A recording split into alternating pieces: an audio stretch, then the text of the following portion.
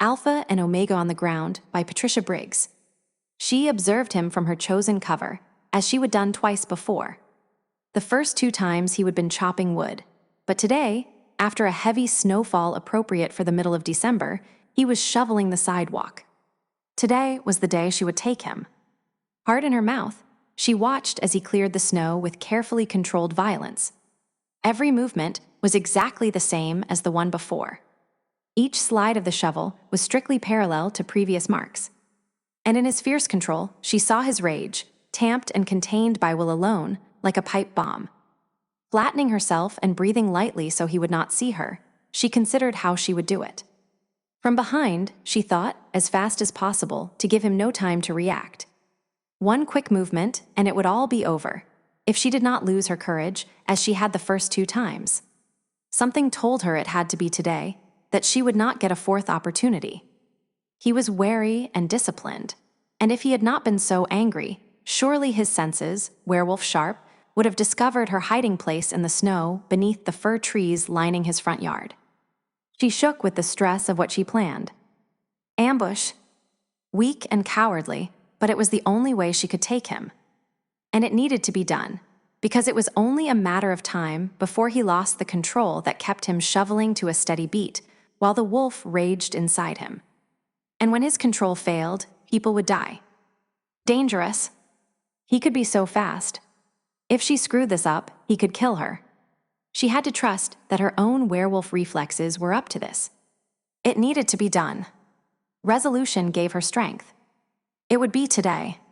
Charles heard the SUV, but he did not look up. He would turned off his cell and continued to ignore the cool voice of his father in his head until it went away.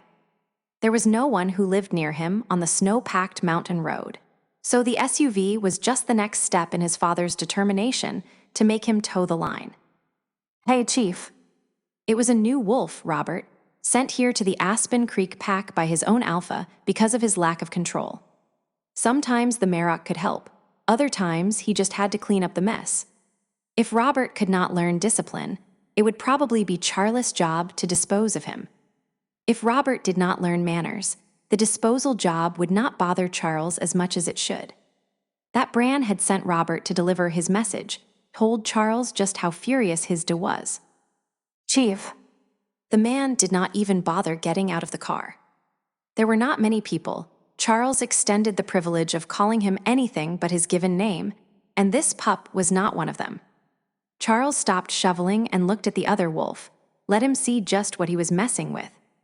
The man lost his grin, hailed, and dropped his eyes instantly, his heartbeat making the big blood vessel in his neck throb with sudden fear. Charles felt petty, and he resented his pettiness and the roiling anger that caused it. Inside him, Brother Wolf smelled Robert's weakness and liked it. The stress of defying the Marrok, his alpha, had left Brother Wolf wanting blood. Robert's would do. Charles did not say anything. Let the fool work for it. He lowered his eyelids and watched the man squirm some more. The scent of his fear pleased Brother Wolf and made Charles feel a little sick at the same time. Usually, he and Brother Wolf were in better harmony. Or maybe the real problem was that he wanted to kill someone, too. The Marrok wants to see you. Charles waited a full minute, knowing how long that time would seem to his father's message boy. That is it. Yes, sir. That, sir, was a far cry from hey, Chief. Tell him I'll come after my walk is cleared. And he went back to work. After a few scrapes of his shovel, he heard the SUV turn around in the narrow road. The vehicle spun out, then grabbed traction and headed back to the Marroks, fishtailing with Robert's urgent desire to get away. Brother Wolf was smugly satisfied. Charles tried not to be. Charles knew he should not bait his father by defying his orders, especially not in front of a wolf who needed guidance, as Robert did. But Charles needed the time.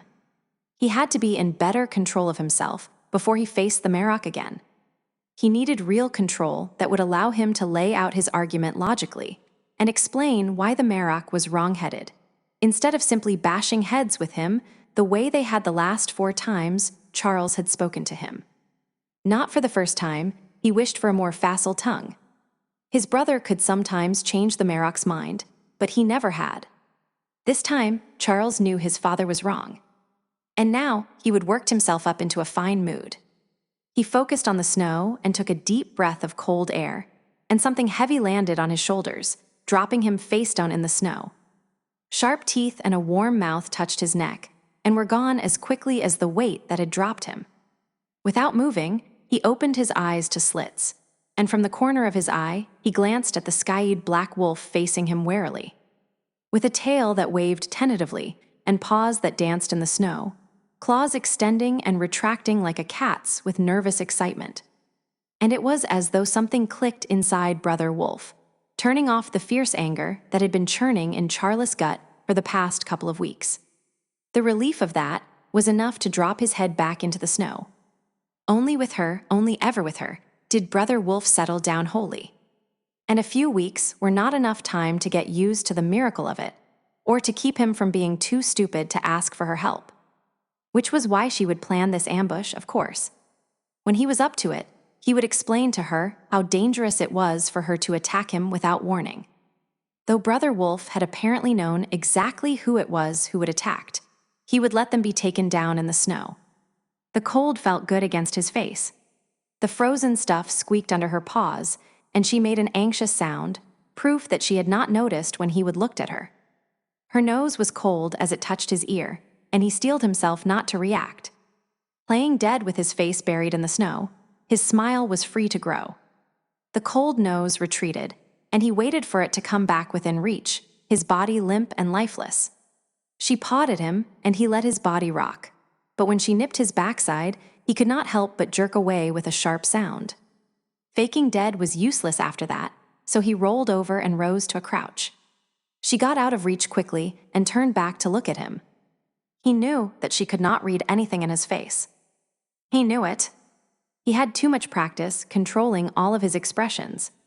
But she saw something that had her dropping her front half down to a crouch and loosening her lower jaw in a wolfish grin, a universal invitation to play. He rolled forward, and she took off with a yip of excitement. They wrestled all over the front yard, making a mess of his carefully tended walk and turning the pristine snow into a battleground of foot and body prints. He stayed human to even the odds, because Brother Wolf outweighed her by 60 or 80 pounds, and his human form was almost her weight. She did not use her claws or teeth against his vulnerable skin. He laughed at her mock growls when she got him down and went for his stomach, then laughed again at the icy nose she shoved under his coat and shirt, more ticklish than any fingers in the sensitive spots on the sides of his belly. He was careful never to pin her down, never to hurt her, even by accident. That she would risk this was a statement of trust that warmed him immensely, but he never let Brother Wolf forget that she did not know them well and had more reason than most to fear him and what he was, male and dominant and wolf. He heard the car drive up. He could have stopped their play, but Brother Wolf had no desire to take up a real battle yet. So he grabbed her hind foot and tugged it as he rolled out of reach of gleaming fangs. And he ignored the rich scent of his father's anger, a scent that faded abruptly. Anna was oblivious to his father's presence. Bran could do that, fade into the shadows as if he were just another man and not the Marrok. All of her attention was on Charles, and it made Brother Wolf preen that even the Marrok was second to them in her attentions. It worried the man because, untrained to use her wolf senses, someday she might not notice some danger that would get her killed. Brother Wolf was sure that they could protect her and shook off Charles' worry, dragging him back into the joy of play. He heard his father sigh and strip out of his clothing as Anna made a run for it, and Charles chased her all the way around the house. She used the trees in the back as barriers to keep him at bay when he got too close. Her four-clawed feet gave her more traction than his boots did, and she could get around the trees faster. At last he chased her out of the trees, and she bolted back around the house with him hot on her trail. She rounded the corner to the front yard and froze at the sight of his father in wolf shape, waiting for them. It was all Charles could do to not keep going through her like a running back. As it was, he took her legs right out from under her as he changed his run into a slide. Before he could check to see if she was okay, a silver missile was on him and the whole fight changed abruptly.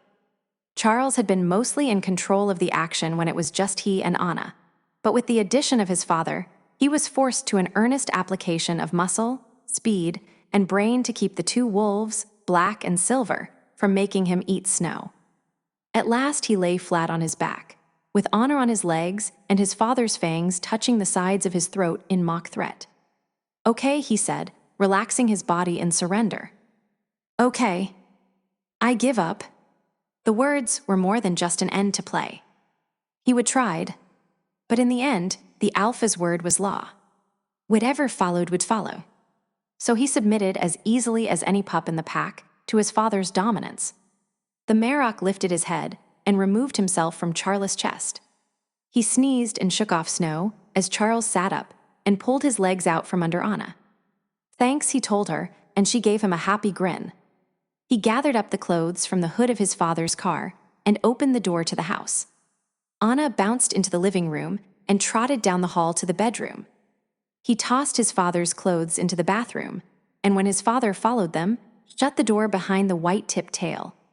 He had hot chocolate and soup ready when his father emerged, his face flushed with the effort of the change, his eyes hazel and human once more. He and Hisda did not look much alike. Charles took after his Salish mother, and Bran was Welsh through and through, with sandy hair and prominent features that usually wore a deceptively earnest expression, which was currently nowhere in evidence. Despite the play, Bran did not look particularly happy. Charles did not bother trying to talk. He had nothing to say anyway. His grandfather had often told him that he tried too hard to move trees when a wiser man would walk around them. His grandfather had been a medicine man and liked to speak in metaphors. He had usually been right. He handed Hisda a cup of hot chocolate. "Your wife called me last night." Bran's voice was gruff.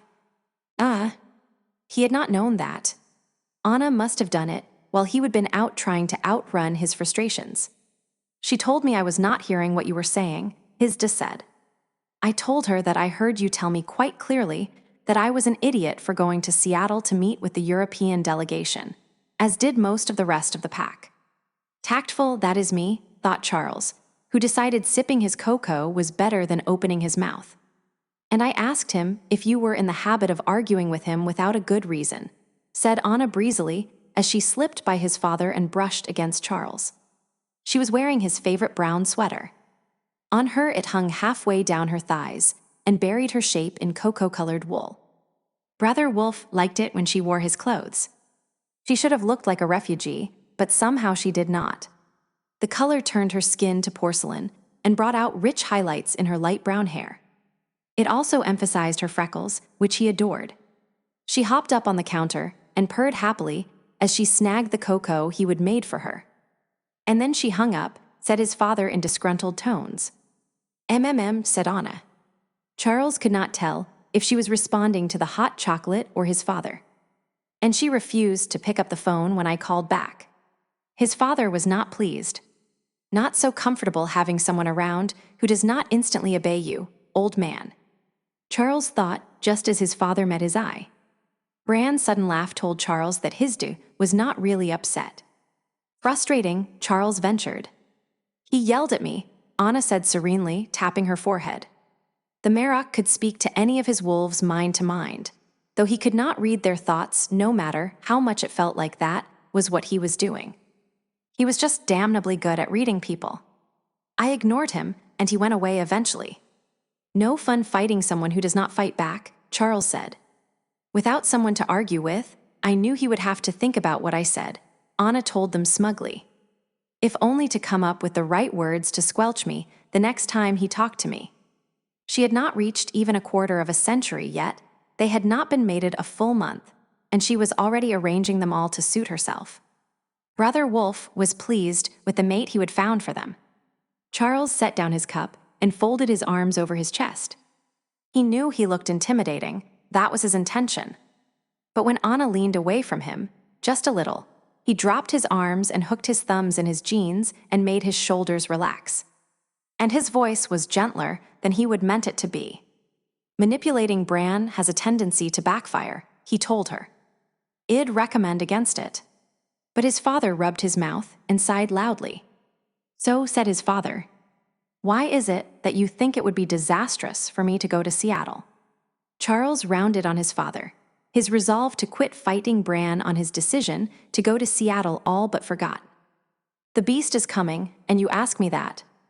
Who? Anna asked.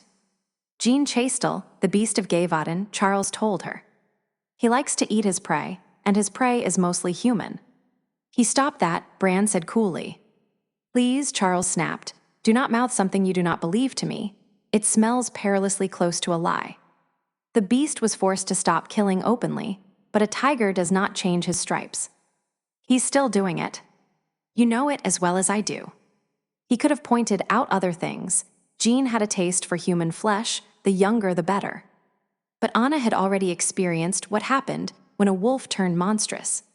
He did not want to be the one to tell her that there were worse beasts out there than her former alpha and his mate. His father knew what Jean Chastel was. Bran conceded the point.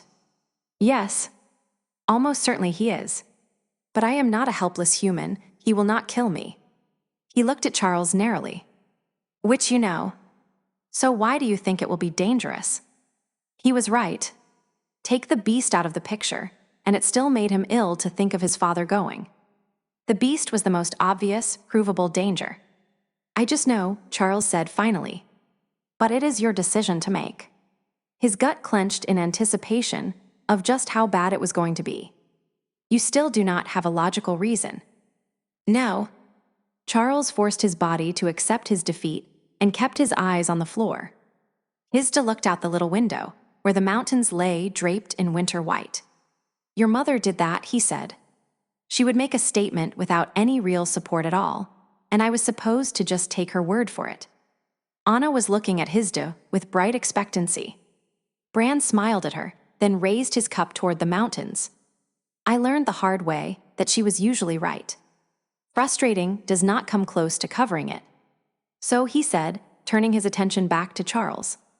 They are on their way already. I cannot cancel it now, and it needs to be done.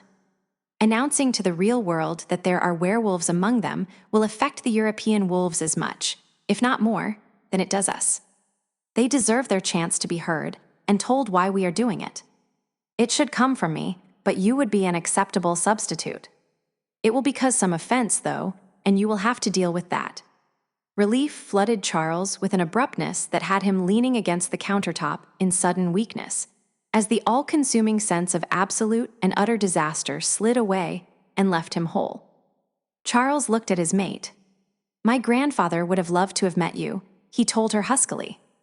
He would have called you, she moves trees out of his path. She looked lost, but Hisda laughed. He would known the old man, too. He called me he who must run into trees, Charles explained, and in a spirit of honesty, a need for his mate to know who he was, he continued, or sometimes running eagle. Running eagle. Anna puzzled it over, frowning at him. What is wrong with that? Too stupid to fly, murmured his father with a little smile. That old man had a wicked tongue, wicked and clever, so it stuck until he dinged you with your next offense. He tilted his head at Charles. But you were a lot younger then, and I am not so solid an object as a tree. You would feel better if you, Anna cleared her throat pointedly. Hisda smiled at her. If you and Anna go instead. Yes. Charles paused because there was something more, but the house was too busy with modern things for the spirits to talk to him clearly. Usually that was a good thing. When they got too demanding, he sometimes retreated to his office, where the computers and electronics kept them out entirely. Still, there was something in him that breathed easier now that his father had agreed not to go. Not safe, but better. When do you want us in Seattle? I love Seattle. Chrissy folded her arms around herself and spun in a circle. She looked up with a practiced little girl grin, and her lover smiled down at her. He reached out and tucked a gold curl behind her ear. Shall we move here, princess? I could get you a condo that looks over the water. She thought about it and finally shook her head. I'd miss New York, you know I would. No place has shopping like New York.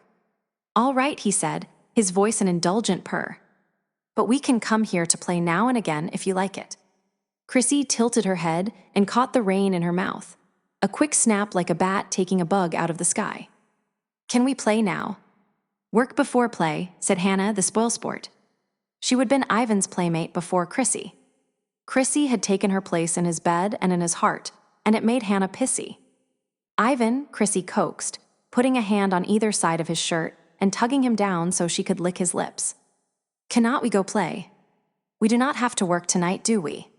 He let her take his mouth, and when he raised his head, his eyes were hot. "Hannah, take the others to our hotel and contact our employer. Chrissy and I will be there in a few hours." It was raining again, but Jody had been raised in Eugene, where it only rained once a year, from January to December. Besides, he was a Pisces. Water was his element. He raised his face and let the rain wash down it. Practice had run a little late, and the sun had set before he would gotten out. The music had been good tonight, they would all felt it.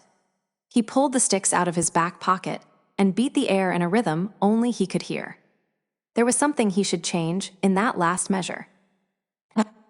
He took the shortcut to his apartment, a dim little street barely wide enough for a car and a half. It was not late, but there was no one around except for an older man and a girl who looked about 16. They were both drenched and hurried toward him.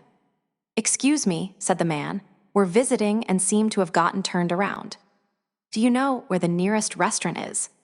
The coat he wore was expensive, wool, Jody thought, and he had a bright gold watch on his wrist that looked like it cost a bundle.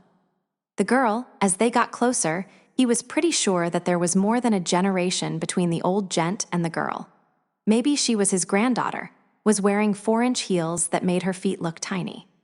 She caught him looking and enjoyed his admiration. He could not help but smile back. She put her hand on his wrist and said, "We need to find some food." And her smile widened a little more, and he saw fangs. Strange, he thought. She did not look like she belonged in the groups his ex-girlfriend had hung out with, where they all wore fangs and played that stupid game.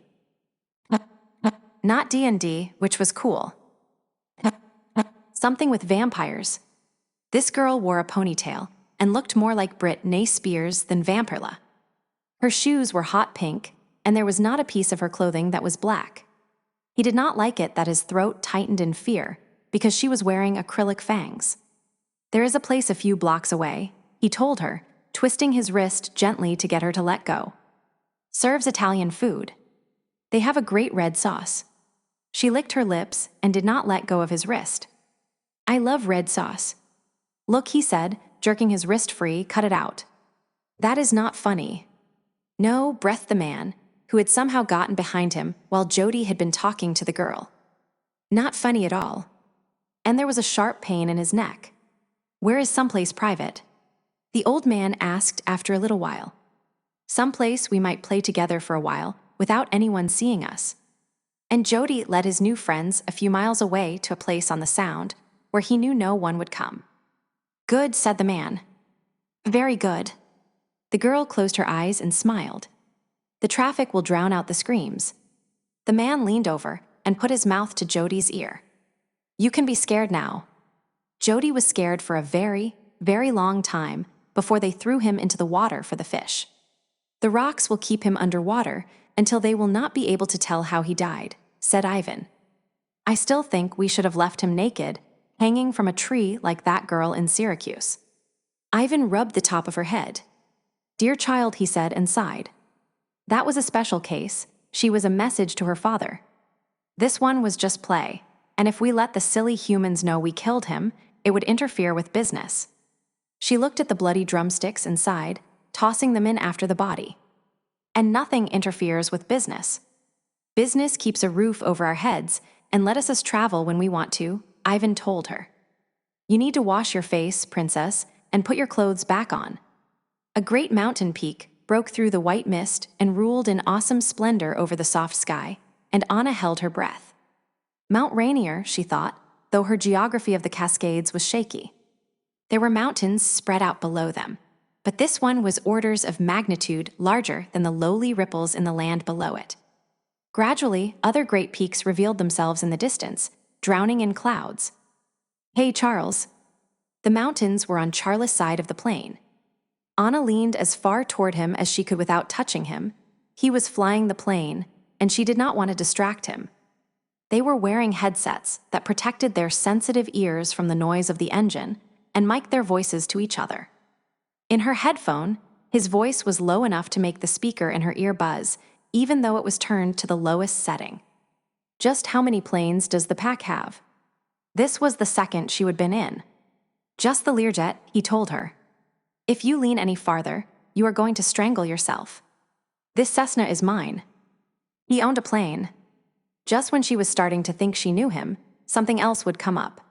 She knew that he handled the pack finances, and that their pack was not in any danger of being penniless anytime soon.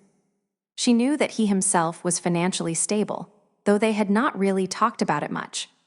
Owning a plane was a whole different category of financially stable. Like Mount Rainier was a whole different category of mountain from the hills she would known in Illinois. Are not we on pack business? She asked. Why did we take this one? The jet needs 5,000 feet to land, he said. That means Boeing field or SeaTac, and I do not want the government to be following us around all week. The government follows you. She had a sudden picture of Charles strolling along with dark-suited men creeping behind him, trying to stay out of sight and failing, with cartoonish exaggeration. He nodded. We may be a secret from the rest of the world, but the wrong people know who we are. And that was why the Marrok had decided it was time to bring the werewolves out to the public. So the wrong people are following you. He smiled wolfishly. Only when I want them to. She considered that smile and decided she liked it on him. So where are we landing? At an airstrip maintained by the Emerald City Pack. It's about 30 miles from Seattle. The plane bounced, dropping fast and tickling her stomach. She gripped her armrests and laughed as Charles brought the plane back to level. I really like flying. He dipped his head and looked at her over the top of his dark lenses for a moment. Then his mouth quirked up, and he turned his attention back to his instrument panel. The plane tilted to the left. Anna waited for him to right it, but they just kept tilting all the way upside down and continued smoothly over until they were back upright again. Over her laughter, he said, this plane is not rated for aerobatics, but a roll is only a 1G maneuver. He tilted the plane over the other way and said, properly done. And then he danced the plane through the sky. She was breathless, and her diaphragm ached from laughing by the time the plane settled back on level flight. She glanced at Charles, who was not even smiling. He might have just as well been flying patterns over a grain field. He hated planes just as he hated most modern technology. He would told her so. But he owned one, and by golly, he knew how to fly it. When he drove his truck, he was cautious and controlled. So why had he decided to play barnstormer in the Cessna? Was he just entertaining her, or was he enjoying himself? A woman should know more about her mate. When the mate bond had first settled in, she would believed she would. But her initial ability to feel him had faded, buried under his self-control and her defenses. She could feel the bond between them, strong and shining and impenetrable. She wondered if it felt the same to him, or if he could read her through it whenever he chose. This is Station Air November 1883 Victor requesting permission to land, he said, and it took her a moment to realize he was talking to someone other than her. Go ahead, sir. I mean, go ahead, 83 Victor, said a stranger's voice. Welcome to Emerald City, Pack Territory, sir. Charles dropped them abruptly through the scattered clouds, past white-coated mountains, to the soft green valley below. Before she realized there was a landing strip, the wheels touched down with a gentle bump. The place where they landed looked nearly as remote as Aspen Creek. Though there was snow 100 feet or so up the foothills, down where they had landed it was as green as if it were summer. Greener. Except for the landing field and a hangar, the land was awash in trees and bushes. People jogged up to the plane from the hangar as Charles pulled his headset off and unbuckled. He withdrew from her, thinning the bond between them painfully. If he would warned her beforehand, she would have kept quiet. 3 years in her first pack had given her power over her pain. It was surprise that forced the wine out of her throat. Charles pulled his sunglasses off his face and looked at her with a frown. Sudden comprehension widened his eyes. I never thought. He turned his head and said, not to her, all right. All right. And the painful collapse of their bond ceased. Wolf-eyed, he leaned toward her and touched her face. I am sorry, he told her. I did not mean to shut you out. I just... He stopped, apparently at a loss for words. Donning your armor. She suggested, It's okay, I just was not expecting it. Do what you have to. But he did not. Instead, he said, looking out at the approaching men, these are not the enemy. Not this time anyway. He was out of his seat before she could say anything. And what would I have said? He closed himself up so that he could kill if he had to, so that he would not like any of them too much. So he would not hesitate in carrying out whatever had to be done. She did know something about her mate after all. She climbed out behind him, following him out of the plane and into the presence of strange wolves, still trying to decide if it should reassure her or worry her. Glad you made it in, sir, said the one who was in charge. It still freaked her out sometimes how she could tell who was in charge by the subtle cues of body motion and position. Real people, normal humans, did not need to know who was first and who was last. We were following you on our radar, and Jim here was worried you might have had some trouble because your speed seemed a little erratic. Charles gave them a neutral face, and Anna wondered what his aerobatics had looked like on radar. No trouble, he said. The other wolf cleared his throat and dropped his gaze. Good. I am Ian Garner of the Emerald City Pack, and I am to help you in any way that I can. As Charles and the other wolves unloaded the luggage and discussed how the plane was to be cared for and stored, Anna stood a little apart. She was not as nervous with the strangers as she expected to be, and it took her a minute to pinpoint why. Ian was middle of the pack and leader here. So this group was not the alpha's top tier of wolves, nowhere near the most dominant. They were wolves who would not spark a dominant male's instinct to put them in their places. Angus Hopper, the Emerald City Pack Alpha, was a smart man. Not that he had to worry about Charles' control, but playing it safe was always a smart move. Angus would not have done it because strange, dominant males still scared Anna, but a part of her was grateful nonetheless. There would be enough dominant males to drown in later, when the meetings took place.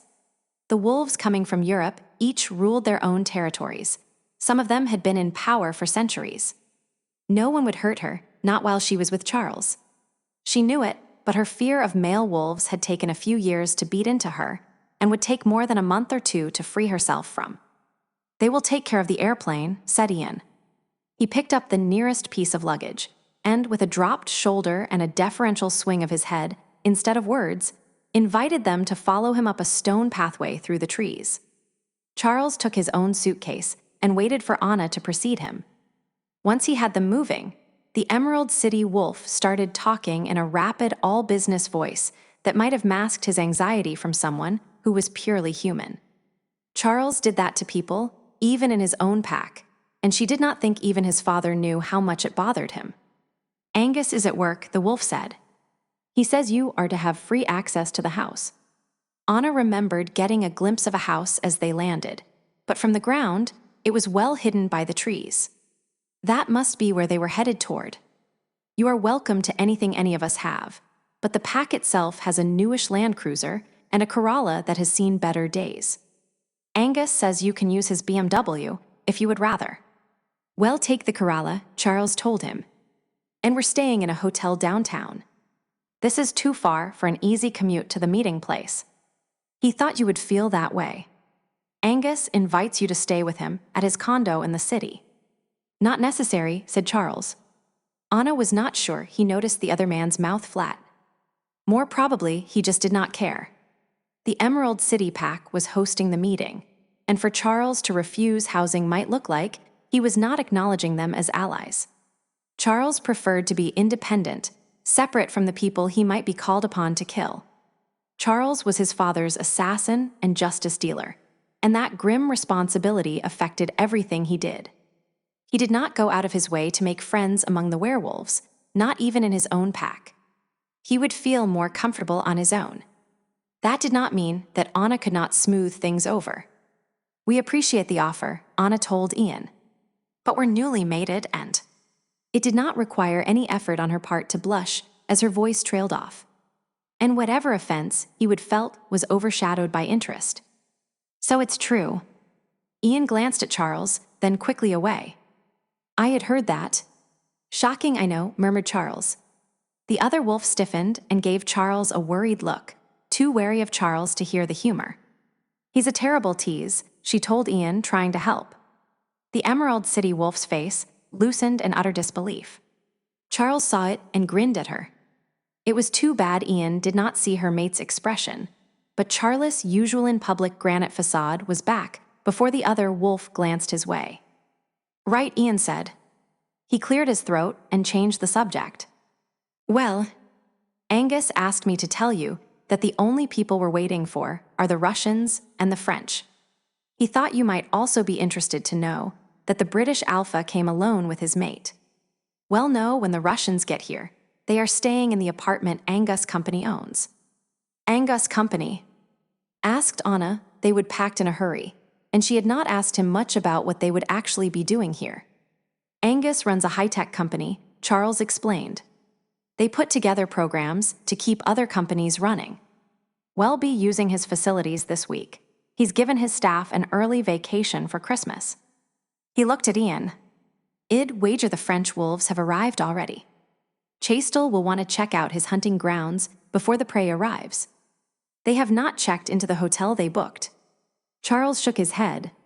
Tell Angus that Chastel would never stay in a hotel. Too public. He'll have rented a house, something nice. He's here, probably has been here for a week or two. Charles claimed not to be good with people, not to understand them.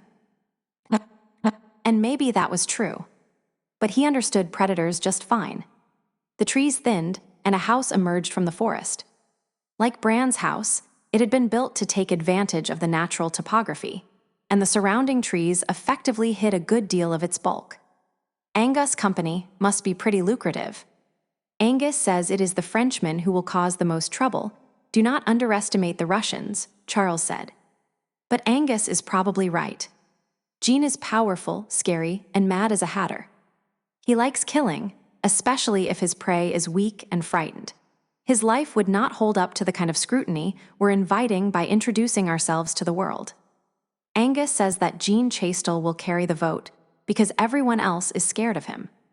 Charles smiled wolfishly, his eyes cold and clear. This is not a democracy. There is no vote. Not on this. The Europeans have no say in whether or not we tell the world about ourselves. I am here to listen to their concerns and decide what we can do to help them mitigate the impact of becoming public. That does not sound like what I have picked up from the European delegations who have arrived. Ian was careful not to sound as if he were disagreeing with Charles. What about the Asian werewolves? Anna asked. Or African and Australian? And South American? They do not matter. Ian dismissed her question. They matter, said Charles softly. They have been dealt with differently. The sharp scent of fear coiled around Anna's nose. There had been a threat in Charles' voice when he thought the other wolf had overstepped himself, and Ian had clearly caught it. She gave Charles a frown. Stop terrorizing him. These are things I ought to have known. Tell me about the non-European werewolves. Charles raised an eyebrow at her, but answered her readily enough. Werewolves are a European monster, and we have done pretty well here in this part of the New World, too. There are a few of us in Africa and even fewer in Asia, where there are other monsters who do not like us very well.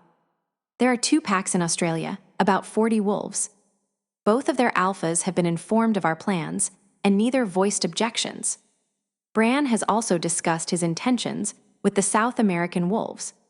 They were less happy, but like the Europeans, they have no say in what my father does or does not do. Unlike the Europeans, they know it. We have offered them the same sorts of aid we're offering the Europeans, and they are happy with that. They were invited, but chose not to come. The battered and abused Corolla was a 4-speed stick shift with a touchy clutch, and it kept Anna's attention firmly on driving until they were on the interstate headed for the city. Okay, she said. I need to understand more. I should have asked more questions, but this came up awfully fast. The British Alpha, by not bringing more wolves, is telling everyone he can handle anything anyone can send after him. Charles nodded. There is some bad blood between Arthur Madden, the British Alpha, and Angus. He paused. Actually, I think there is some bad blood between Arthur and my father, too. If it looks like an issue, I'll call Da and see what it was about. Da says that Arthur's the only alpha who will stand up to Chastel, and that is a good thing to have. We'll need every advantage we can get. He sounded not worried. Intrigued. It was, Anna thought, going to be a different manner of fighting this week. Not fangs and blood, but a battle of wits. All those dominant wolves. Most of the alphas in the same room. Arguing. Maybe it was not going to be a different way of fighting. But for now, she was driving and had absolutely no idea where they were headed. Are we going to the hotel? Yes. And he gave her directions.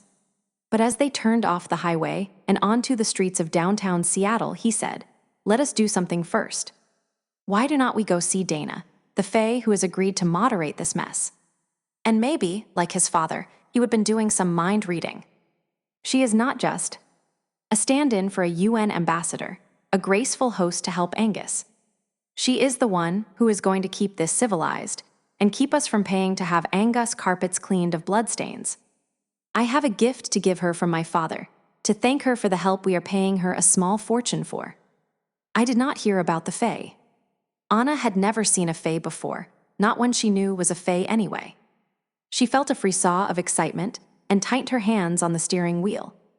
Bran brought a Fae into werewolf business. It's necessary to have a neutral party to make sure the violence does not get out of hand. Anna thought about the wolves she had known, the violence that had always gotten out of hand. She tried to imagine someone who could put a stop to it. Bran, Charles, but they would have to do it with more violence. She can do that. Yes. And more importantly, everyone knows it. What kind of Fae is she? Is not Dana a German name?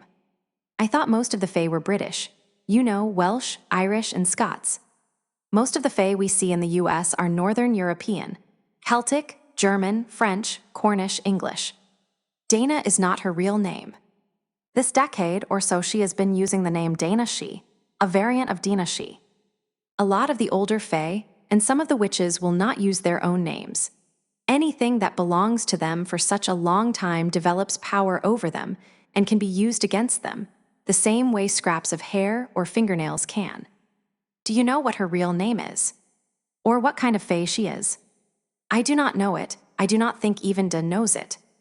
Though she is a Grey Lord, one of the most powerful Fae. They rule the Fae sort of like did as the wolves. He glanced at her. If Da was a psychotic serial killer, maybe. I do know what kind of Fae she is, though. You meet her and talk to her a bit. Then tell me what you think. Anna gave a half-amused huff. What do I get if I am right? His eyes lightened with the wolf who lurked inside him, and the hunger in his gaze told her exactly what he meant when he said, the same thing you get if you are wrong. She waited for the fear or even trepidation that thoughts of sex had usually brought to her, but it never came. Just a welcome, tickly feeling in her stomach. In less than a month's time, he would make serious inroads on her problems in that area. Good, she told him.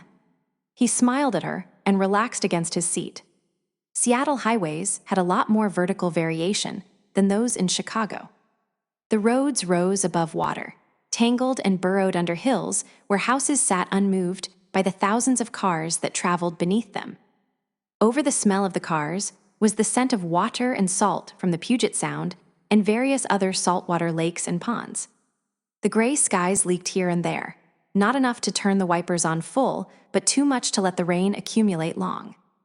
Following Charles' directions, she exited the highway and found herself tootling along a slower road in what could just as well have been a small town in Britain as a part of Seattle.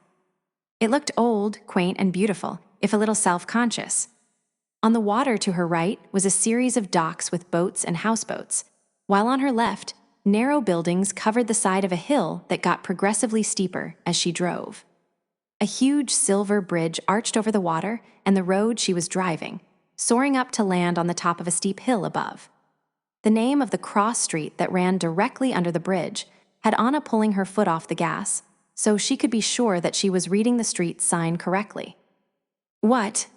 Charles had been looking toward the water, but he turned back to look at her. There is a street here called Troll.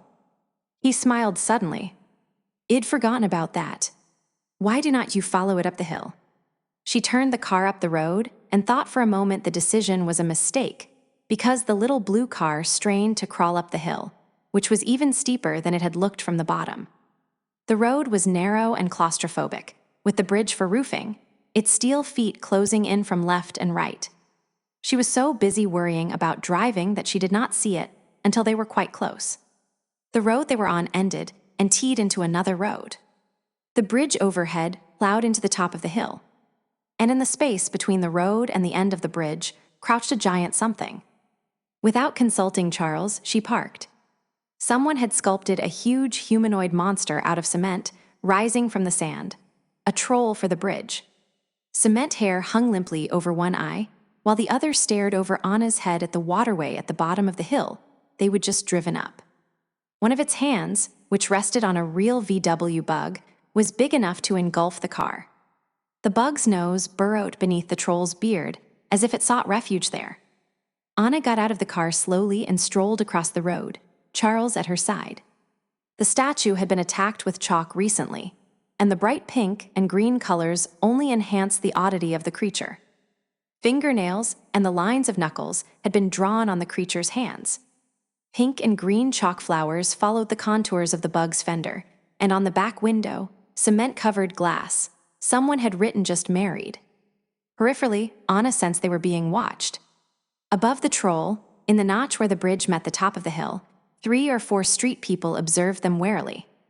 One man set aside a newspaper he had been reading and started down toward them. He was a little above average height, though he slumped until he appeared shorter. He wore a battered canvas duster that was liberally splattered with muck. Mismatched Nikes adorned his feet. The right shoe had a hole in the toe, and the left another along the edge of his heel, exposing the dirty, sockless foot inside. The jeans he wore were new and stiff, though as mucky as his duster. She caught glimpses of layers of shirts, a red flannel shirt over a yellow plaid button-up that almost obscured a graying white tee. Anna took note of the man, but with Charles at her side, the stranger was not a threat, and Anna was more interested in the troll. So she let Charles deal with him as she climbed up the back of the bug and onto the creature's arm, then higher still until she could rest her hand on his over-large nose. "Like my little troll, eh?"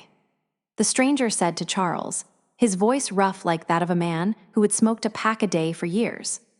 He did not smell like cigarettes, though. His scent, rising through the air to Anna's nose, was earthy and magical, sharp with a predator's musk. Was it a real one? Anna asked him, safe upon her perch, safe with Charles. The stranger looked up at her and laughed, exposing ragged, blackened teeth as sharp as he smelled. "Well now, it might be that the artist saw Sampen. Sampen he out her not have seen Wolfkin." He patted the cement arm she stood on, and she took a wary step back. "Happen though, he built me a friend, so we're all happy. Even the Grey Lord there, she thought it were funny. Did not hardly hurt me at all for gettin' seen and not tellin' her. The Fae could hide what they were. Could look just like anyone else. But the hunger that shone in his eyes when he looked at her was as immortal as she was, and a lot older. Her wolf did not like him, and Anna narrowed her eyes at him and let him hear her growl. He should know that she was not prey. He laughed again and slapped one thigh with a hand covered in a worn fingerless glove. "Iffen I forgot myself so bad as to take a bite." He snapped his teeth together, and in the darkness under the bridge she saw the spark when they struck. "She would chew me up and feed me to them great octopuses that live round here, she would." The thought seemed to amuse him, though a good meaty bit of wolf flesh might be worth it. "Troll," said Charles. He had been having so much fun with Anna, he would forgotten about the real threat. Reminded, he jerked around, crouched, and hissed. Charles took out one of the plain gold studs he wore in his ears and tossed it at the Fae, who caught it within manly quick hands. "Take your toll and go, old one," Charles said. "Hey, Jur," came a worried and thin voice from above them. "You do not go bothering them. or the police'll have us outta here." "You know they will." The troll in human guise held the bit of gold up to his nose and smelled. His face twitched, and his eyes swirled with an eerie blue light before they settled down and became just eyes again. "Toll," he said.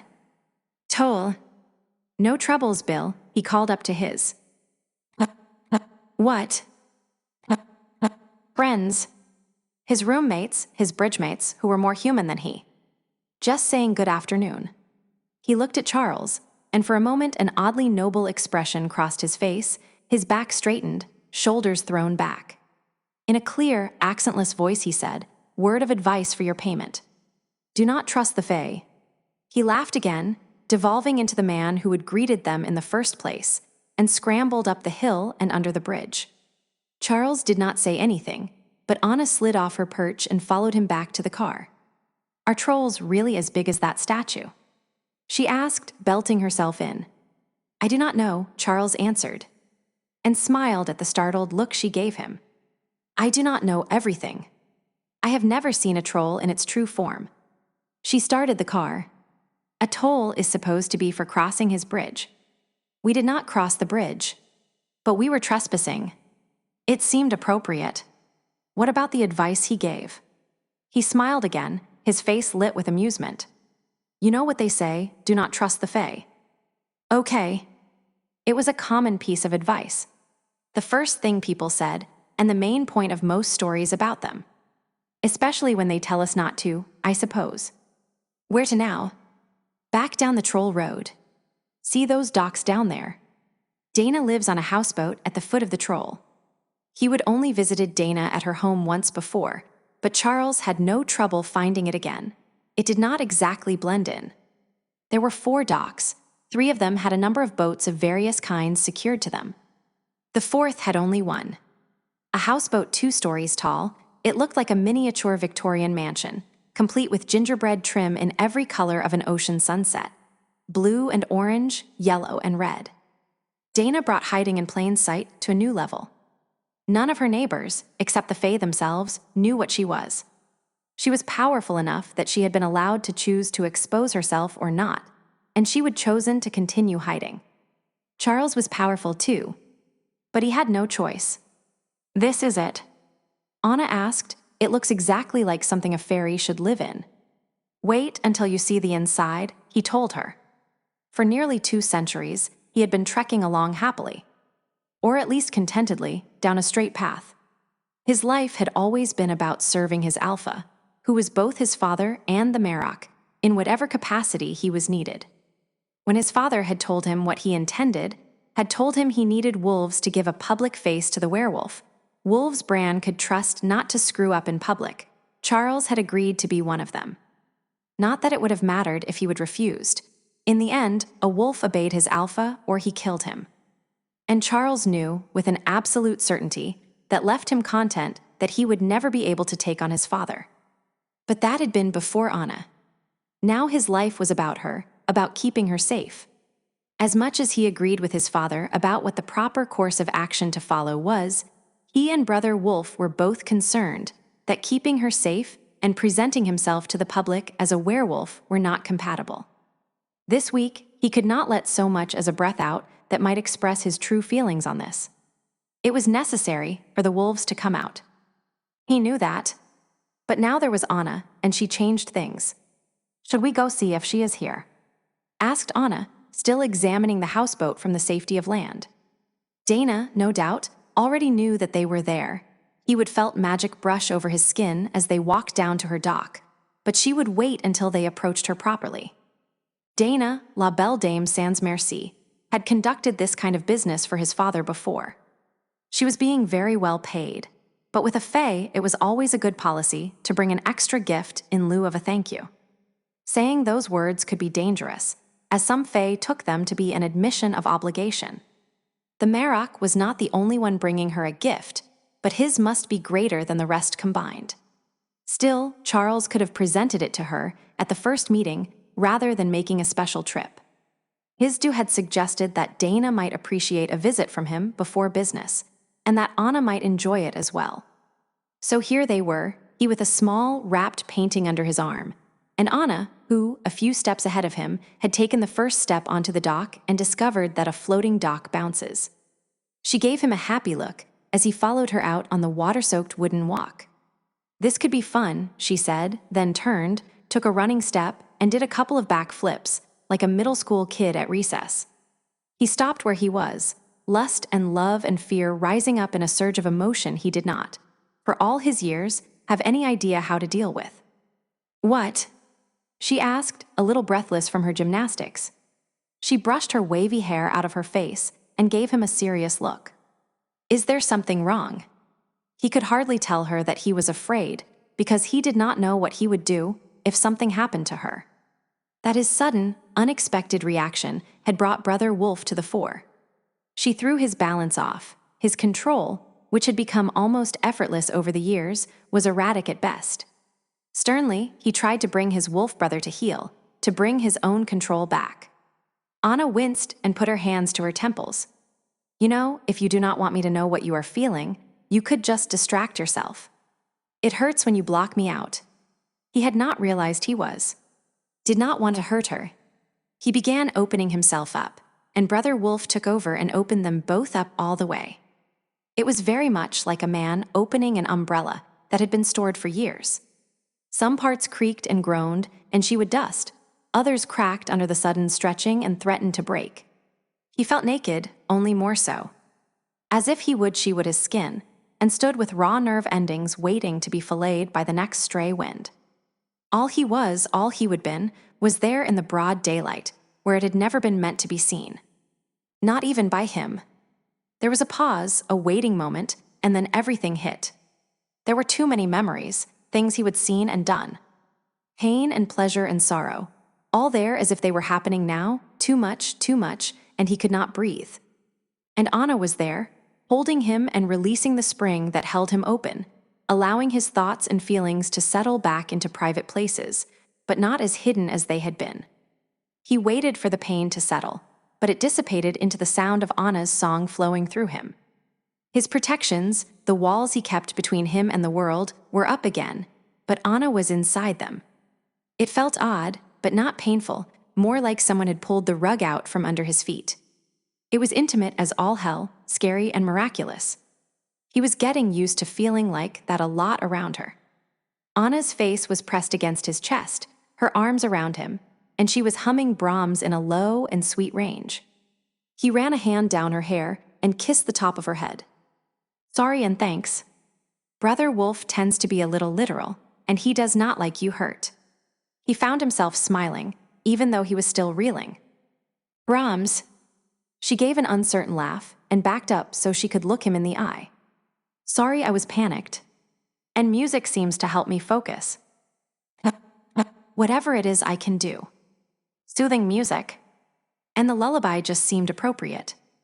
Are you all right?" "Fine," he said, then realized that he was lying, so he amended it. "It'll be fine."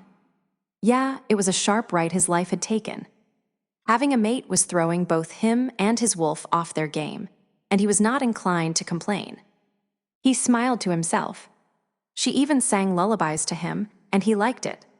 Somehow he would manage to stay on his feet, thus avoiding a dunking in the cold water, and still had his father's present for Dana. "Shall we go see the Fae?" he asked politely, as if he had not just had some sort of epiphany, metaphysical almost breakdown. He did not have the words. "Sure." Anna took his free hand, and the touch of her skin was better than her embrace because it was her flesh on his. Brother Wolf gave a groan of contentment and settled down, even though he was always unhappy around the Fae, any Fae. They were not pack and never could be. He himself liked her, as well as he would ever liked any Fae. About Dana, he and Brother Wolf agreed to disagree. The boat had a door, just like a real house. Anna waited while Charles knocked. She used her eyelashes to hide how intently she watched him. His control was so good she would had no idea there was something wrong until she would looked up after a couple of backflips to see his eyes, gold and savage. And then she would felt him, all of him. Too much to process, too much to see, all she would felt was his pain. He was rebuilding the walls between them now. She did not even know if he was doing it on purpose or not. He seemed to have it all together now, but she kept her hand on his back, tucked up under his jacket, where she could feel the muscles, smooth and relaxed under her fingertips. Over the smell of brine, vegetation, and city, she could smell turpentine, but no one came to greet them. Charles opened the door and stuck his head inside. "Dana, Mida sent us to bring you a present." It felt like the whole world paused with interest, but the Fae did not say anything. Sound, when it came, emerged from over their heads. "A present." Anna looked up and saw that a second-story window was open. "That is what he told me," Charles said. Anna could tell that he liked the Fae by the warmth in his voice. She was not prepared for him to like her. He liked so few people. The wolf inside her, brought out by whatever had happened on the docks, stirred uneasily, possessively, protectively. "Bring it here then, dear boy. I am up in the studio, and I do not want to track paint all over the place." "Dear boy." Anna felt her eyes narrow. It appeared the affection was mutual. He took her hand absently. Her wolf settled at his touch as she followed him through the door in the side of the boat. Charles seemed to know where he was going, or maybe he was just following the biting smell of turpentine. She glanced around as she followed him deeper. There were paintings of butterflies and moths lining the hall. The rooms to either side were small and cozy, decorated in purples, pinks, and blues, as if a team of Disney animators had come in and decorated it to make the perfect fairy abode. One room held an artificial waterfall that burbled with manic cheer. A twin-sized bed took up the rest of the space. The whole place smelled of salt water and the same odd smell she would noticed when they talked to the troll. Maybe it was the smell of a fae. The hall emptied into a cozy kitchen and a narrow stairway lit by skylights and lined with flowering plants growing in various pink, powder blue, and lavender pots. At the top was a large room, one side entirely of glass that looked out over the water. In the center of the room, greenhouse whatever it was, stood the Fae. Her skin was pale, a stark contrast to the thick hair that flowed to her hips in mahogany curls. Her face was screwed up in concentration, which made her cute. Slender, long fingers, splattered attractively with paint, played with a small paintbrush. Her eyes were deep blue, like a lake in the high summer sun. Her mouth was dark and full. And she was tall as Charles, and he was a tall man over 6 feet. Aside from the hair, she was nothing like Anna had expected. There were wrinkles at the side of her eyes, and her face was caught between maturity and old age. She wore a gray t-shirt that had less paint on it than her hands did, and gym shorts that revealed legs that were muscled with the stringy power of age rather than taut youth. In front of her was an easel holding a largish canvas that faced the other direction, so Anna could not see what was on it. "Dana," rumbled Charles. Anna did not want the woman looking at her mate, which did not make sense. The Fae was not beautiful, and she was not even paying attention to Charles. It must still be a leftover reaction to the odd moment on the docks. Or maybe it was the dear boy. Anna's hand had found its way back under Charles' jacket, and she clenched the thick silk shirt he wore and tried not to growl or drag him away. Dana She looked away from the easel and smiled, a radiant smile that had all the joy of a mother's first look at her infant, a boy's triumph the first time he hits a baseball with a bat. It was warm and intimate and innocent, and it was directed at Charles. "Dana," Charles' voice was harsh. "Stop it." A hurt look slid over her face. "That magic does not work with me," he told the Fae, and he was starting to sound seriously angry. "And do not think that my father's favor will allow you leeway with me." Anna closed her eyes. It was a spell. She breathed through her nose, allowing the sharp smell of turpentine and Charles to clear her head. A spell, but she did not think it was directed at Charles, not precisely. Dana knew Charles. She would know he had his own defenses against magic. Anna knew what this was, a challenge. The Fae woman was not a werewolf, but she was a dominant in her own territory. And just maybe, she considered Charles her territory, as he had certainly once been. That was what her wolf sensed. This woman had slept with Charles. Anna supposed that in 200-odd years, he would had sex with a lot of women. But Dana had not been Charles' mate. Taking another deep breath, Anna leaned her forehead against Charles' arm and thought of the way his scent made her feel, of the sound of his laughter and the rumble of his voice in their bed at night. She was not looking for the passion, though there was plenty of that, but for the deeply centered clarity that he brought to her, and she returned to him. Something that she alone could give him, peace. His muscles softened against her forehead, and his lips came down to brush the top of her head. She opened her eyes and met the Fae's gaze. "Mine," she said firmly. The Fae gave her a slow smile. "I see that." She looked at Charles. "You understand the impulse," the Fae told him. "I could not resist testing her. I have heard so much about the puppy who caught the old dog in her trap." "Careful," warned Charles. "That strays perilously close to a lie." The Fae raised an eyebrow in offense. "You do not want me," he told her. "Do not be a dog in the manger." She turned up her nose and started painting again, all but turning her back to them. "Aesop, I am trying for Tristan and Isolde, Romeo and Juliet, and you bring up that dry old Greek. I suppose if Dana is occupied, we can give her the Marrok's gift tomorrow," said Charles without making a move to leave. The Fae sighed. "You know what I like best about you, and hate the most, is that you never have known how to play properly.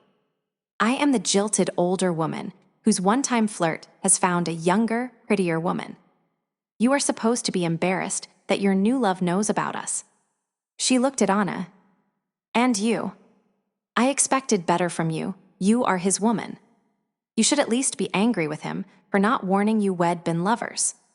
Anna gave her a cool look, remembered that they had come here to make nice with someone who would help them accomplish their task, and did not say, "You are not worth getting angry about." Instead, she simply told her, "He is mine now." Dana laughed. "You might just do, after all. I was afraid he would found someone who would always give him his own way, and that would be dreadfully bad for him. Just look what being mated to that whiny fashion plate has done to his father." The Fae started to put out a hand, but then gave it a rueful look. "I would shake your hand, but it'd get paint all over you. I am known here as Dana She, and you must be Charles' mate, Anna Cornick, who is Anna Latham of Chicago." Anna, remembering what Charles had told her about true names, was a little uneasy with how precise the Fae woman had been in naming her. "I am not the only one," Dana continued, "who has been curious about the woman who managed to tame our old wolf. So be prepared for a lot of rudeness from the women." Her voice took on a serious warning note as she looked at Charles, and flirting from the men. "You have heard something?" Charles asked her.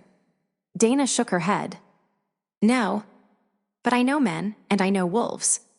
None of them are dominant enough to face you directly, but they will see her as a weakness.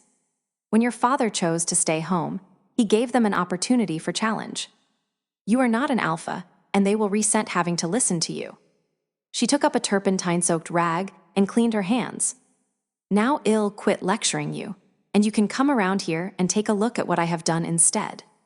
Brave woman, thought Anna, to thoroughly antagonize us, then show us something that matters to her. There was nothing in Dana's face to show that their opinion was important to her, but Anna could see it in her body language. Anna did not know what to expect, but she drew in her breath when she got her first view of the painting. It was skillfully executed, exquisite in detail, color, and texture. A robust young woman with reddish hair and pale complexion leaned her head against a plastered wall and stared out of the painting at something or someone. There was a yellow flower, delicate and fine-textured, held in hands that were neither. The colors were wrong, brighter, but there was something familiar in the curve of the woman's cheek and the shape of her shoulder. "It looks like it was painted by one of the old Dutch masters," Anna said. "Vermeer," Charles agreed. "But I have never seen this one." The Fae sighed and moved to a table. She began cleaning her brushes with quick, almost fevered movements. "No one has, not since it perished in a fire a couple of centuries ago. And no one ever will, because that painting is not it." She looked at Anna. "Vermeer." "Yes." "What is the woman looking at?" And it was then Anna saw it, the alien beneath the glamour. Alien and recognizable. She did not hurt me too bad, the troll had said. This woman was a predator, a top predator. Uncomfortable under that strange gaze, Anna shook her head. I do not know. Dana made a sharp gesture with her hand. You are not looking at it. True enough. Anna looked at the woman in the painting, who met her stare with clear blue eyes, several shades lighter than Dana's. The only answer that occurred to her was stupid, but she said it anyway. Someone here in this room. Dana's shoulders drooped, and she turned to Charles. No. You say. When he finished the original, he dragged a peasant in from the streets, and even that uneducated fool could see it. Vermeer's students, the ones who were there the day the painter finished it, called it that, what the peasant told the master. She looks at love. Vermeer himself titled it woman with yellow flower or something prosaic, as he preferred. Anna looked at the painting, and the more she looked at it, the more was wrong. Not bad, nothing could take away from the skill that caught the luscious texture of skin and hair and the cloth of the woman's dress. But it was like listening to one of those computer programs that played sheet music. Perfect technical skill. And no soul. I do not know a lot about paintings, Anna said to excuse herself. Dana shook her head and gave Anna a rueful smile, the alien predator nowhere to be seen. No, it's all right. My people are cursed with the love of beautiful things and no ability to create them. She dried her hands. Not all fae, of course. But many of those of us who are most deeply steeped in magic give up creative abilities of all kinds. Ah well. Dragons are like that, Charles said obscurely. Did he know a dragon? Anna gave him an interested look. He smiled a little, but his attention was on the fae, who had stopped her scrubbing. Dragons cannot create either. He shrugged. So Midas says. Mostly he only says things he knows to be true. She smiled, and it was as if the sun came out. To be like dragons is not such a bad thing. I have only seen the one, out exploring, he said, I think. We did not have much of a conversation, but he was. Like the Vermeer. A work of art. He tilted his head. Exactly. Dana tilted her head the same way and looked at Charles, really looked at him. You are the killing arm of the Marrok. Rude. Dangerous. True enough, Charles said. Anna found it interesting that the fae thought rude more notable than dangerous. I was drawn to that in you, Dana told him. I would have said that I knew you quite well. But I never knew you could also be kind. She put her hands on his shoulders, and with a grin at Anna, she kissed him on the cheek. Anna could feel the pulse of her magic, as she sent it over Charles like a mantle or net. It slid off, but even Anna, who had not been the focus, could feel the fascination and lust she generated. There she told Anna. A sister could not have been more circumspect. Now did not you say you brought something for me? She did not lie. Or if she did, Anna could not tell, and the fae could not lie, could they? The magic could have been involuntary. Maybe it happened every time, and the fae did not even notice anymore. Charles had not seemed affected, but it would have been difficult to tell. His face was doing its usual public thing. Not even the mate bond helped her, because the connection between them told her nothing. But it was not possible for a fae with magic like that to kiss him and he not feel anything, was it? Not affection, admiration, or lust. Voluntary or not, the fae's magic had been aimed at him while the merest shadow of it had brushed Anna, who had never in her life been attracted to another woman. She touched Charles lightly on the arm. He had not managed to rebuild his barriers against her because she suddenly knew exactly what he felt toward Dana she, wariness. Not desire or fear, but wary respect, one predator to another on neutral territory maybe. And then there was Brother Wolf. She would heard werewolves talk, as if they and the wolves they shared their skins with were one. Some werewolves had nothing more wolfish about them, even in wolf form, than a nasty temper and a need to kill things that ran from them. Other than fighting to keep her sanity in the first few months after her change, Anna had not thought about it much one way or the other. Charles sometimes talked about his wolf as if it were a separate being who shared his body, Brother Wolf. For the first time, perhaps springing from that oddly terrifying moment outside when she would felt everything he was, too much to be absorbed or witnessed. She could feel the wolf inside of Charles. Two distinct souls.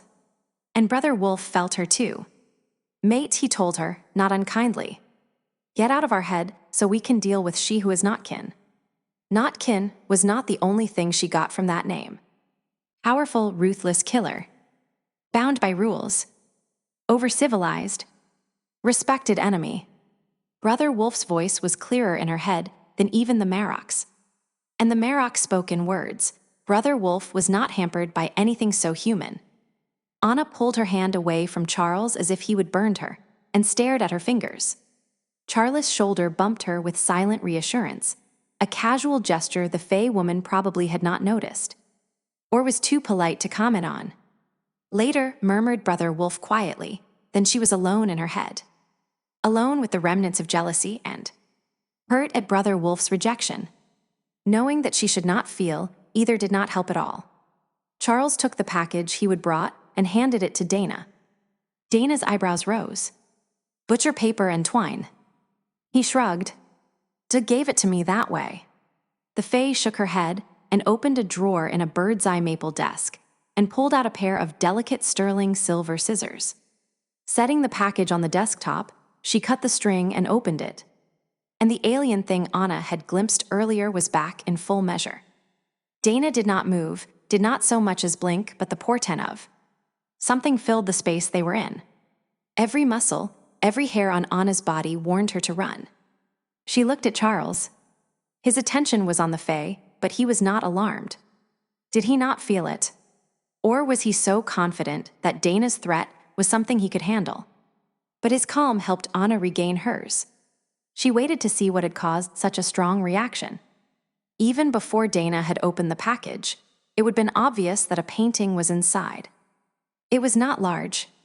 10 inches by 12, maybe, framed in oak a couple of shades darker than the desk's maple. A waterscape of some sort. Des said to tell you it was what he remembered, Charles said. That he might have gotten some of the details a little wrong, but he thought not. I did not know the Marrok painted. Dana's voice was deeper somehow, rich and hoary with age. Her hands trembled as she touched the painting. The Fae's power that Anna had felt so strongly, just a few moments ago, was gone as if it had never been. He does not. Charles shook his head. But we have an artist in our pack, and he has a gift for painting other people's words, and my father is very good with words. I did not know your father was ever there. The Fae sounded lost. Charles shrugged. You know how Dao is. No one notices him unless he intends it. And he is a bard. He goes everywhere. Dana lifted her head, and her eyes were puffy, her nose red, though no tears fell down her cheeks. She looked very human. How did he know?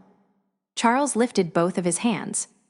Who knows how Maida figures out anything? He thought it would please you. She looked at it again, and Anna could not tell if she was pleased or not, overcome, certainly. Shocked. My home. It is long gone. Destroyed by magic and geology, the spring dried up centuries ago.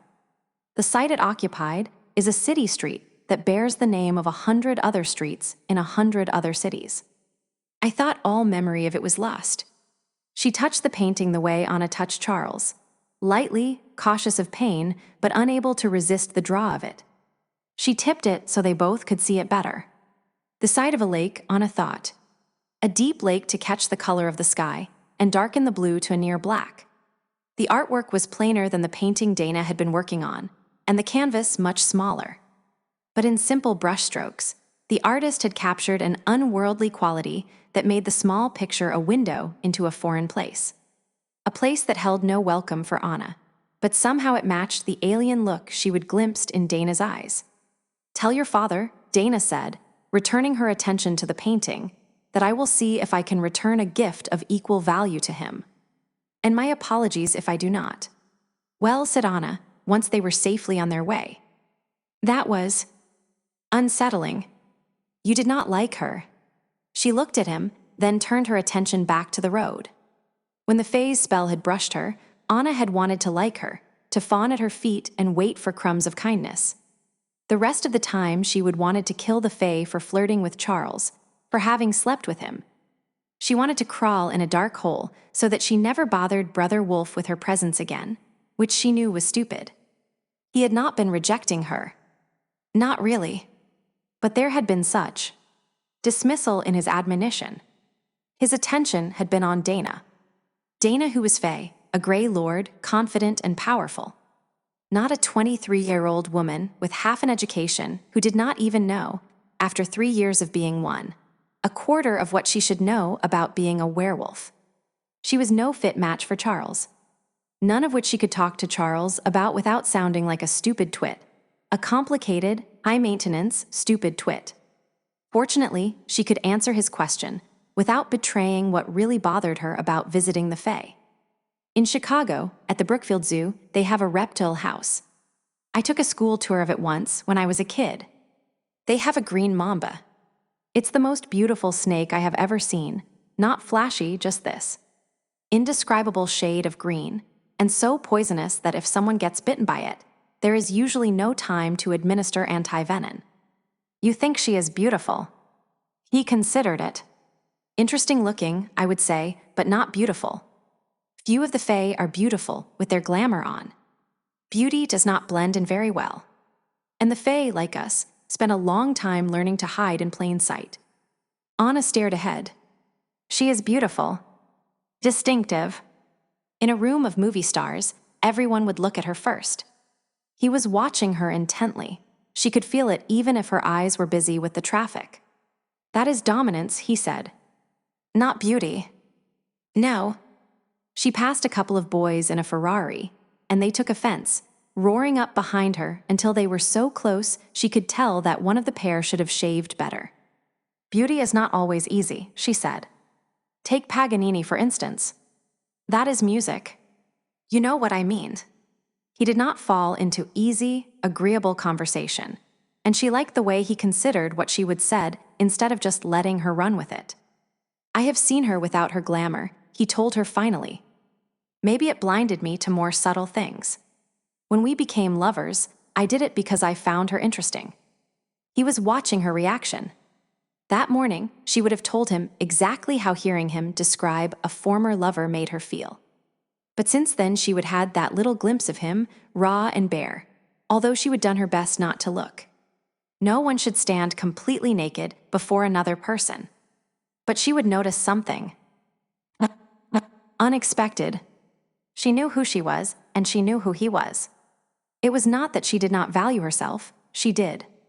But Charles was a force of nature, and he worried that she might not ever be able to see who he was and love him, because he looked in the mirror and saw only the killer. It was the reason he kept the bond between them tightened down. He loved her beyond all reason and did not expect her to love him back. He was just waiting for her to wise up. She felt terrified, as if she had been given a delicate and valuable glass ornament, and any wrong move would break it. She felt as though it should have been given to stronger, more capable hands so it would not be harmed. Not that she had not staked out her claim in front of Dana quickly enough. When Anna did not say anything, he continued. She took me as her lover because, once she knew her ability to make anyone lust after her did not work on me, she was curious what sex would be like without bespelling her partner. Anna snorted. I am sure the packaging did not bother her much either. Charles sighed. I did this wrong, did not I? I owe you an apology. She glanced at him. I did not mean to bog this down in ancient history, but I did not stop her doing so soon enough either. And then, words are not always my best means of communication. Let me make things clear. There was nothing between us except mutual appreciation, and that a century ago or more. It's all right, she told him. I understand. Humor, she thought, it has to be just right. Dry humor. You have had a very long time to acquire former lovers I can blame you for. A warm hand closed over her knee, and a warm, wordless voice curled around her even as Charles said, I liked it today, when you claimed me in front of her. He hesitated. I think it hurt my feelings that you were able to talk about her without being jealous. She took her right hand off the wheel and ran her hand down his arm. You need to check your nose, chemo sabe. If he could be honest, so could she. I do not like you talking about her. I wanted to rip her face off when she kissed you. And when Brother Wolf pushed me out, he did not mean it that way. Charles' free hand tapped on the door frame. He's not capable of subterfuge, not even to make things easier. He's very straightforward. The boys in the Ferrari were still on her tail, and she tapped her brakes once in warning. Well, she said, straightforward. I suppose that explains it all. But it did not bother her anymore. It was not Charles' explanation that soothed her. It was the way she would felt Brother Wolf's straightforward agreement with Charles' pleasure in the way she would faced up to Dana and claimed him at the Faye's boat. She could not read everything. Not much from Charles at all now, but Brother Wolf, it seemed, was willing to be more forthcoming. You two have a great deal more in common than sharing the same body, she said. Charles started to laugh and slid down in his seat. I suppose we do, for good or for ill, eh? He does not like the Fae, not even Dana. And we are still adjusting to having you. We protect our pack, that is what our job has always been. Especially the submissives who are our heart. And you feel me as an uber-submissive, she said. What she was Omega, not submissive at all. But she served somewhat the same purpose in the pack. The dominant wolves could relax around her because they knew that she would never challenge them, not because she could not, but because she would not. Omegas did not care about pack position, they just cared about the pack. You are ours, he said unequivocally, humor gone. Brother Wolf's and mine. Ours to be kept safe. Dana is many things, but safe is not one of them. You were distracting us, and if Wed talked to you too long, she would have sensed it and been offended. It is not difficult to offend most Fae, and Dana is not an exception.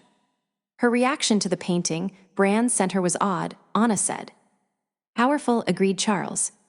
But it would not have done to give her a gift that was less than the gifts others will bring her during this conference.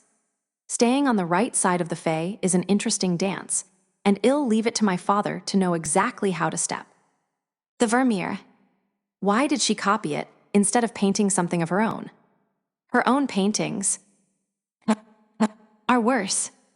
Do you remember the sad clown paintings? Or are you too young? They were everywhere for a while. Bright-colored and flat-feeling. Empty. Anna shivered. My dentist had them all over his office. Like that, Charles said. Maybe she should paint scenery, Anna suggested. The background of the Vermeer was very well done. I suggested that once, but she was not interested. She wants to paint the kinds of subjects she likes to view, lovers and dreamers. Do you think the pack has good auto insurance? Anna asked, looking in the rearview mirror again. Charles glanced behind them and narrowed his eyes. The Ferrari suddenly dropped back. Geez, Anna said. You are handy to have around. Thank you. Anna thought of Dana as she weaved her way through the traffic, her opinion more charitable than she would been able to manage earlier. What would it feel like to love music as she did, and not be able to sing or play? Or worse, to be proficient but never cross the line between a collection of notes and pitch and rhythm to real music. To know that you were missing it by just a hair, but have no idea how to take it from metronome correctness to power and true beauty. She would known a few people like that in school. Some of them had made the transition, some of them had not. At Northwestern, before her change had forced her to drop out, she would have been a music major. Her primary instrument had been the cello. The first violin in the quartet she would played in at school had been a precise master of technique, who was so good he fooled the professors into thinking he was playing music. A regular wunderkind. She would thought he was oblivious to it until one night, after a performance, when they would all gone out to a local bar and toasted the concert in beer and ale. The others were dancing, but she would stayed at the table with him, worried about the serious way he was attempting to drink the pub dry when it had been his more usual habit to declare himself the designated driver and stick to iced tea or coffee. Anna, he would said, staring into the amber liquid in his cup as if it held the wisdom of the age, I do not fool you, do I? Those others, he waved a vague hand to indicate their missing comrades, they think I am all that. but you know better, do not you? Know what? She would asked. He leaned forward, smelling of beer and cigarettes. You know I am a fraud. I can feel the beast inside me, screaming to get out. And if I loose it, it will pull me up to greatness despite myself. So why not let it free? She had not been a werewolf then. The world had been a gentler place, the monsters safely in their closets, and she had been brave in her ignorance. His eyes were old and weary, his voice slurring a bit. Because then everyone would see, he told her. See what? To make great art, you had to expose your soul, and some things should be left safely in the dark. For a while, after she had been forcibly changed, Anna had not made music at all, and not just because she would had to sell her cello. She moved her grip on the steering wheel, just thinking about Dana and why she cannot paint as she would like to. She hesitated. I wonder if it is because she has no soul, like some of the churches claim, or if it's because what is inside her frightens her too much to expose it. He would chosen the hotel because he wanted Anna to be comfortable. There were fancier places in downtown Seattle, glittering jewels of steel and glass. He could afford them. In other cities, the Marrok's company even owned a few, and they had hefty investments in some others. But he remembered how intimidated she would been by his house only a few weeks ago, which was not extravagant or particularly large, so he thought she would be more comfortable in this hotel, which was his favorite anyway.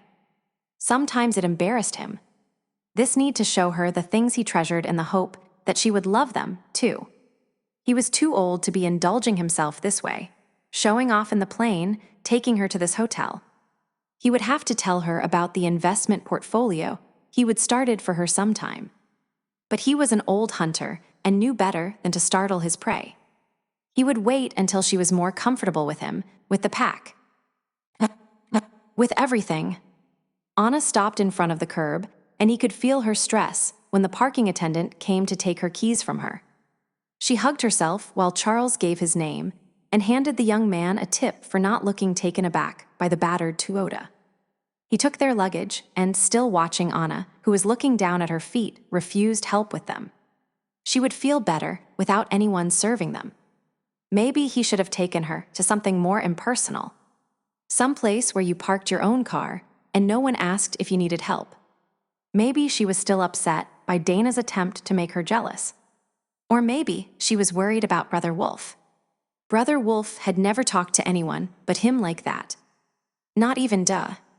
Maybe it upset her. Or maybe it was the way Brother Wolf had opened them to her outside the Faye's house. Had she seen something that disgusted her? Frightened her? Maybe the distance she would put between them when they left Dana's house had nothing to do with jealousy at all. He was not used to the emotional roller coaster he would been on since he met her. It was a good thing she was an Omega who could soothe everyone around her and not a dominant. Brother Wolf was on edge as it was. Only when she touched him or when she was happy did he have complete control. They needed to talk, but not in public. The hotel was older, brick instead of steel, and 11 stories, not 30. But it was old-world upscale, decorated with a whimsy that appealed to him, the aim to delight rather than impress in a Mediterranean-influenced Art Deco style. When they walked into the lobby, Anna, who was still quiet, stopped just inside the door. She looked up, looked at the Christmas tree decorated in huge maroon, deep purple, and silver cloth bows instead of bulbs, with an even more enormous gold and deep green bow on top. Anna smiled at him and took his arm. And he knew he would picked right. She loved it. Brother Wolf basked in the satisfaction of pleasing their mate. Their room was on the 7th floor, something that Brother Wolf disapproved of. He would rather have been able to use the windows as a convenient second exit rather than a risky escape route. But Charles preferred to have a room more difficult for unexpected visitors to enter, and the wolf had conceded the point. The elevator opened, and in front of them was a mirror to make the hall look bigger and lighter, and a goldfish in a clear bowl on a little table. A goldfish? She asked. Tough creatures, goldfish, he said. She laughed. No argument. I knew someone who rescued a goldfish from a frat house where it had been living in a bowl of beer. But why goldfish at a hotel? He shrugged. I have never asked anyone. Though if you come by yourself, they put a goldfish in your room for company. He did not tell her that this was the only time he would ever been here, that he would not have a goldfish in his room. He would been alone a long time, despite the pack, despite the lovers he would take in and who would take in him. He would had to be because he was, as Dana said, his father's killing arm. He would had to be alone. Acquaintances were easier to kill than friends. And now he was not. He loved it, he reveled in it, though he was sometimes halfway convinced that the bond between them would be his death. For her sake, he would destroy the world. Probably it would not come to that. He opened the room and waited at the door while she explored her new territory. She wandered through it, touching the table and the couch in the sitting room. She tugged lightly at a tassel on the tapestry drapes that separated the bedroom from the rest. It looks like a set from the Sheikh, Anna said, complete with striped wallpaper to look like tent sides and the fabric divider. Cool. She sat on the bed and groaned. I could get used to this. Then she turned her warm brown eyes to his and said, I think we have to talk. That he agreed with her did not stop the cold churning in his stomach. Talk was not his specialty. She scooted back and sat with her legs crossed on the far side of the bed, patting the mattress beside her. I will not bite, she said. Anna grinned at him, and suddenly all was right with his world. Yes, he had it bad. Or at least ill, make sure you enjoy it if I do. Charles left their baggage in front of the bathroom, blocking the door to the hall, and Brother Wolf did not even object to the obstruction between them and escape. The warmth in her drew him like a fire in winter, and there was no escape for him or his brother in flesh. And neither of them cared. He stripped off his leather jacket and dropped it on the floor. Then he sat down on the bed and pulled off his boots. He heard her tennis shoes hit the floor as he stretched out on the bed next to her, without looking at her. Talk. She would said talk. And he would do that best looking at the wall. He waited for her to begin. If he started asking the questions he had, Anna might not ask him what she needed to know. It was something he would learned a long time ago, with less dominant wolves.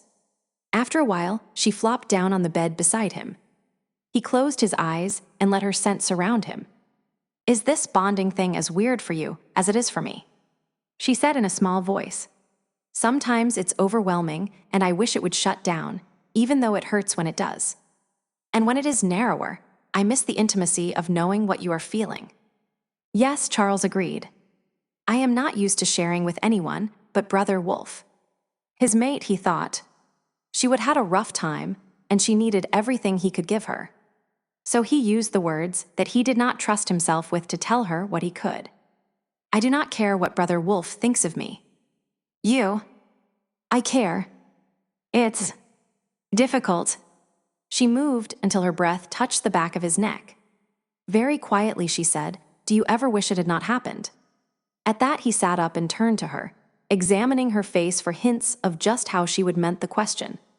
His sudden move made her flinch, and if the bed had not been so big, she would have fallen off in her scramble to get away from him. He closed his eyes and controlled himself. There were no enemies here to slay. Never, he told her with utter sincerity, he hoped she heard. I will never regret it. If you could have seen my life before you came into it, you would not ask that question. He felt her warmth, smelled her closeness before she touched him. I because you a lot of trouble. Ill probably, because you more before we're done. Charles opened his eyes and let himself drown in her scent, in her presence, and kissed a freckle that graced Anna's cheek. Then the one on the side of her nose, and another just above her lip. For a long time, my brother Samuel has been telling me that I needed something to shake me up. She kissed him, a rare enough occurrence that he held perfectly still, and savored it for the gift of trust it was. She would been tortured by monsters, and sometimes they still held sway over her. Anna pulled herself away. If this keeps up, there will not be any talk. Good, he thought. But he knew there were things she still needed to discuss. So he lay back down and pillowed his head on his hands, though there were at least 3 layers of pillows on the bed. I keep feeling like we're doing it wrong, she said. That this bond between us is meant to be much more than we're allowing it to be. There is no wrong between us, he told her. She made a frustrated noise, so he supposed that was not the answer she was looking for. Charles tried again. We have time, love. As long as we are careful to set our feet on the path we want to follow, we have a very long time to get it right. He could feel her focus her attention on him. Okay, she said finally. I can live with that. Does that mean I get to tell you when I think you are walking in the wrong direction? He grinned. Could you help yourself? There is no wrong between us, she repeated his words with more satisfaction. That means yes, right? He looked at her again. That means yes. Right. And you are as confused about this as I am. It seemed important to her that they were on equal ground. But he could not lie to her. No. Differently confused, I think. And possibly more confused. You have not had the better part of 200 years to decide who you are and who you are not. When that all changes, Charles shrugged. He was not used to all of this emotion. He would take in the feelings and desires of his human half and stuff them somewhere so they would not interfere with the things he had to do. And now they were all back, and he had no tools to deal with them, and he was not stupid enough to think that they would ever allow themselves to be stuffed away again. Differently confused, she said, Okay. That is okay. She reached out and touched his arm, drawing a finger down. When I touched you today, it feels as though you have two souls in one body. Is that how I am? Anna, he told her. You are how you are. Brother Wolf and I. You know I was born werewolf and not changed. That has left some differences, I think. To function, most werewolves have to make their wolf obedient, if not completely subservient. After a while, the wolf spirit is reduced to a part of the man's spirit. An unthinking, violent part full of instincts and desires, but no true thoughts. He looked at her pale hand on the green silk shirt he wore. I am not my grandfather to look into the heart of man, he told her. I do not know that what I have told you is truth. It is just what I have seen and felt. Brother Wolf and I reached a different compromise. In situations where I am better able, he allows me full control, and I extend him the same courtesy. Two souls, she said. No, he shook his head. One soul, one man, two spirits. We are one, Brother Wolf and I. Inseparable. If he died, so would I. Have I crippled my wolf? He rolled on his side, drawn closer to her by her concern. It is not something to be mourned. It is simply survival. But if it helps, I think you and your wolf have reached a different compromise altogether. He smiled. I think that is why Brother Wolf chose you in the first place. Before Wed had much more than a chance to say hello. We balance, you know. You to me, your wolf to mine. She is shy unless you are threatened, but she is all there. Anna closed her hand on his arm. Okay. I can deal with that better than the alternatives. Do you need any more words between us? He asked, her touch making his voice go husky. Before she could answer, his cell phone rang. It was not his to ring, and if they would been home, he would have let the answering machine pick up. But this was not home. He was here to do a job, and that meant answering phone calls at inconvenient times. So he snagged his coat off the floor and took his cell out of the pocket. Charles, he said. He was answered by a stream of Southern French that flowed by so fast, he caught one word in 4. But that was enough. I am coming, he said, and hung up while the other wolf was still speaking. Did you catch that? He asked, pulling on his boots. Anna shoved her feet in her shoes. I do not speak French. The Spanish wolves were eating at the restaurant that Jean Chastel decided to bring his wolves to. Matters are escalating, and to add to the fun, the British Alpha is there too. Who called you? Mitchell, one of the other French alphas, who will be punished if Jean ever figures it out. I gather our informant called from the men's room. Hopefully, he'll take proper precautions to protect himself. He jerked on his coat. Seattle is a big city. Hard to fathom that 3 factions of werewolves ended up in the same restaurant at the same time. If I find out someone planned this, heads will roll. If the restaurant is Bubba's Basement Barbecue, it might be an accident, Anna said, pulling on her own coat. I had at least 5 pack members, including your father and a soul, tell me to make you take me there. It's apparently famous for its endlessly good ribs. Isil told me he would never been, but its reputation was good enough that it had spread all the way to the packs in Europe. Charles looked at her thoughtfully. People talk to you, he said. That could be useful. Apparently, they were going to jog to the restaurant. Anna was glad of her tennis shoes on the wet and steep hill they charged down. Charles, cat-footed as he was, slipped and slithered in the pouring rain. His cowboy boots were slick-bottomed, though she did not think it really slowed him down much. They both ran quietly, but she could feel the attention they were drawing. In the city, people pay attention when you run because it makes you either predator or prey. It concerned her for a moment, but risk assessment was something she would have to leave to Charles. She did not know the wolves involved, or how far they were from the restaurant exactly. He kept their speed to easily within human limits, so he was giving some consideration to the attention they were gathering. She liked running with him. Without him, something inside her always worried that she would become the prey. She could not imagine Charles being anyone's prey. After a few blocks, he slowed to a brisk walk, and they turned onto a level street paralleling the sound. Like Lake Michigan in her native Chicago, the water had a presence, a weight that she would have felt even if she had not been able to see it peeking out between buildings and streets. A red neon sign proclaiming Bubba's Basement, the best barbecue in Seattle, had an arrow that pointed down a wide set of steps to the basement of something that might have been some kind of bank or office building. It had that neutral upscale look.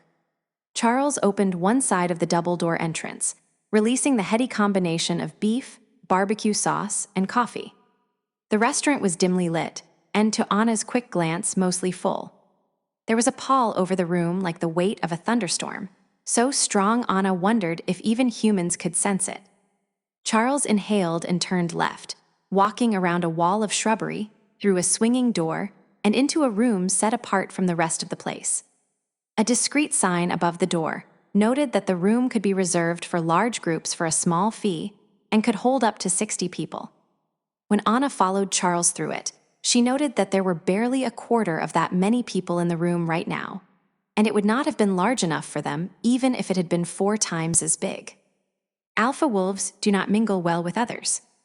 Anna wondered if all of them had congregated here on purpose, or if some misguided person on the restaurant's wait staff had decided to keep all the potentially problematic clients in one place.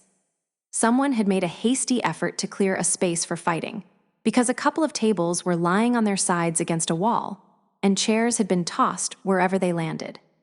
"You do not have the courage of a half-bred mongrel," said one of the 2 men standing in the center of the room with cool deliberation. He had an accent, but it was so slight she could not place it immediately. Charles looked at her, then at the door they would just come through. Anna understood. This was private business, and they did not need any unexpected visitors to complicate matters further. She shut the door and leaned against it. It also gave her a quick escape, so many dominant wolves. Even with Charles, she could not help remembering what the dominant wolves in her first pack had done to her. And her heartbeat picked up. Not panicked. Not yet. But not comfortable either. The room looked like nothing so much as a scene from a reenactment of West Side Story, or, with slightly different props and costuming, gunfight at the O. Hey. Corral. 4 men stood on one side of the room, 6 on the other. A few paces in front of either group stood a man, ready to fight. The testosterone level was so high that she was amazed it had not triggered the little sprinklers in the ceiling. There was a 13th man, still seated in the corner of the room. He had his back to the wall and was cleaning his hands with a damp towelette. He noticed Charles' entrance first and tipped his head in a casual salute. "Ah," he said in a beautiful upper-class British accent, "I was wondering when the cavalry would arrive." "Good to see you, Charles. At least the Russians are not here, eh? Or the Turks?" Action froze for a moment as everyone realized a new player had entered the game. "You know how to see the bright spot in a cloudy day," said a dark-skinned man in the larger group. "I have always liked that about you, Arthur." His accent made him, and therefore the group of wolves he stood with, the Spaniards, which meant that the man who had been tossing insults could be none other than Jean Chastel, the beast of Gavaudin. He was not handsome, precisely, but there was a power to his features, and in the way he carried himself that made her first alpha, Leo, look like a half-grown pup. He made an impression, as most of the alphas she would met did.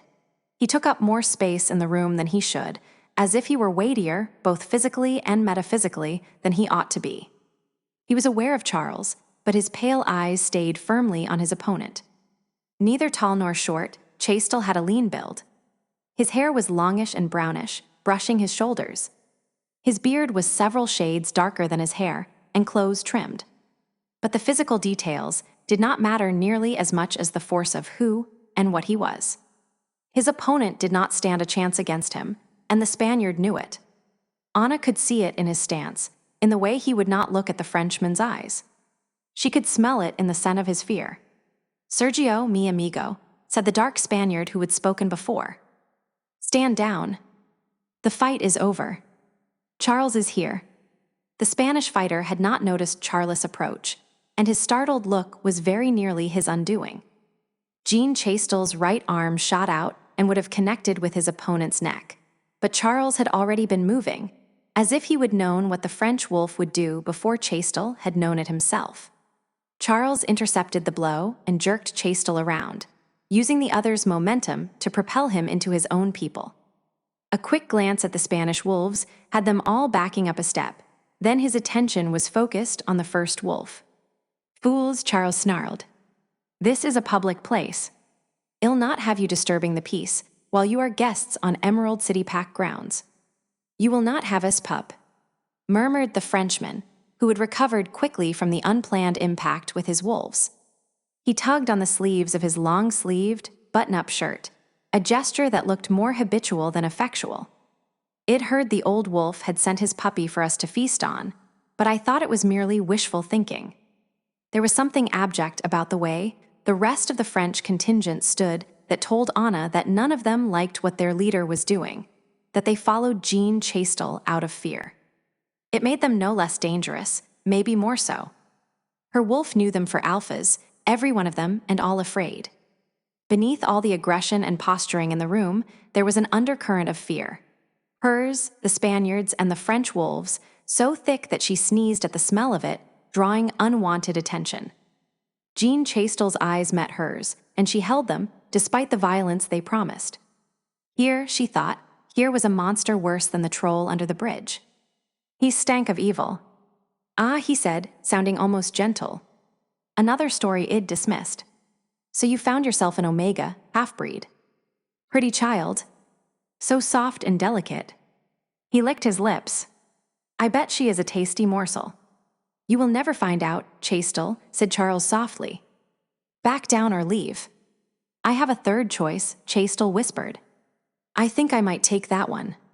There was no good outcome for this, Anna realized, the push bar of the door digging into her lower back. Charles might have allies among the Spaniards, and maybe even the British wolf.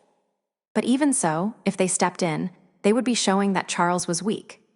She had boundless faith in Charles' abilities to wipe the floor with the French wolf, but even that would be a failure of sorts. This was a public place. A fight would mean police and exposure of quite a different sort than what Bran wanted. Maybe she could help diffuse it. She would been working with a Sul, an old wolf in her new pack, to try to come to some understanding of what she could do. His dead mate had been an Omega just like Anna, so he knew something about how her abilities worked, which was more than anyone else did. Even Bran the Marrok had only vague ideas. With a Sul's help, she would manage a few interesting things. Charles did not say anything to Chastel.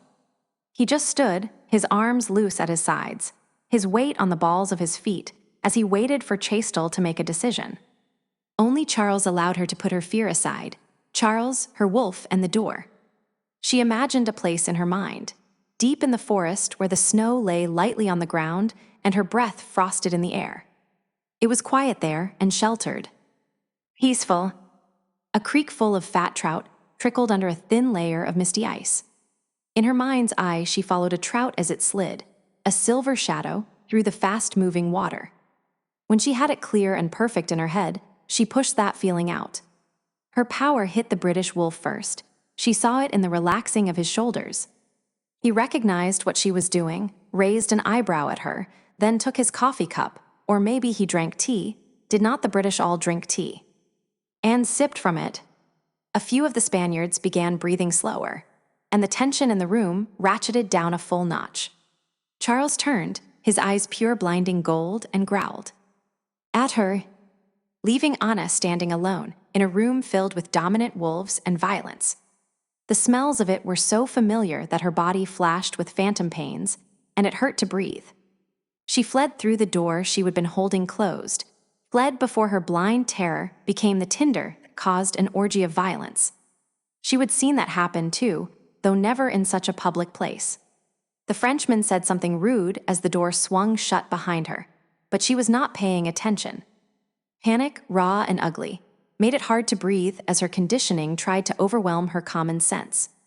She needed to find something else to focus on. So she looked around. The patrons in the main restaurant were still unnaturally quiet, and there were a lot fewer of them than there had been when she and Charles first came into the restaurant. Most of them were looking down, an involuntary reaction to so many alphas, she thought. Even the humans could feel it, though hopefully they did not know what it was that made them so uneasy. Even though they were all in the next room, there was a weight to their presence, just like there was a weight to the Puget Sound. While Charles had been at her side, she had been able to push it away, but now it ate at her. The sound of her heart beat loudly in her ears. But the wolves were on the other side of the door, and Charles would not let them touch her. She paused in front of the outside door.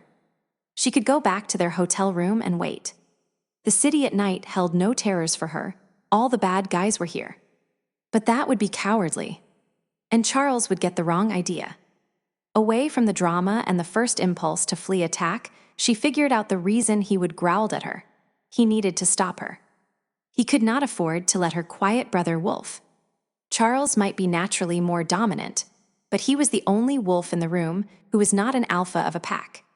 She knew that there were less dominant wolves coming to the conference, but none of them were here. So many alphas put Charles in a bad position. They had to fear him. They had to know that he would kill them if they moved against him, or they would smell weakness and attack him together, like a pack of wolves taking down a caribou. She would have been taking away his edge. There was a battered piano on a small stage in the corner of the room that beckoned to her like an oasis in the desert. She could wait if she found something to think about other than old memories of pain and humiliation. Anna caught the eye of a passing waitress. "Do you mind if I play?" The waitress, looking a little stressed, paused mid-stride and shrugged. "It's fine, but if you do not play well, the cook may come out and ask you to stop. He makes a big production of it. Or the crowd will boo you off. It's kind of tradition." "Thanks." The waitress looked around the room. "Play a happy tune if you can. Someone needs to liven up this place." The piano was an ancient upright that had been old a long time ago. Someone had painted it black, but the paint had faded to a dull gray, scuffed on the corners and sprinkled with initials carved into it. Most of the edges of the ivory keys were broken, and the highest E key popped up 1/8 of an inch higher than the rest. Something happy. She played the theme from Sesame Street. The piano had a much better tone than it looked as though it should, and it was mostly in tune. She segued into Maple Leaf Rag, one of 2 ragtime pieces that every second-year piano student learned. The piano was not her instrument, but after 6 years of lessons, she was moderately competent. The lively feel and fairly easy music lines of the piece made it tempting to play too fast. "Ragtime is not fast" was a favorite rant of one of her teachers. She disciplined her fingers to keep a steady beat. It helped that she was a little out of practice. Charles watched Anna walk out and knew he would send their relationship back to the beginning. But if he had not stopped her, it would have been disastrous. He could not afford to let himself be distracted. Not by his omega, and not by the real possibility that he would destroy something between them. Most mates would be angry at being chastised in front of others. But most mates had not been brutalized in an attempt to break them. Anna had not broken, not quite. But he could not afford to risk that she would quiet Brother Wolf before she affected the beast. Brother Wolf's aggression, his willingness to kill, was the only weapon Charles had to control the situation.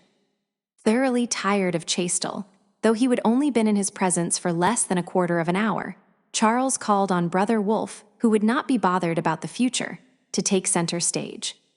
Negotiations, as far as he was concerned, were over, had been over the moment he would had to growl at Anna. Or maybe when Chastel had called her a pretty piece, as if she were nothing. "You do not want to talk about my mate," he told Chastel in a very soft voice. Brother Wolf could care less about politics. This one had made him hurt Anna, and it would not bother him in the slightest to kill him here and now. Chastel lifted his upper lip, but could not make himself say anything, not when faced with Brother Wolf. They stood there, eye to eye for a count of 4. Then Chastel dropped his eyes, grabbed his coat, and stormed out of the room. Charles followed him out, intent on trailing the beast to make sure he would not take it into his head to go after Anna. Charles took 2 steps into the main restaurant before he stopped, only vaguely noting Chastel leaving the building, because Anna had not left after all. He would thought she would be halfway to the hotel by now. Instead, she sat on a short bar stool that wobbled under her and played the infamous battered piano, her back to him and the rest of the people in the room. The piece she played was not complex, but it was a happy little tune. Familiar. He frowned, but could not place it beyond the thought that it was some sort of children's tune. Automatically, he swept the room for possible threats and found none. The only people here were human, and as he watched, they were relaxing into the music. Someone laughed, and someone else called for more ribs. She had not left, and that meant he could clean up the mess Chastel had left behind. It would only take a few minutes, then he could come back here and protect her from. Charles stopped and took a deep breath. Brother Wolf thought he could fix this by saving her from some danger. He did not understand women very well. That Anna was still here was a hopeful sign that Charles did not understand them, as well as he had thought he did, either. She glanced out at the audience and saw that the unusual muted quality of the restaurant had dissipated somewhat. She also had not heard any sudden noise that would signal a fight, so she was hopeful that Charles had matters under control.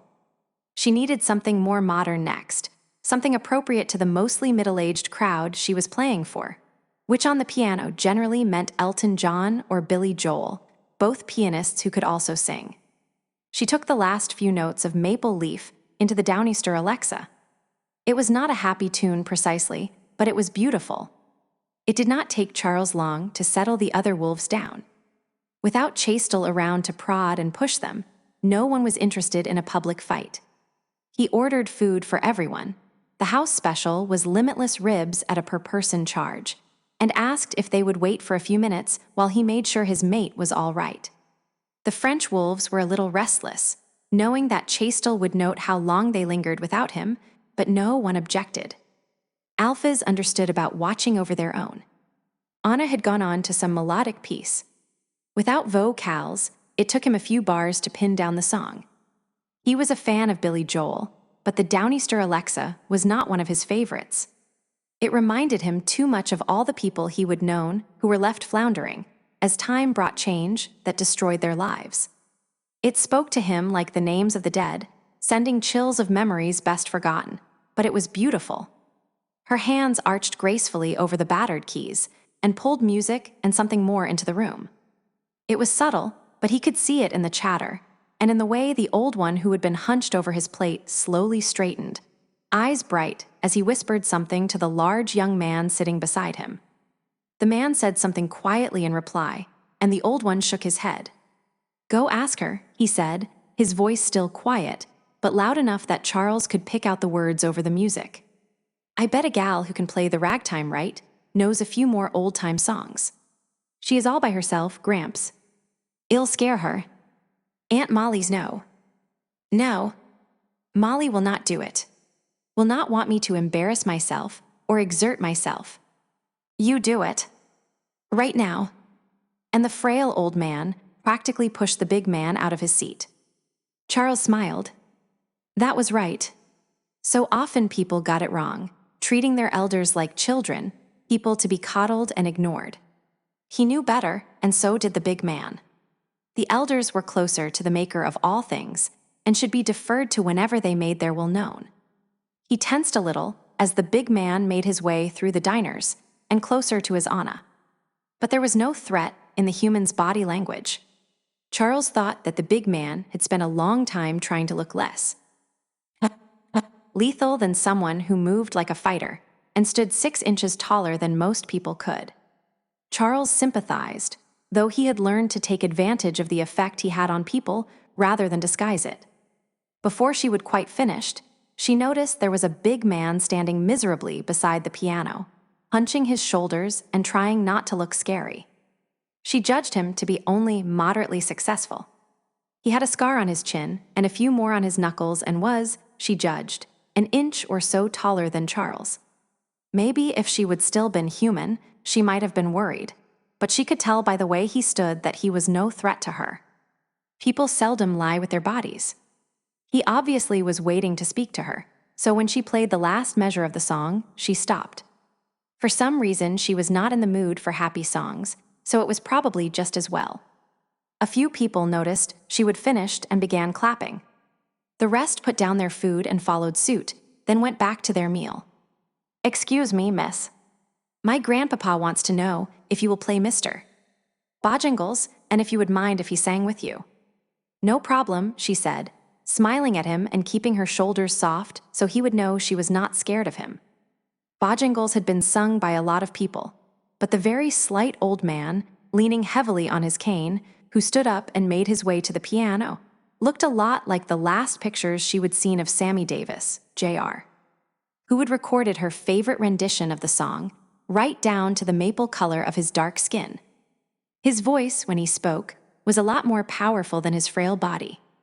"I am going to sing something for you," he told their audience, and everyone in the room looked up from their meals. It was that kind of a voice. He paused, milking it. "You will have to forgive me if I do not dance anymore." She waited until the laughter he would invited died away before she began. Usually, when she first played a piece with someone she did not know, especially if the piece was one she knew well, it was a mad scramble to make her version fit with the other person's perception of how the song should feel. But except for the very beginning, it was magic.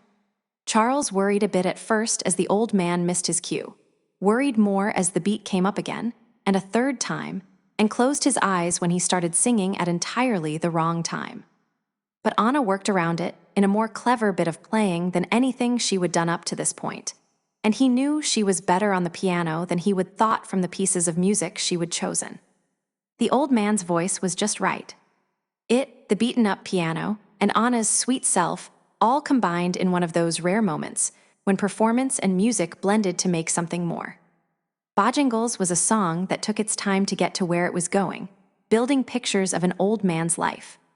Alcoholism, prison, the death of a beloved comrade, none of those things had defeated Mr.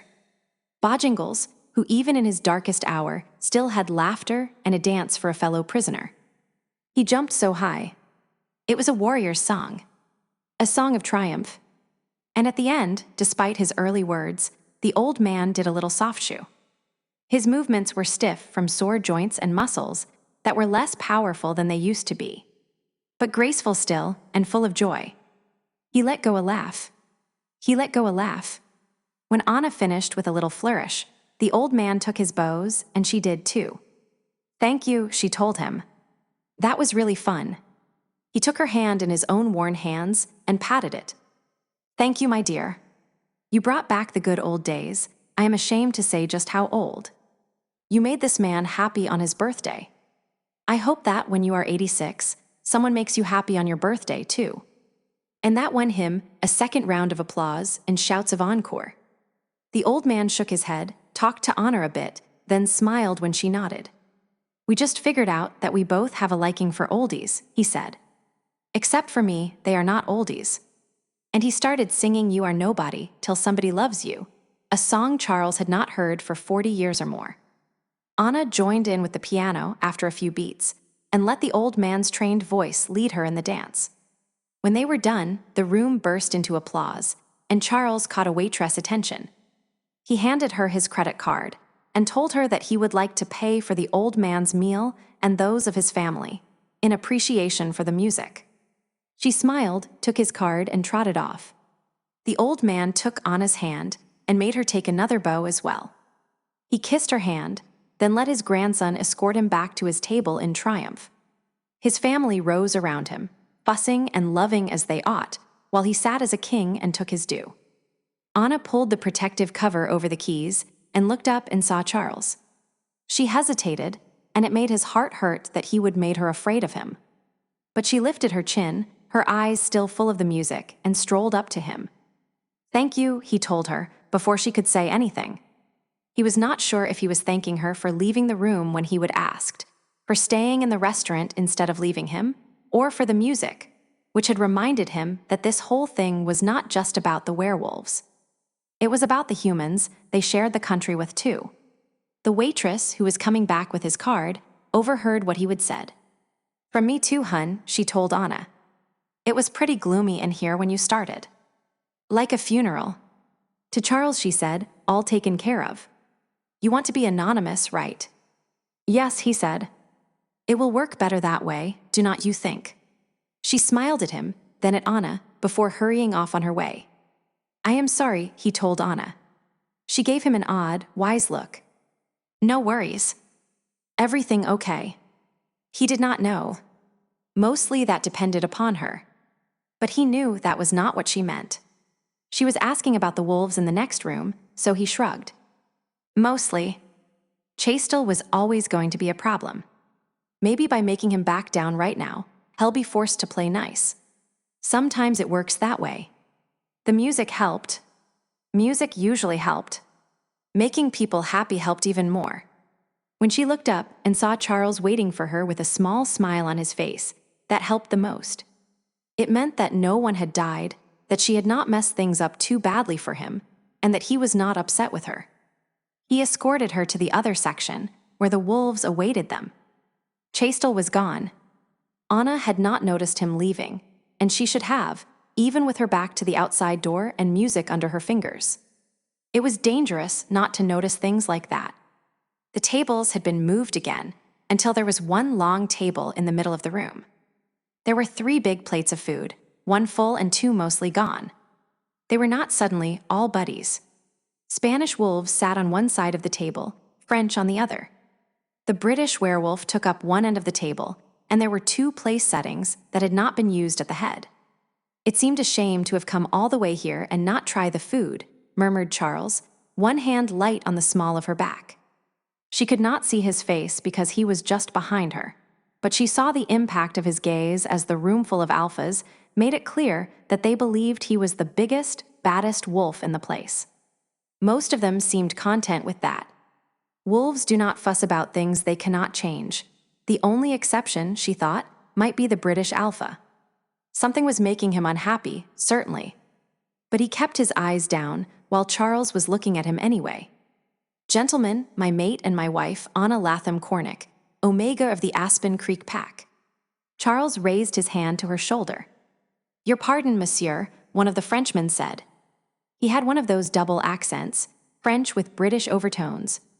"Perhaps we could introduce ourselves and then take our leave. We have taken time to eat, and we cannot linger much longer. Chastel is not our Marrok, not as Bran is to those wolves here, but he can make our lives exceedingly uncomfortable." Of course. The Frenchman proceeded to introduce his countrymen in hurried tones, and as he introduced them, they bowed their heads. "And I am Mitchell Gerard. I look forward to more leisurely conversations later," said Anna. "I also." He smiled with weary eyes. "Until tomorrow." And they left. "Anna, this is Arthur Madden, Master of the Isles, the British equivalent of the Marrok." "Good to meet you, sir," she said. Not an alpha then, she thought, or not just an alpha. Delighted, Arthur said, as he rose from his place and came forward to kiss her hand. "I am sorry to confess, though Chastel is not waiting to chastise me, we have been here much longer than I intended. My wife awaits me, and I must attend. I would, however, like to issue an invitation before we leave. I have a condo in the university district, and it would be my pleasure to have you two for dinner tomorrow." Anna looked at Charles. Madden had so clearly excluded the Spaniards that it felt awkward. She did not know what to say that would not make it worse. "Thank you," said Charles. "We'll discuss it, and I'll let you know." Arthur smiled, and she noticed that he was handsome. She had not been paying attention until then. "Good enough." Arthur looked to the Spaniards. "My control is just not good enough, gentlemen, to have more than one dominant in my territory at a time. I am sorry." Donata, the dark-skinned man who was the de facto leader, said graciously. "We understand," Arthur excused himself. The whole room fell silent, listening, she thought. When the restaurant door in the other room opened and closed, it felt like the whole world relaxed. Sergio, the wolf who had faced off with Chastel, tossed a bone on his plate. "Pompous ass," he said. "Smart pompous ass," said Charles. "Deluded, smart pompous ass," said the dark-skinned man. "Have you decided how you're going to introduce us yet? How about by age?" He looked at Anna. "Charles knows all of us, and probably the Frenchman too. Knows everything, your mate." It was a challenge, less serious, though no less important, Anna understood, than the near fight between Charles and Chastel. "Are we important to you?" was what the Spaniard meant. "If I manage it, you will pick up the tip." Charles was as relaxed as she would ever seen him. "Sergio Delfino," said Charles. The man he addressed stood, put a hand over his heart, and bowed. He went through the others without a misstep until he got to the last two, the dark-skinned man and a redhead. He paused and then indicated the darker man with a tilt of his head. "Hassan ibn Hassan." Then the other man. "Pedro Herrera." Hassan smiled. "Wrong. I am older than Pedro." Pedro smiled wider. "Hijo, I saw you born." I did not know Charles knew that. Charles lowered his head without lowering his eyes. Issel let it slip. Hassan slapped his leg. "I think I have been set up. Tell me my father did not tell you to pull this one on me." Charles just smiled. "Your son?" Anna asked. Now that she paid attention, his skin tone was nearly as dark as that of her mentor in all things Omega, and the nose was the same. "I have that honor," agreed Hassan. "Ibn Hassan." "My Arabic is nearly non-existent, but should not you then be Ibn Asal?" "Ask Sergio." "Hassan is my father's given name. But for a long time he has used Asal," explained Hassan with a shrug. "He is old. He can do as he chooses." He gave a sour smile. "And he usually does." "How is my father?" "He is still annoyed with me for refusing to kill him when he asked. He will not answer my phone calls or my letters. So I have stopped calling and writing." "He's fine," said Anna. "Better." Charles smiled a little. "He'll probably take your phone calls now." Hassan tilted his head. "Something happened." "Yes." Charles pulled out a chair before a clean place setting and indicated that Anna should take a seat. "If we do not start eating, these devils will have it all gone, and we'll have to wait for the next round." Anna sat, and he pushed in her chair before taking his own. He might sound casual, but he was still acting formal. Maybe it was because these were mostly older wolves, who would expect Charles to treat her this way. She was not sure she liked it, but she was willing to play along. Mostly. She used the tongs and dumped a double handful of ribs on her plate. It had been a long time since she would eat. "Issel will be fine," she said. "Unless he annoys Bran too much." She glanced up and noticed that Hassan was staring at her. "It is you," he said. "Omega. You saved him." She shook her head. "Ask him." "He'll tell you it was her," Charles predicted. "She will tell you it was not. Still, he will be fine for another century or so, as fine as he ever is." They walked back to their hotel. It was still pouring, but water had never bothered Anna, and Charles seemed to be of a like mind. They walked side by side, not touching. "Are we going to accept the invitation to Arthur Madden's dinner?" She asked him. "If you would like. Angus has scheduled some entertainment the next night, but tomorrow is open. Is it going to present some diplomatic problem if we go?" He made an impatient gesture. "As I keep telling them, this is not a negotiation. We have agreed to hear their concerns, and I will address them. But my father is adamant. The first chance my father sees to present ourselves in a favorable light, we are coming out to the public. It does not matter if some are offended or feel we are playing favorites. We are not courting them. Anna kept quiet. Finally, he said, Arthur can be charming and he's interesting. He glanced at her face and then back at the street. He tells everyone he's Arthur. The king returned. He's serious. He honestly believes he is that Arthur. Really? Before his change, he was an amateur archaeologist. His family is not royal, but noble and still wealthy enough back then that he did not have to find real work. It also meant that he did not have to have any training to pursue his hobby. He claims that shortly after his change, he found Excalibur in a dig, and when he took hold of her, he was possessed by the spirit of Arthur. He shrugged. Afterward, he began taking over all the packs in Great Britain. First, he killed the alphas, but combining packs creates its own set of problems. So he modeled his rule after my Diz. He smiled at her. Diz pretty convinced that it was his decision to use Marrok as a title that sent Arthur to declare himself as the Arthur. After all, Sir Marrok was only a knight of King Arthur's. So your father thinks he's faking it. How can he do that without everyone smelling a lie? Might can lie so well that no one but Samuel or I can tell, said Charles. He gave her a look, the first time he would looked her in the face since they would left the restaurant. Do not tell anyone, it's supposed to be a secret. How old is Arthur? Charles smiled. You mean this time around? I think he was changed just after the First World War. You think he's not old enough to pull the same tricks an old Lobo like my father can get away with? Just says the secret is to convince yourself you are not lying. So he might just be believing his own press as hard as he can. He probably brought Excalibur with him, Charles said.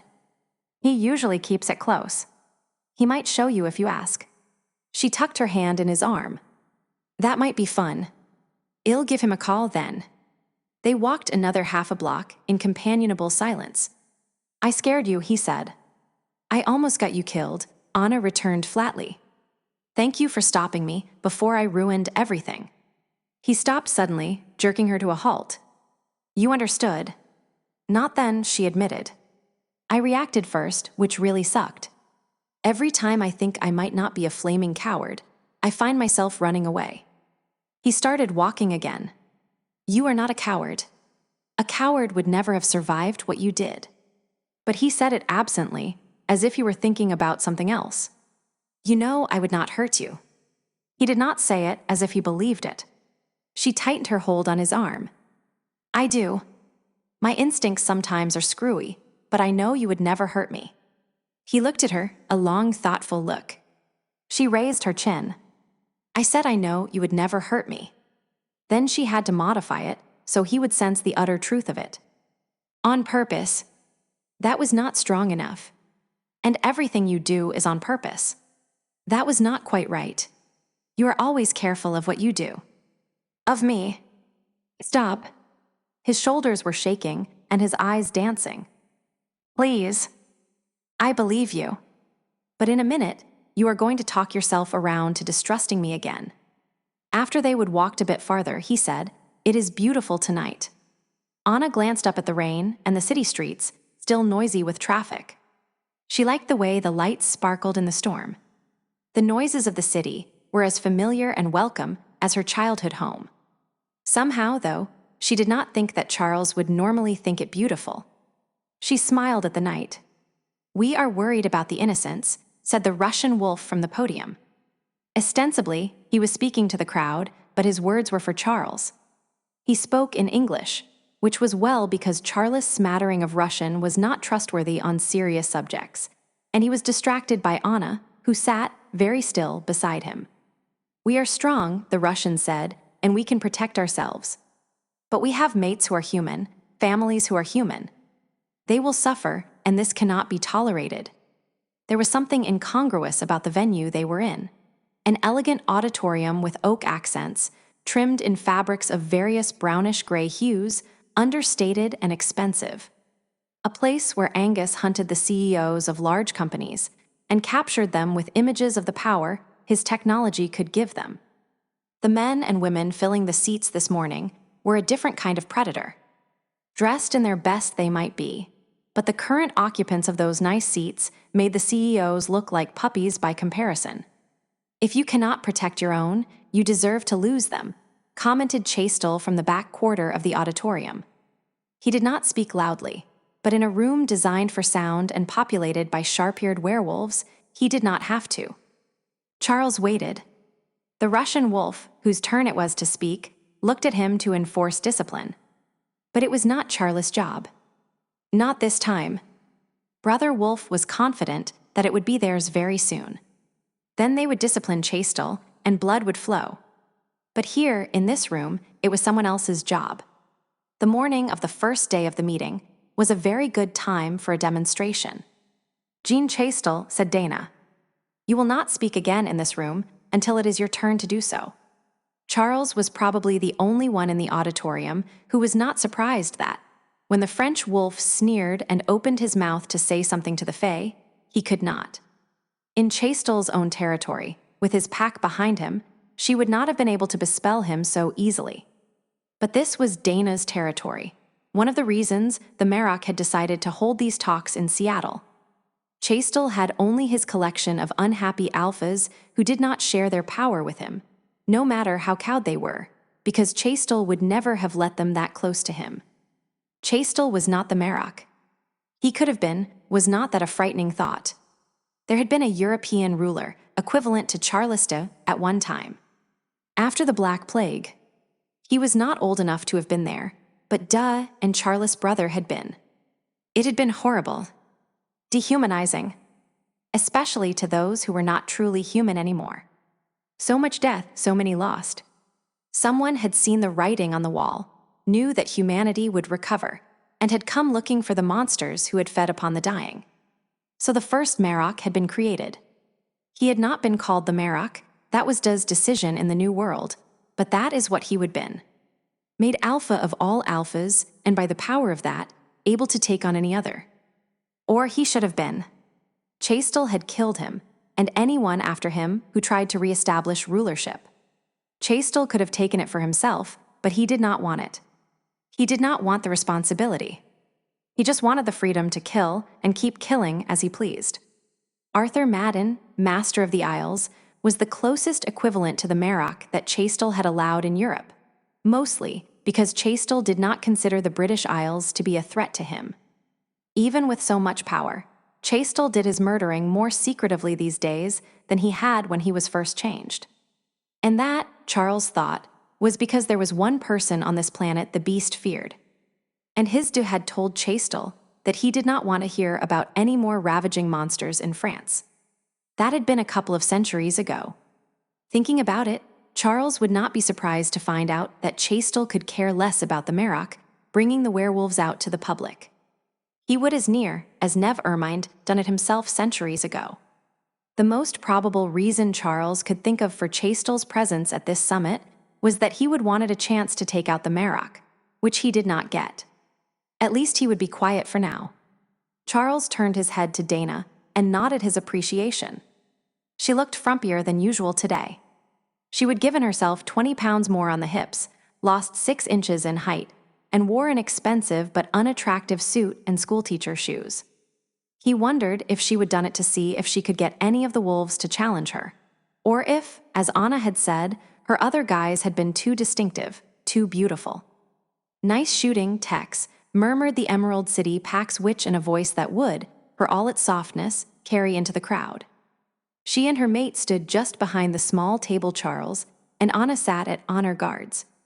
The witch was a little thing, the mate to one of Angus' top wolves, a quiet, scar-faced man named Tom Franklin, who was nearly as unhappy about his mates being in the room as Charles was about his, if for entirely different reasons.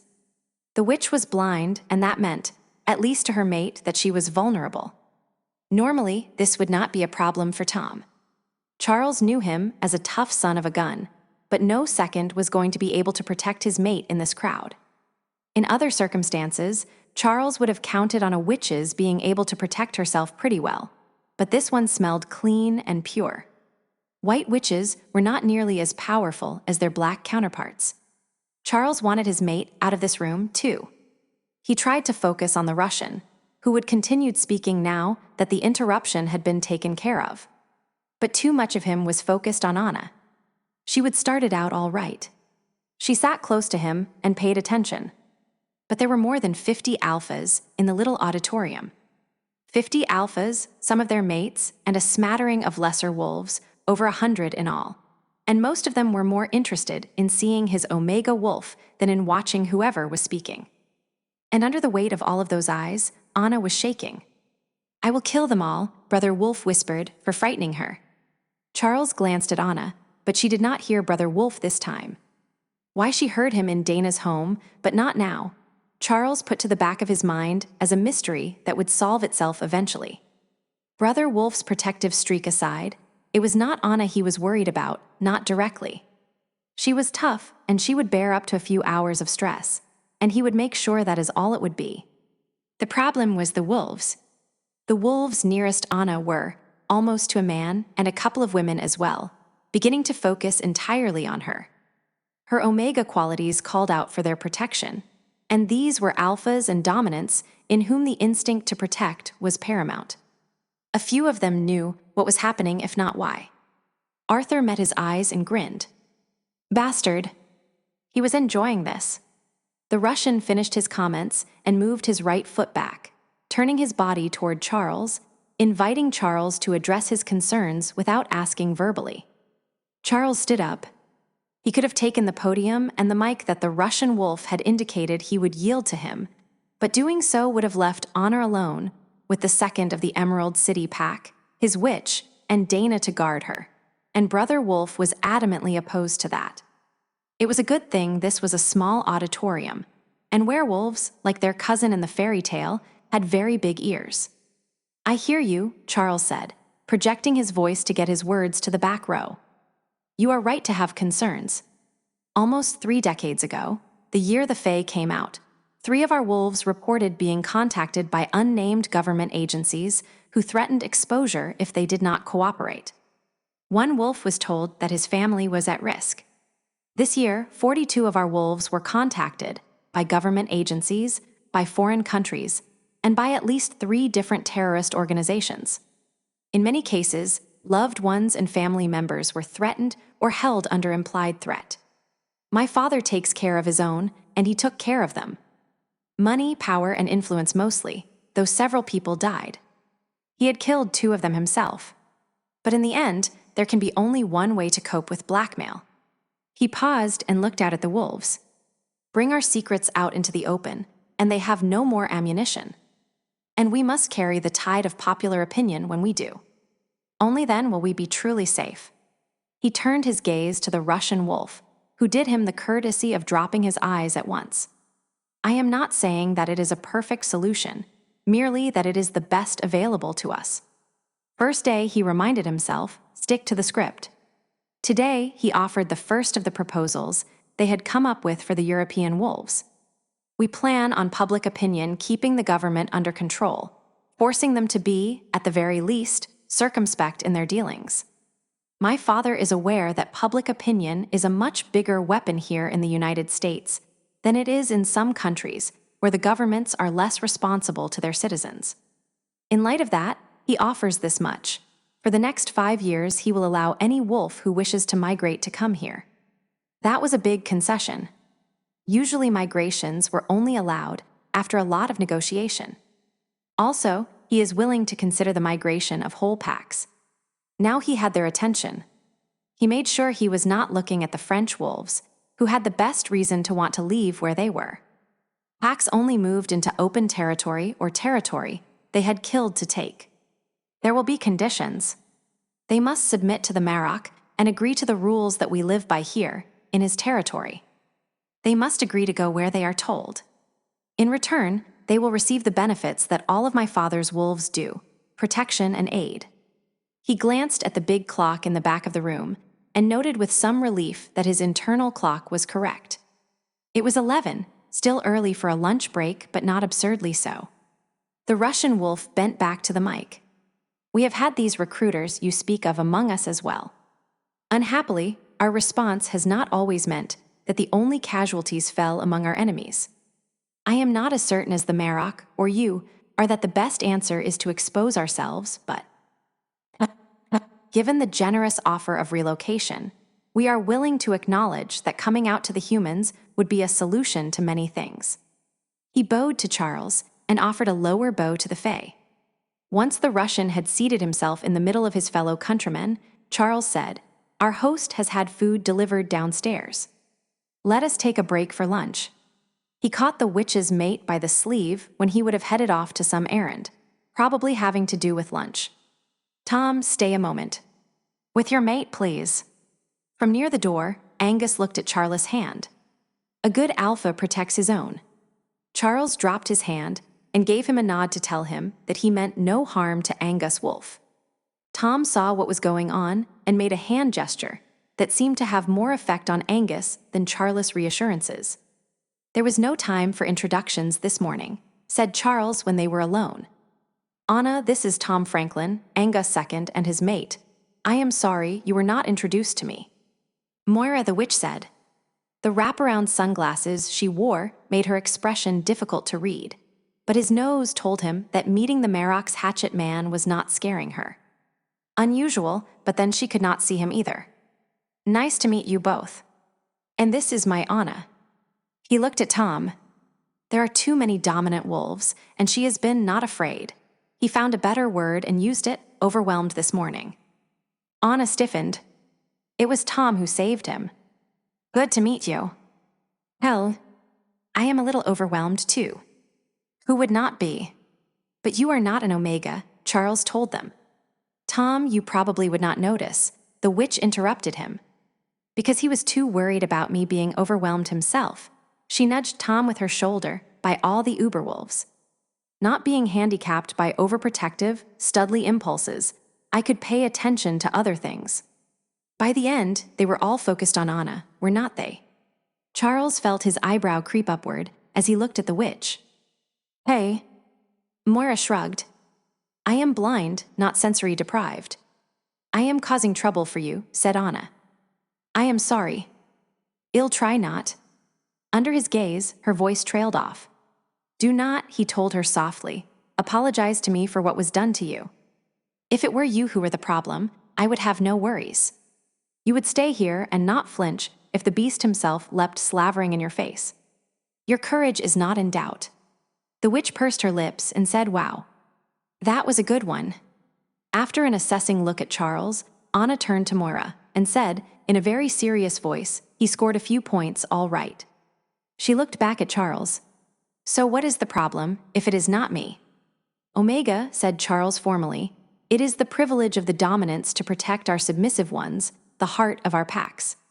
Alphas are called upon to protect even more strongly. And Omega calls to us strongest of all." Anna gave a puzzled nod. She already knew that, Charles thought. She just could not see what it had to do with the situation. She was too used to looking at the dominant wolves as threats. "Sweetie," said the witch, "while you were up here getting the cold shakes from all those nasty wolves staring at you, they were trying to figure out why you were upset and who they needed to kill for you." "Whoops," said Anna as she comprehended the scope of the problem. He saw her bite back her apology. "I need to go then, do not I? I can go back to the hotel." "Well," said Charles apologetically, "I am afraid that will not work." "Why not?" Anna smiled and asked archly, "So are you renting it out during the day?" Stashing ex-girlfriends there. He did not have to bend very far forward to touch the top of her head with his chin.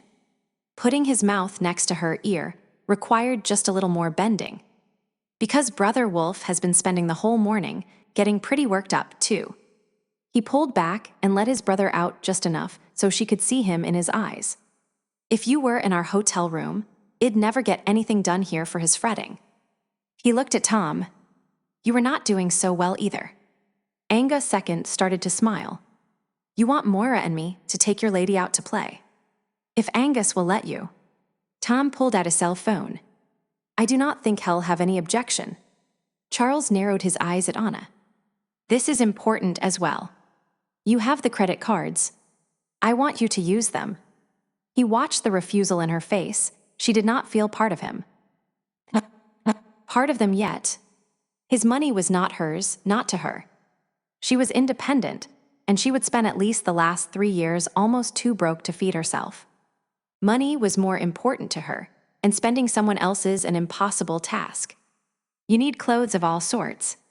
What we could get for you in Aspen Creek is not sufficient for this venue. Your status as my wife means you need clothes for formal occasions. Dresses, shoes, and all the trimmings. She was still mutinous, but weakening. Tom put down his phone. Boss says fine. And he said, if you go shopping for the Christmas presents, I will not have to. She grinned suddenly at that, and he knew he had her. Okay.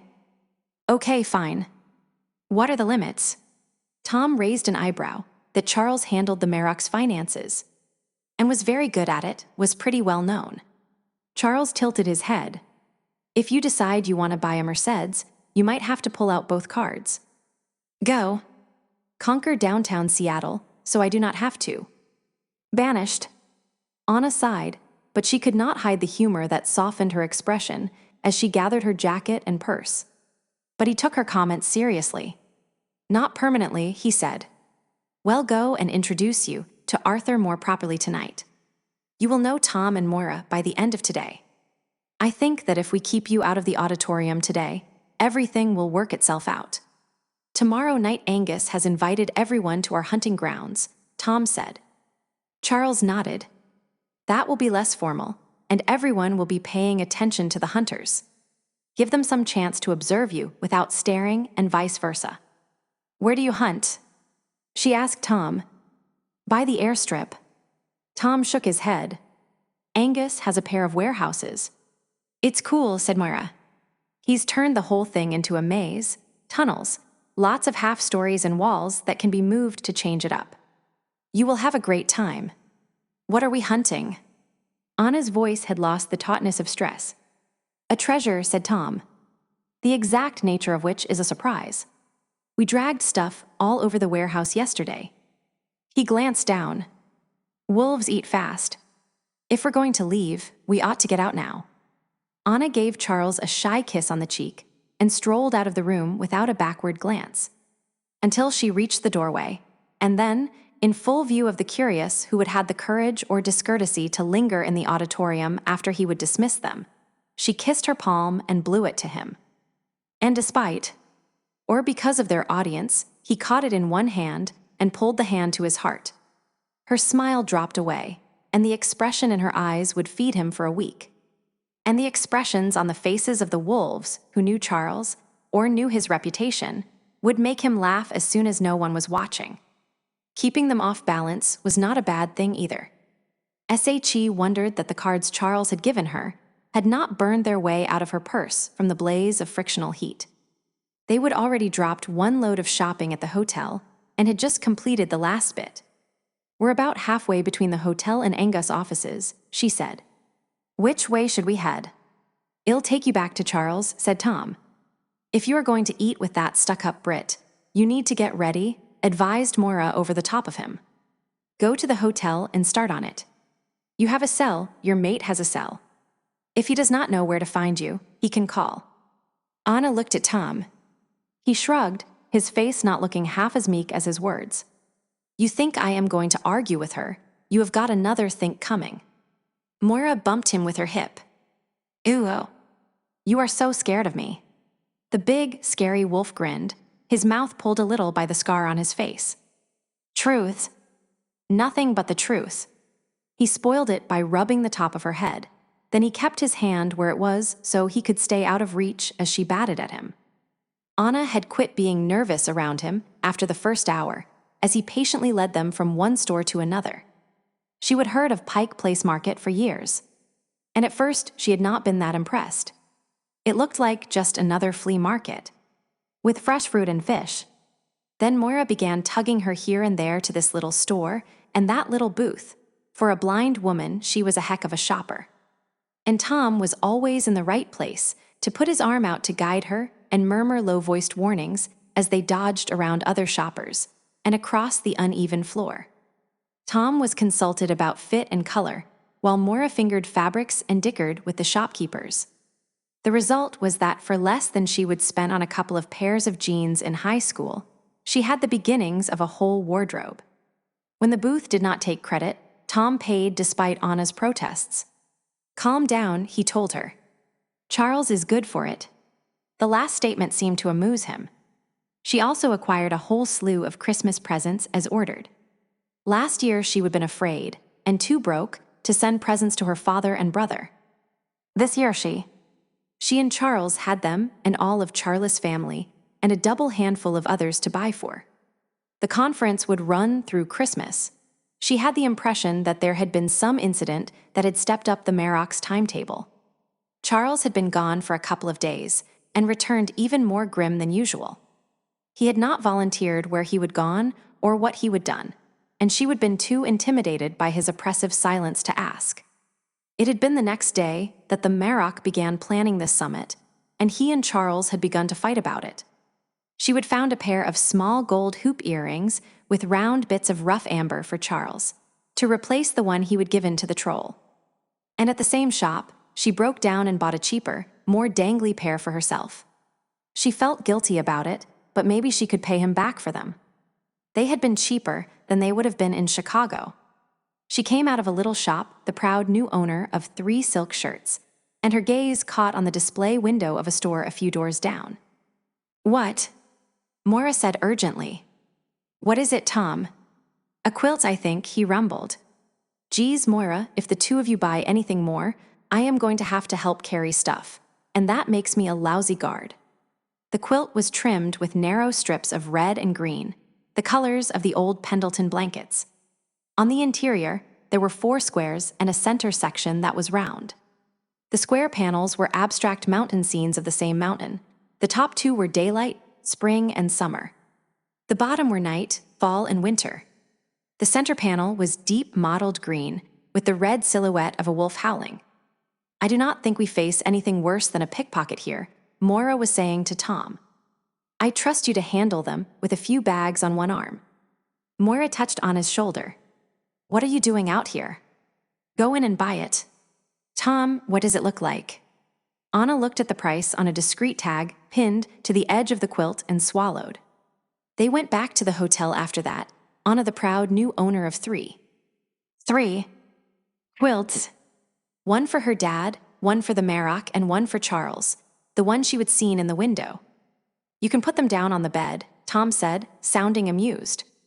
"They will not break or run away." "I am in shock," Anna told them. "Except for the first time I saw Charles, I do not think I have ever lusted after something so badly in my life." Then because Tom, at least, would know that she was not telling the whole truth, okay. There was that cello at the luthier's in Chicago that cost more than most cars and was worth every cent. "And she kept finding more quilts," said Moira to the air, her amusement evident. "I could not help it," Anna said. Even though she was joking, mostly, she was still shocked by the sheer possessiveness she would felt. They were lucky she would stopped at 3. "Maybe I'll have to take up quilting." "Do you sew?" Moira asked. "Not yet." Anna heard the determination in her voice. "What do you think? Will I be able to find someone to show me how to do this in Aspen Creek, Montana?" Tom laughed. "Anna, I think Charles would fly you to England twice a week if you wanted him to. You should be able to find someone to learn from closer than that." His statement gave her an odd feeling.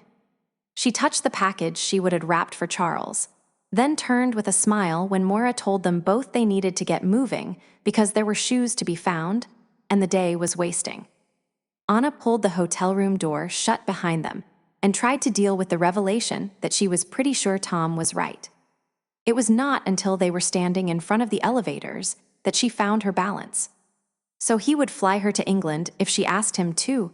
She would followed him up a frozen mountain buried in the depths of a Montana winter, had not she?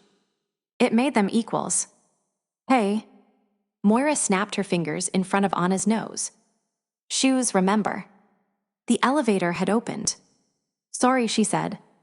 "Revelation here." Moira appeared to consider that for a moment. "Nope. Shoes are more important." especially if you're going to have that British snob eating at your feet. And so Anna girded herself and set off for a second round of marathon shopping. Dark came early in the dead of winter, even if it was just raining. When Moira had done her worst, when Tom was complaining about numb feet and Anna had shoes, and her hair trimmed and styled, Moira finally relented and told them they could head back. To the hotel, the witch insisted firmly, not the auditorium. Moira leaned around Tom as if she needed to see Anna's face when she made her final pronouncement. Men do not care about dressing for dinner. Men shave and put on a tie and poof, that is good enough. They stormed out of the darkness of a basement apartment stairwell and brought a spell of silence and shadow with them. A spell that had hidden them from Tom's sharp senses, as well as Anna's less well-trained sensory abilities.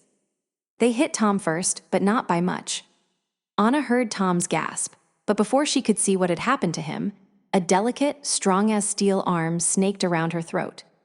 Magic moved and settled around them all, a familiar spell, one used by packs to conceal fights or kills or anything else they did not want the rest of the world to know about. But the attackers did not smell like wolves. As she fought to free her throat, she could see one of their attackers, a woman, run into the witch like a linebacker, knocking her down, off the curb and into the street. A scream cut short, and a body hit pavement hard from Tom's direction. She could not see him, but it was not Tom who had screamed. She would be willing to bet Tom had never made a sound that high-pitched in his life. Moira's attacker left the blind witch to help the others with Tom. Pretty Anna. Her attacker was a woman, and as she whispered, she licked Anna's throat. She was not human, though. Nothing human could have immobilized Anna this easily, or taken down Tom in whatever numbers. Come with me, little girl, and the others will survive. And, the immediate shock of the attack over, Anna kicked and broke the enemy's knee. She was not a little girl. She was a werewolf. The woman screamed into her ear, a sharp, high-pitched noise that deafened and hurt and drove Anna to the pavement to escape it. Hard hands dug into her shoulders in preparation to drag her somewhere. Anna twisted and writhed and hit the woman's jaw with her heel. That stopped the noise. Her wolf took over then. Not in wolf body but in her human form, Anna taught the woman what she should already have known. Omega did not mean doormat. It did not mean weak. It meant strong enough to do exactly what it had to in order to triumph, whether that meant cringing in the presence of dominant wolves or tearing her enemy apart. Anna was too far gone to pinpoint exactly when she understood what had attacked them. Vampires. But she remembered Isolde's lessons in how to kill them. When the vampire lay in two pieces, body at her feet and head rather nearer to Moira, who was screaming in incoherent rage, the wolf gave a satisfied snort and let Anna take over. And Anna heard what the wolf had not. What Moira was yelling was, damn it, tell me what they are. Tom, Anna. And as she sprinted to the pile of bodies that must have Tom on the bottom, Anna told her, vampires. Moira did not hear her, so Anna ripped the arm off the vampire she had been trying to pry off Tom and yelled, vampires, Moira. Vampires. And light exploded around them, warm and brilliant, and the vampires she and Tom had not killed stopped fighting and ran. Anna's vampire grabbed his arm off the ground before tearing after the others. Anna took a step after them, then forced herself to stop. There were still 4 vampires, and that was probably 3 too many for her, and she could not abandon her fallen comrades. He's alive, she told Moira after a quick but thorough examination, done from 5 feet away. But he's going to need a moment before he's ready to believe we are not the enemy. She knelt beside the witch. Are you all right? Fine, damn it. Just fine. Moira was bleeding. Anna could smell it, but not a lot. She saw cuts on knees and elbows, but nothing horrible. The horrible thing had nothing to do with the vampire attack.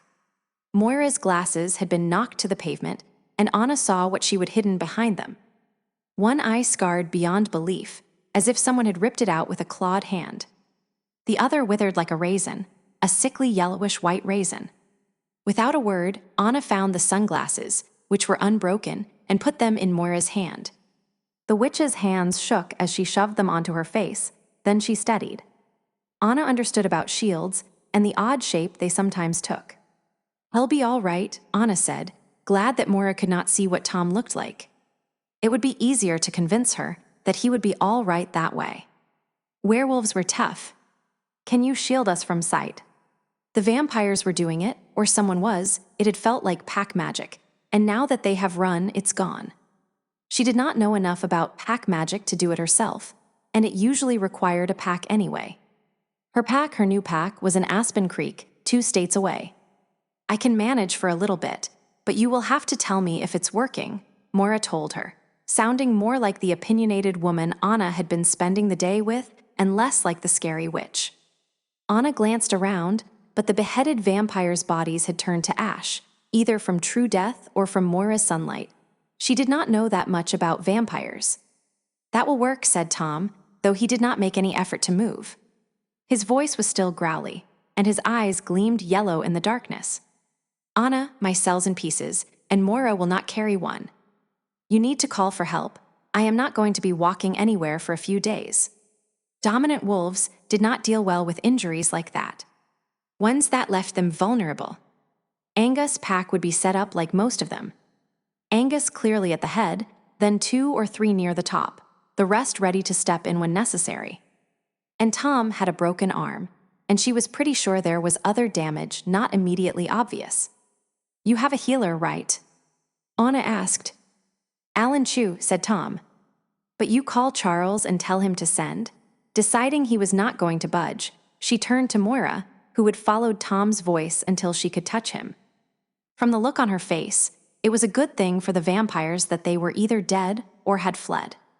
"Moira, tell me about Alan Chu. How dominant is he?" "He's not." Tom sounded exasperated. "He cannot make you safe." A moment before, Anna had been numb and shaking with the aftereffects of the fight. But when his words registered, Anna was suddenly furious that Tom would put himself at risk for her. Again, because the vampires had been hunting her. Howard came to her call and she said, "I will make myself safe." When he did not have anything to say to that, she turned to the witch. "Moira, do you have Alan Chu's number?" "Give me your cell phone, and I'll call him myself," Moira said in an odd voice. Anna handed it over and turned to deal with the witch's mate, and found him looking at her with a little smile. "Shit, woman," he said. "I have not been put in my place so well since the last time Charles did it. You would better call him. Your mate's going to be wondering why you drew upon him that way." "What way?" But telling him she did not have the slightest idea what he was talking about did not appeal to Anna. She would learned about revealing weaknesses, too. Even if she liked him. "He'll have to wait, Moira, tell Mr. Chu to meet us at my hotel room." "And just how are we going to get to the hotel without help?" Tom asked. He tried to sit up and failed. "Shit," he said. "I am not going anywhere for a while." Anna waited until Moira was through talking to their medic and took her phone back from Moira. Then she answered his question. "Your mate's going to keep us invisible, and I am carrying you back to the hotel." At Moira's astonished face, she rolled her eyes before she remembered the witch could not see her. "Werewolf here. I may not look like a brawny male, but I can carry Tom to the hotel just fine." Tom relaxed a little. "We do not have any females," he said. "You look pretty scrawny." "I forgot." She looked at him, and he gave her a faint smile. "Sorry." They were not too far from the hotel, but it seemed like 100 miles. Tom was not light. Werewolves are denser than humans, and she kept worrying about the pain sounds he made no matter how carefully she walked. Then he quit making sounds, and that was worse. And remembering to warn Moira about curbs and broken bits of sidewalk was harder than Tom had made it look. Just when she was ready to call it over, she looked up, and there was the hotel. Her cell rang. A couple of people coming out of the restaurant attached to the hotel patted pockets and looked bewildered, so Anna thought that maybe Moira's spell was fading. Anna's hands were occupied, so Moira pulled the phone out of Anna's jacket and silenced it.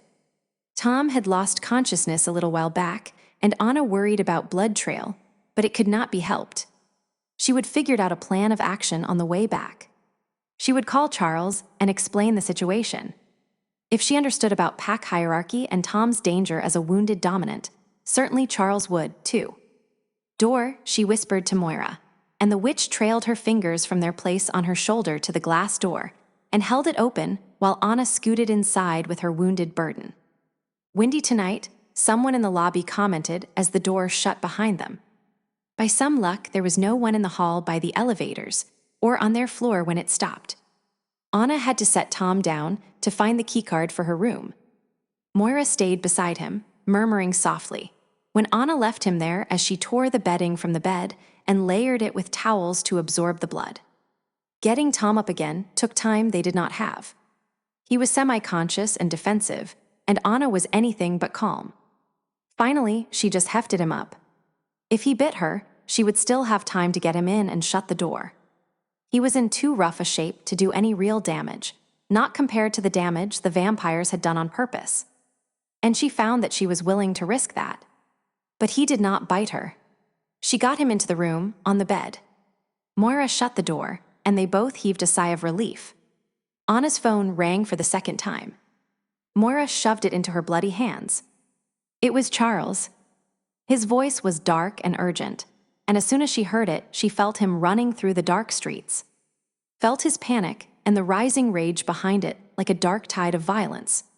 "I am fine," she told him, though after she said it, she was not entirely sure that was true. In the heat of battle, nothing had hurt, but she would caught a few good punches and given a few, too. She did not remember it, really. But her knuckles were sore, and so was her right shoulder.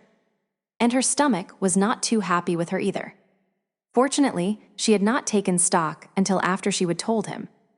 Angus Healer called Angus to tell him he would been summoned to our hotel room, Charles said. "Just after I felt your need." Anna remembered the power she would summon to shut Tom up, and his conviction that Charles would feel it. Lee, the Marrok's mate, sometimes used Bran's clout when Bran was not even there. Evidently, Anna could do the same thing. Yes, well. Anna looked around and took in a deep breath. That secrecy spell, the one the vampires used, had some odd effects on the combatants, too, she remembered, enforcing the need for secrecy. She should have called Charles right away. "I'd like it if you would come here, too." She would like it a lot. Maybe Angus, but no one else. Tom's been hurt pretty badly. "Badly enough the rest of his pack needs to stay away," said Charles coolly. Her sense of him had faded with his urgency, and she was not sure she should trust that coolness. The drop from violence to calm had been too fast. "Right," she answered, though it had not been a real question. "Moira and I got him back here, but I did not realize how badly he was bleeding." "There is probably a blood trail." "No," said Moira firmly, though she was as white as the sheet she was sitting on, as white as it was because they were both covered in blood. "I took care of the blood." Anna had learned enough about witchcraft to know that she did not want to know anymore. The alert beast inside her accepted provisionally that they were safe. "You heard that. So we're safe in the room. Tom's not mortally wounded, I do not think." The room abruptly smelled different. "He's changing." "Best thing for him to do, if he can," said Charles. "You stay back from him. Moira should keep him calm enough that he's safe to be around." "I am coming, and I'll call Angus and tell him that if he values his second, he'll call off the rest of the pack. I'll be there in a couple of minutes, and you can give me the whole story then." Her phone stopped making noise, so she decided that he must have ended the call. "Have you been around Tom when he changes before?" Anna asked Moira softly. "Yes," said the witch. "Good." She let herself sink into the chair opposite the bed. "Just sit still.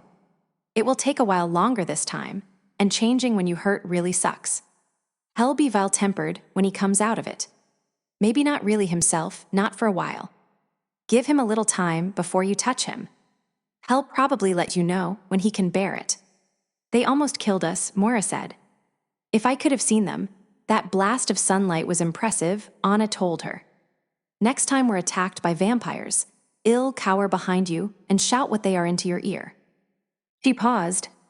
"It's a good thing you were with us. We'd have lost on our own." Someone knew a great deal about Tom.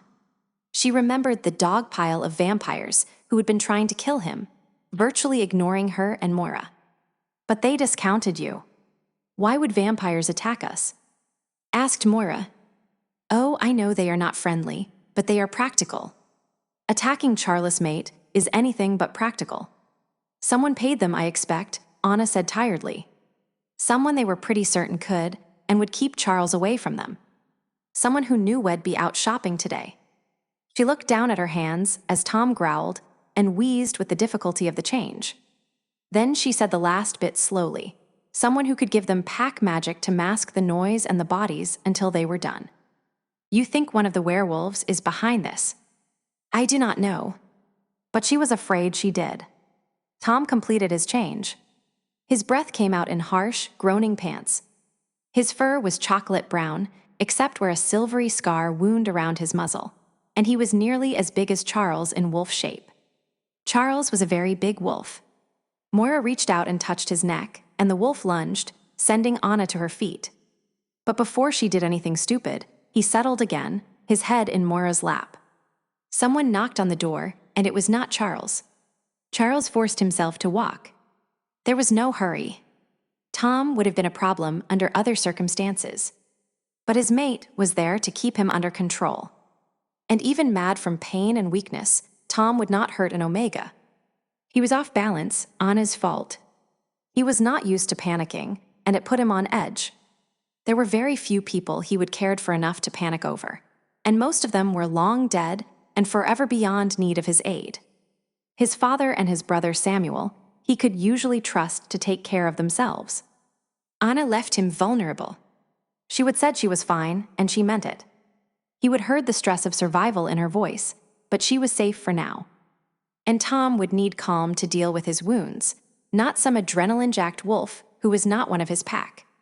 But even at a slow, steady pace, Brother Wolf fought against his control, growing more upset, not less. And the human half was not far behind. Someone had tried to hurt his Anna, and he had not been there to prevent it. A young man walking in the other direction jerked his head to stare at Charles, and quickly dropped his gaze when his eyes met Charles. Only then did Charles realize he was growling softly. He stopped, sucked in a deep breath, and hesitated as the air he would take in told him something unusual, something missing, something like the usual concentration of city smells. He stood on a wide swath of pavement that was as clean as it had been the day it was poured. No visible garbage was not really strange, not in Seattle, where the rain washed the sidewalks on a regular basis. But no garbage, no scent, no anything that was odd. Odd enough to allow him to hold off the frantic need to find Anna and assure himself she was fine, if only for just long enough to think. Tom's witch had dealt with the blood trail, she would said, and he was willing to bet that he was looking at the results. A wobbling stretch of walk 2 shades whiter than the cement around it. It was still a trail for anyone who wanted to follow it, though he supposed a blind woman could not know that. And it was a lot better than the blood that would have sent a slew of human police to the hotel. He could follow it to the hotel, or he could go hunting. He stood very still and consulted Brother Wolf. Then they turned away from the hotel. "Yes," said Brother Wolf, at one with his human half. Blood and flesh would be welcome. Anna waited for them. She would be safe with Angus in a few minutes. Angus had taken his car to the hotel, so there was time to feed. To rid them both, him and Brother Wolf, of the anger so they could regain their balance. It was not long, only a few blocks, until the unnaturally whitened sidewalk returned to its normally dirty state. Despite the rain, Anna's scent lingered in the air. It was full dark, though the hour was not late, a little after 6, he thought. It had been 20 minutes since Anna had drawn upon his power, 15 since he talked to her. The shadows would not have been so dark then, but still dark enough for a lot of the nastier things to come hunting. He stepped back into the clean space and looked around. A blackened bit of cloth, wet and dirty. A plastic bag that spilled 2 pairs of women's shoes with another shoe, hot pink and scorched, several feet away. A little casting about on the edges of the witch's spells, and he smelled vampire. Vampires in Seattle attacking wolves. He considered it, and clenched his fists at the thought of his Anna going up against bloodsuckers. The cloth smelled of nothing. The lone pink shoe had not been so thoroughly caught in the witch's cleaning spell. When lifted to his nose, it smelled faintly of burning flesh and vampire. The other 4 shoes were new and smelled of leather, dye, and lightly of Anna. One pair was low-heeled pumps and the other red leather and high-heeled, the kind women wore for men. Charles could care less about shoes, and he suspected he was not alone among men in his feelings. Shoe no shoe, he did not care. Naked was good, though over the past couple of weeks he was beginning to think that dressed in his clothes was a decent second best. Even smiling at the thought of Anna in his sweater, he did not slow down his hunt. He tracked the edge of the witch's spell until he found the trail the vampires had left, not difficult, as at least one of them was bleeding badly. He let his nose go to work, then he had no smile left in him. A vampire, he would thought, or possibly 2. His nose now told him there had been more than that. He caught 6 individual scents. 6 vampires who had been after his Anna. And he wondered if she would have been as honest as he thought when she told him she was all right. The pink shoe broke in his hand, and he dropped it. He was growling again as he followed the vampires to a parking garage, space number 46. 4 minutes and a little intimidation, not difficult, the way he was feeling, and he found that the space had been paid for 6 months, but occupied only now and then. No way to tell if the vampires were connected to the person who rented the space, or if they would just found an empty space to use. He was inclined to suspect the latter. They were not planning on being there long, and the cars were checked every 2 hours. Yeah, the man, not much older than a boy, really said. He was not looking at Charles now, and not doing so had allowed him to calm down a little. Someone came boiling out of here like they were fit to be tied. I remember it because it was a minivan, a blue Dodge, not the kind of vehicle you roar out of town in. I did not notice it coming in, but I did the vehicle check when I started work tonight. I do not remember a minivan, except Mrs. Sullivan's parked in here when I did it. Charles was not concerned about that. Mind tricks that work on humans were among the most common gifts of the vampires. If they would told the attendant not to remember, he would not have. Tell me about the minivan. 3 men and a woman. They all looked like FBI, you know. Expensive and conservative. The man looked up at Charles. Are you a cop or something? Should not you show me some ID? Or something, murmured Charles, and the attendant paled and looked away again. Gently, Charles thanked the man for the information and left. He could have gotten their faces from the cameras, but there was no need to traumatize the young man further. He had their scent, and he would not forget. If not today, then eventually he would run into them. The world was not that large to a man who lived forever. When he found them at last, he would remember this night to them. When he reached the place where the attack had occurred, he stopped and put Anna's new shoes in the plastic bag and took them with him. There had been no blood, no meat at the end of this hunt, and Brother Wolf was not satisfied. Not in the least. By the time he made it to the hotel, he would gotten a semblance of control. It would have to do. ANGUS was sitting on the floor in front of their room, reading a newspaper. He did not look like much of a guardian, but there were few other wolves Charles would rather have guarding his mate's door. There was not much that would be able to get past the old wolf who ruled Seattle. Something interesting in the paper. Charles asked politely. Not really, no.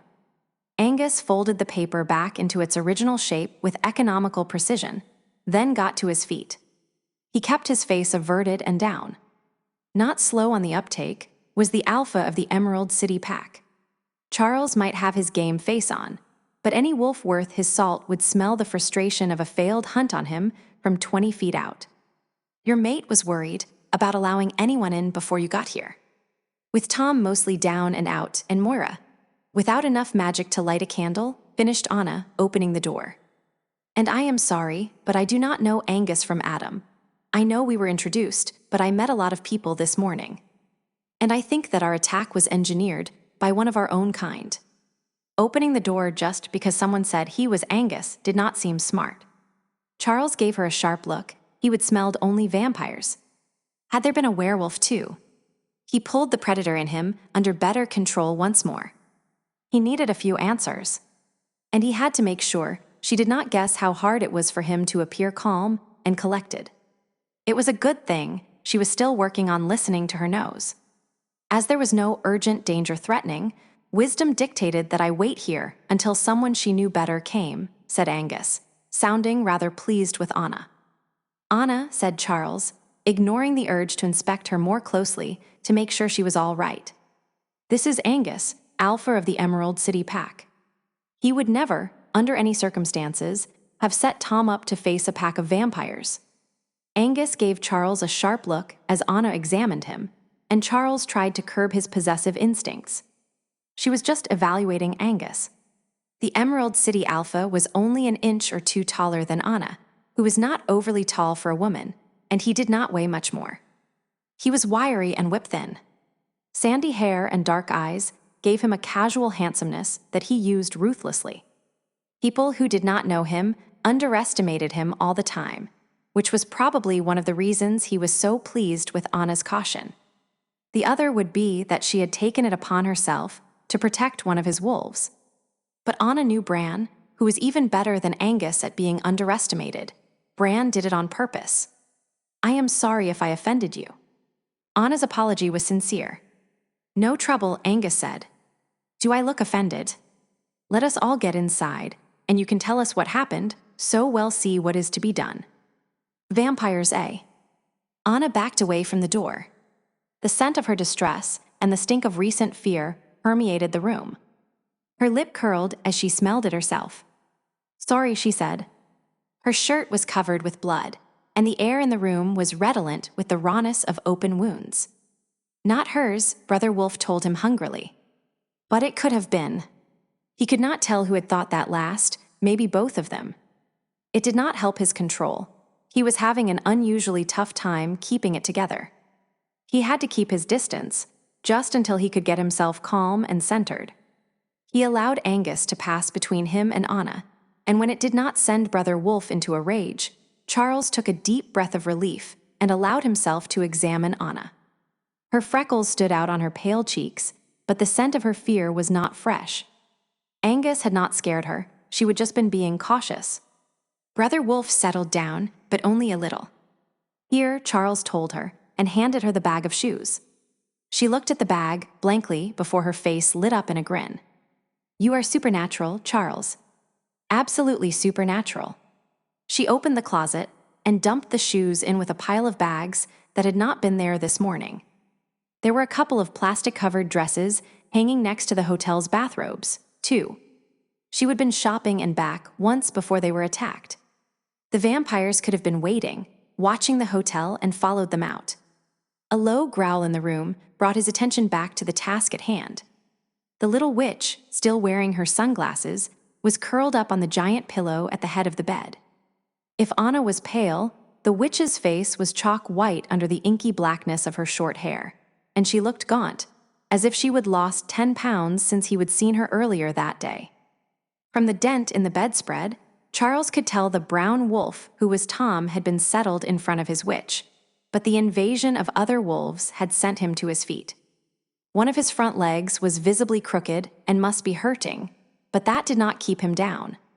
Charles closed his hands on Anna's shoulders before she could get between Angus and Tom, and he brought her back against him. No, he told her. It's all right. Angus has this in hand. There were alphas he might be worried about, but Angus had been an alpha for a long time, and he knew what he was seeing. A wolf protecting his mate from an unknown threat. Not defiance. In a cool voice that held more than a little command, Angus said, Tom. No harm to yours. No harm. Angus might not be a big man, but his voice, when he chose to use it, was powerful enough to raise the dead.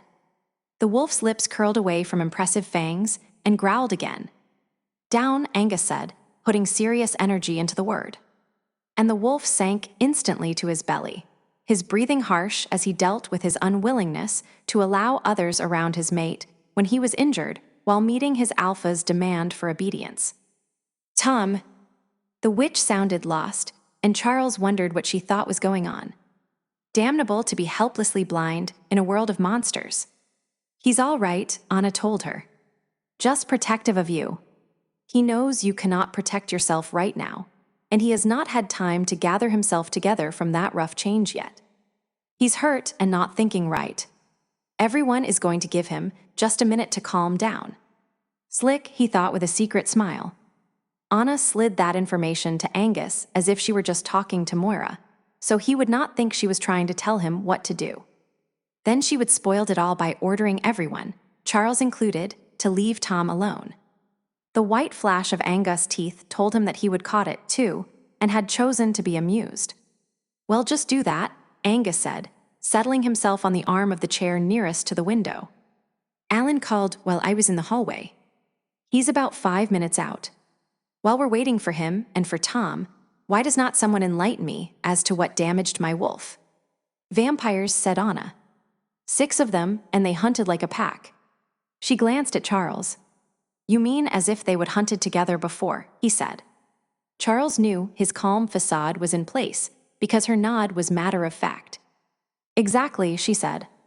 They did not get in each other's way, not even when 5 of them ganged up on Tom after they would knocked Moira over. They were in a basement apartment stairwell and hidden behind a shadow spell. It smelled like wolf magic to me, unless the vampires have access to the same thing. If Moira had not brought the sun in, we'd be dead. 5 on 1 was difficult to manage, especially with a cunning old wolf like Tom, who knew how to maximize others' weaknesses. And a shadow spell. Anna was right, that sounded like a hunting pack, except they were dealing with vampires. There are vampiric spells that could mimic one of ours, said Angus. Tom's old enough to tell the difference. When he can think again, we can ask. That is what made you think that they were sent by a wolf. Anna nodded, but Moira said, vampires do not lightly take on the wolves, not in the city anyway. They were trying to kidnap Anna, and what would a vampire want with Charles' mate? Angus smiled coldly. The wolves in Seattle had held the upper hand for decades. If the vampire seethe here found themselves holding Charles' mate, they would escort her back with armed guards and polish her fingernails before they delivered her to me without a hair on her head out of place.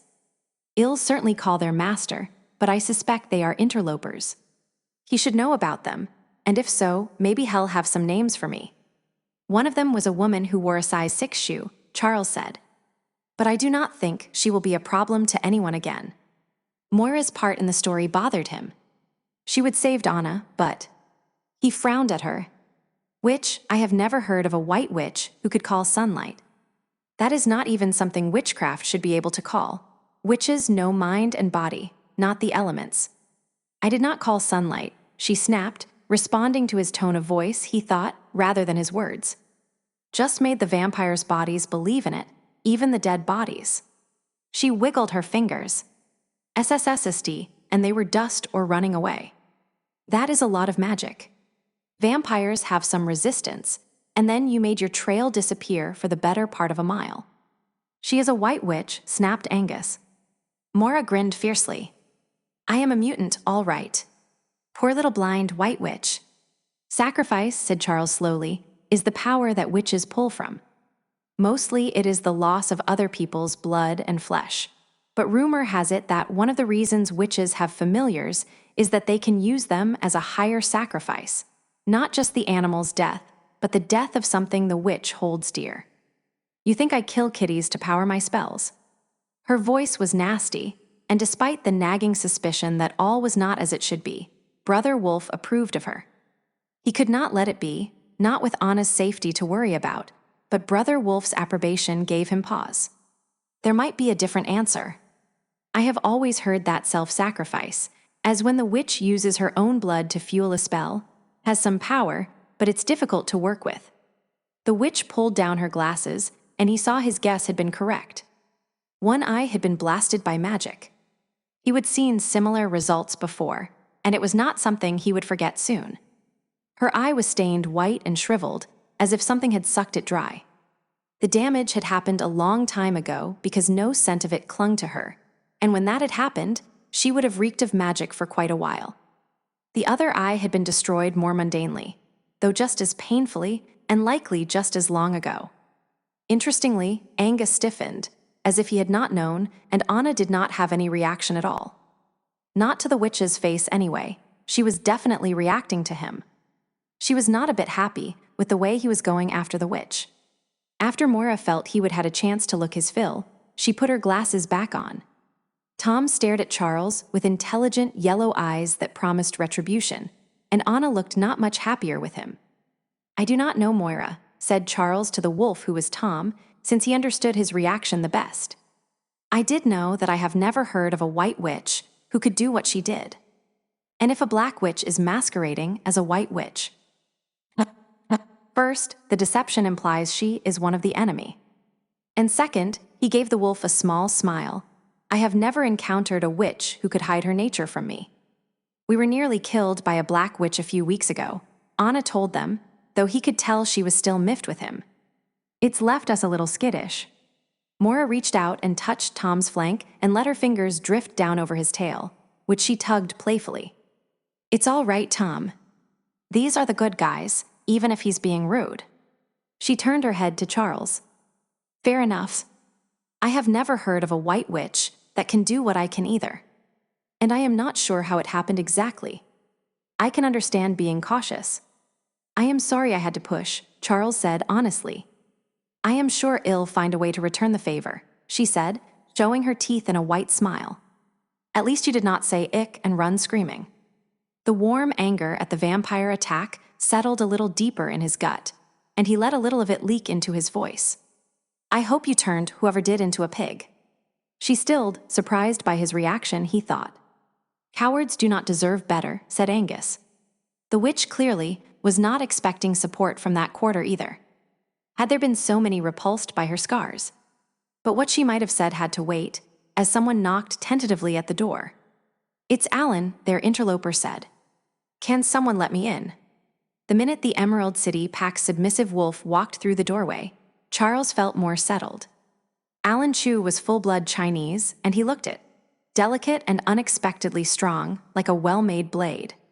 Except for when he was alone with Anna, Charles had spent his entire life with Brother Wolf raging inside of him, pacing and growling against the trappings of civilization they were forced to bear. That is what it meant to be dominant, and ready to kill anything that threatened those under his protection. Kill at a moment's notice. Today was worse than usual. Brother Wolf was raging, and it was all Charles could do to make sure no one knew how hard he was struggling to hold on to control.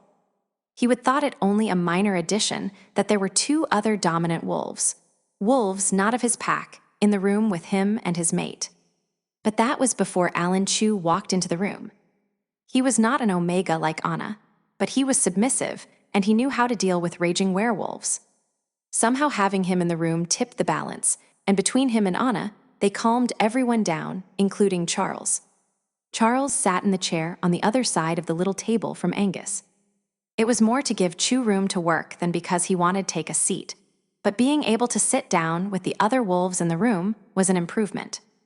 Anna took a quick glance around, so Charles knew she would sense the new quiet in the room, too. She caught his eyes and gave him a quick smile and perched on the arm of his chair. "He's hurt because of me," she told Chu. Charles shook his head and told her the truth as he saw it. "Not your fault someone decided to try to grab you. Tom did his job, do not be sorry." "Hey Tom, man, what have you been doing to yourself?" Chu's words might have been flippant, but his hands were careful as he handled the injured wolf. Tom allowed Alan to straighten his leg without uttering a grunt of pain. The little witch did more than enough of that for him. Damn it," she muttered as Alan worked. "With just a little more power, I could keep this from hurting you." I am sorry." Finally, Angus, who had no use for anyone who was not a wolf, said, "Enough, Moira. It's just a little pain. Over in a moment, and not worth your fussing. It would be a lot worse if you had not been with them. 6 vampires are more than a match for 2 wolves and any other witch I have ever seen. If you had not used up your magic when you did, no one would be worried about a little thing like a broken leg." Enough. There was a sharpness in the last word that shut her up and earned the alpha a glare from his wolf. Angus raised an eyebrow, and Tom dropped his gaze. Angus rolled his eyes. "God save me from lovebirds," he said, and his gaze lighted on Charles and Anna. They were not cuddling, Anna did not cuddle. Charles had the feeling that if life had been fair to her, she would have enjoyed it, and maybe a few years down the line she might. But for now, he was grateful that she did not cower every time he touched her. Still, she was sitting close enough that the old alpha grinned.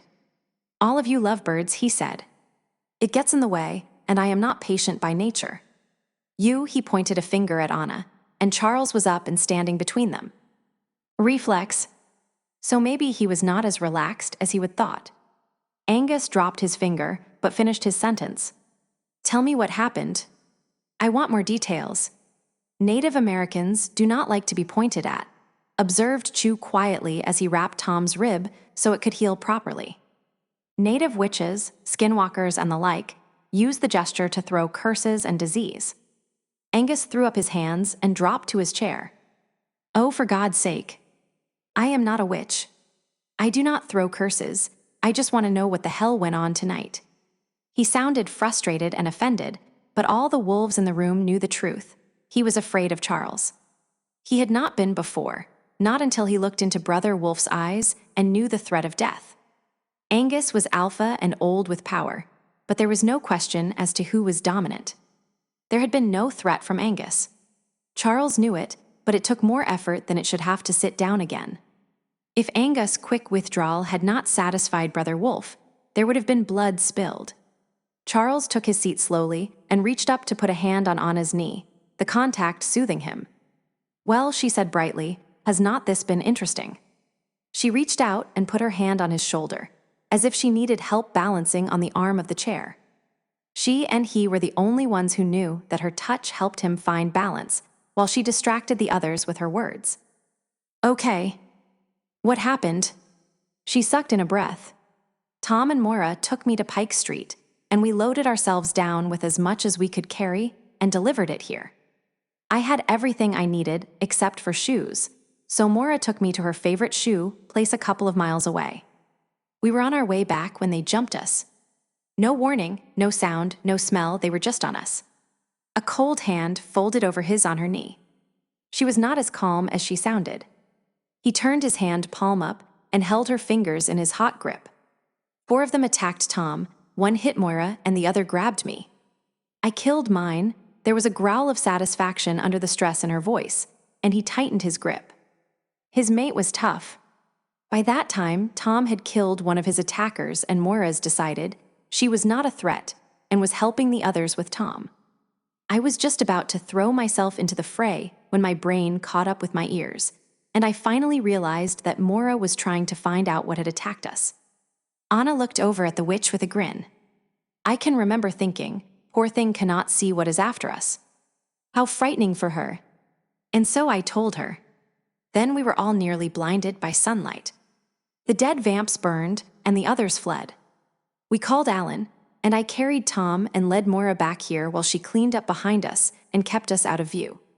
The witch, lightly petting Tom with clever fingers, gave Anna an innocent look, and Anna snorted.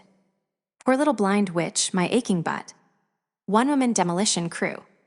They never knew what hit them. You think it was a wolf behind it, Charles said. Anna looked at him, and, now that the story was laid out, she hesitated. Instinct, he told her, is most often right. Her mouth relaxed. Yes. I think it was a wolf. She closed her eyes while she mulled it over. The attack felt like a pack attack. Hide in plain sight, enough people to do the job easily. They did not know about Moira, or they underestimated her. She looked at him and gave him a small smile. And me. They concentrated their attack on the strongest of us first, werewolf tactics. And they wanted to take me away with them. What would a vampire want with me? Wolves. Charles tried to feel it out. But the spirits were silent, as they habitually were in the city. Or any other time, they might be useful. So what do you think, Angus? Could it have been Chastel? We had a run-in last night, and he was angry enough to kill someone. Angus was sprawled deliberately in his chair, showing how relaxed he was in Charles' presence. The Frenchman's a beast. A powerful beast, but he's addicted to the kill. He would not send anyone else. He would not want someone else to spill blood that he could feast on instead. So who do you think? Angus frowned irritably. I do not know most of them well enough. We could question them if we wanted to start a war. The Europeans are twitchy about their honor. If they only wanted an omega wolf, I'll call the Italians and warn them to keep theirs close. Charles' eyebrows raised. I knew they had one, but not that they brought him here. He looked at Anna. If he would have been useful to you, I'd have told you about him. But he's only been a wolf for a year or so and knows less than you do about being a wolf at all, let alone an omega. A soul who is mated to an omega is a much better teacher, and do not you tell him I said that. Angus turned his attention to Anna.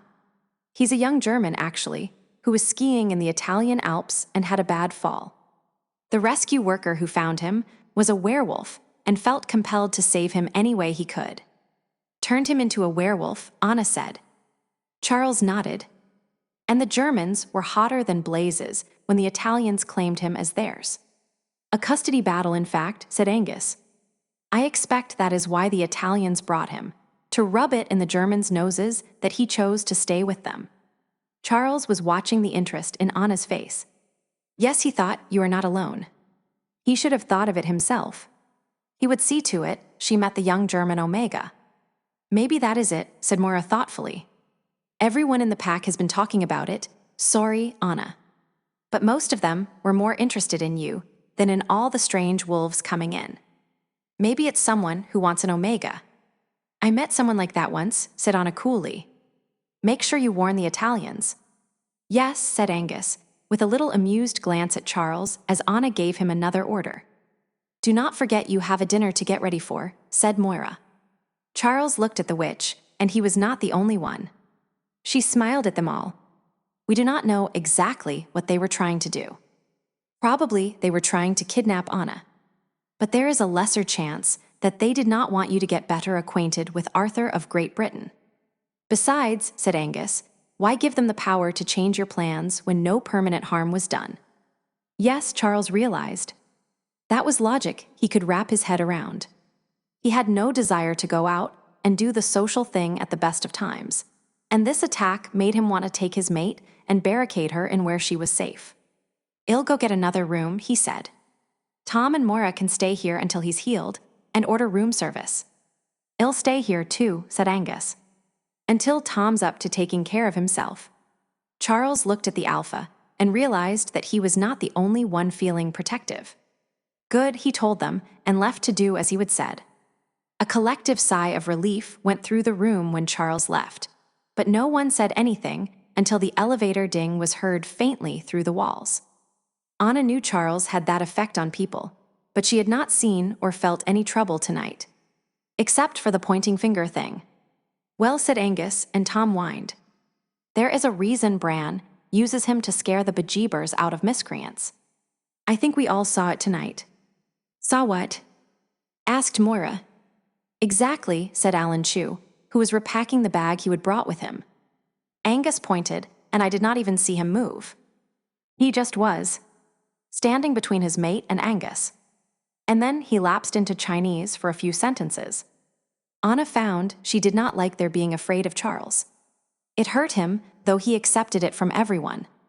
Even if it was safer for him, it was not good. Angus shook his head. Did you see the faces on some of the wolves when he talked to them today? I suspect they did not even know he could talk, let alone make so much sense when he did.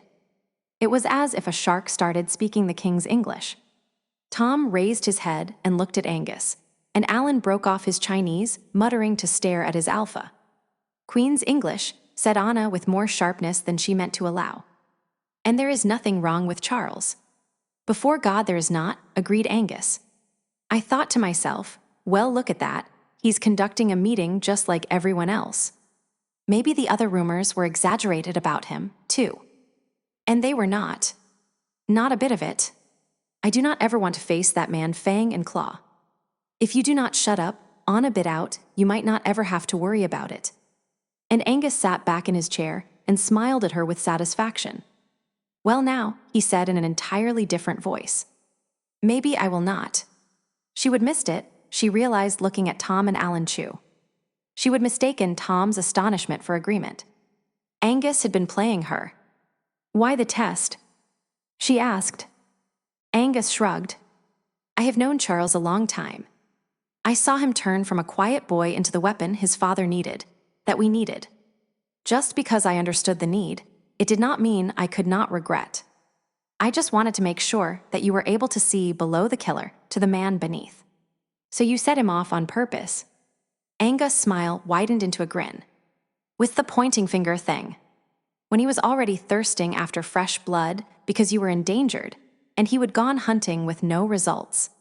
Do I look that stupid? No, that was just an accident. Anna looked down at the arm of the chair and rubbed a spot lightly with a fingertip.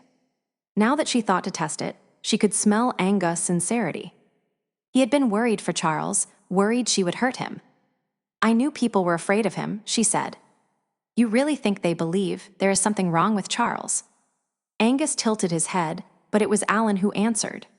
Something off anyway. Not so much crazy as different. His father's soulless killer, loyal to the Marrok and no one else. Every word that comes out of his mouth put there by the Marrok, like a ventriloquist's dummy, only scarier. Anna thought about the fight Charles and his father had waged, which ultimately Charles had won, and opened her mouth to comment. But then she shut it again. If that was what people thought, it was because Charles wanted them to. Charles does it deliberately, Angus told her, watching her closely. She hoped that she gave nothing away, but his words were so close to her thoughts that she must have. He tapped the arm of his chair with impatient fingers. If the other wolves are all scared of him, they will not be stupid and make him kill them. And they are right, whether they know it or not. There is something off, have not you noticed? His wolf is completely out of control. It should have turned him into a mindless killer, but it has not. Brother Wolf, thought Anna. Why do you suppose that is? Asked Chu. Angus raised an eyebrow and looked at her, as if he thought she might supply an explanation. There was a wolf responsible for the attack on them tonight. She did not really believe Angus was the enemy either. He might even be Charles' friend if she could believe her nose. But she was not going to be sharing any insights about her mate, even if she had them, with Angus of the Emerald City Pack. She gave him a look and relaxed on her seat on the arm of Charles' chair and waited for him to return. He was so angry. Charles had been all right all the way down to the main desk. He would focused on the task at hand, gotten a second room, and been fine until he got back into the elevator and considered the attack on Anna. He would thought he might be able to take what he would learned from Anna's story and find something new, some hint at why or who. The control that had always been at his fingertips seemed to be melting away. He watched the floor numbers rise, and they seemed to proceed at a viciously fast pace when he had so much thinking to do. Tom had nearly been killed. If Charles had sent Anna with any of Angus' other wolves, and he might have, he would have lost her. 6 vampires.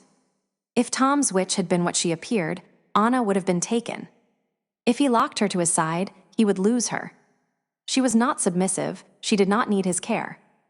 Not that way. She needed him to stand back and let her fly. And if he was going to do that, he was going to have to get control of his temper. Of Brother Wolf's temper. Not just now today, but forever.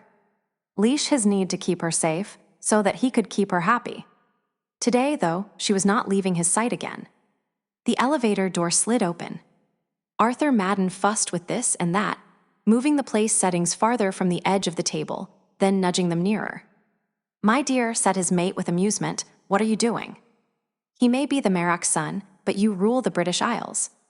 You outrank him, there is no need to be nervous. She did not understand. But he was used to that. His wife was human, and there was a lot she did not understand. He did not hold it against her. He would not explain that Charles was dominant, that even with the strength of all his wolves behind him, Charles still made Arthur back down with no more than a look. It meant he needed all of his defenses. It meant the dinner must be perfect. He could trust his mate to make everything perfect. You are right, of course, he said. Dashed silly of me to make such a fuss. She slid under his arm, as slender as the girl he would married 40 years before. He loved her as much now as he had then, but her age made him sad. When they went out to dinner now, people thought them business associates or mother and son.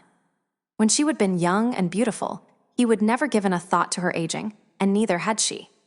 She smelled of roses. "It will all be fine," she said. "I'll entertain his mate, and you can tell him stories."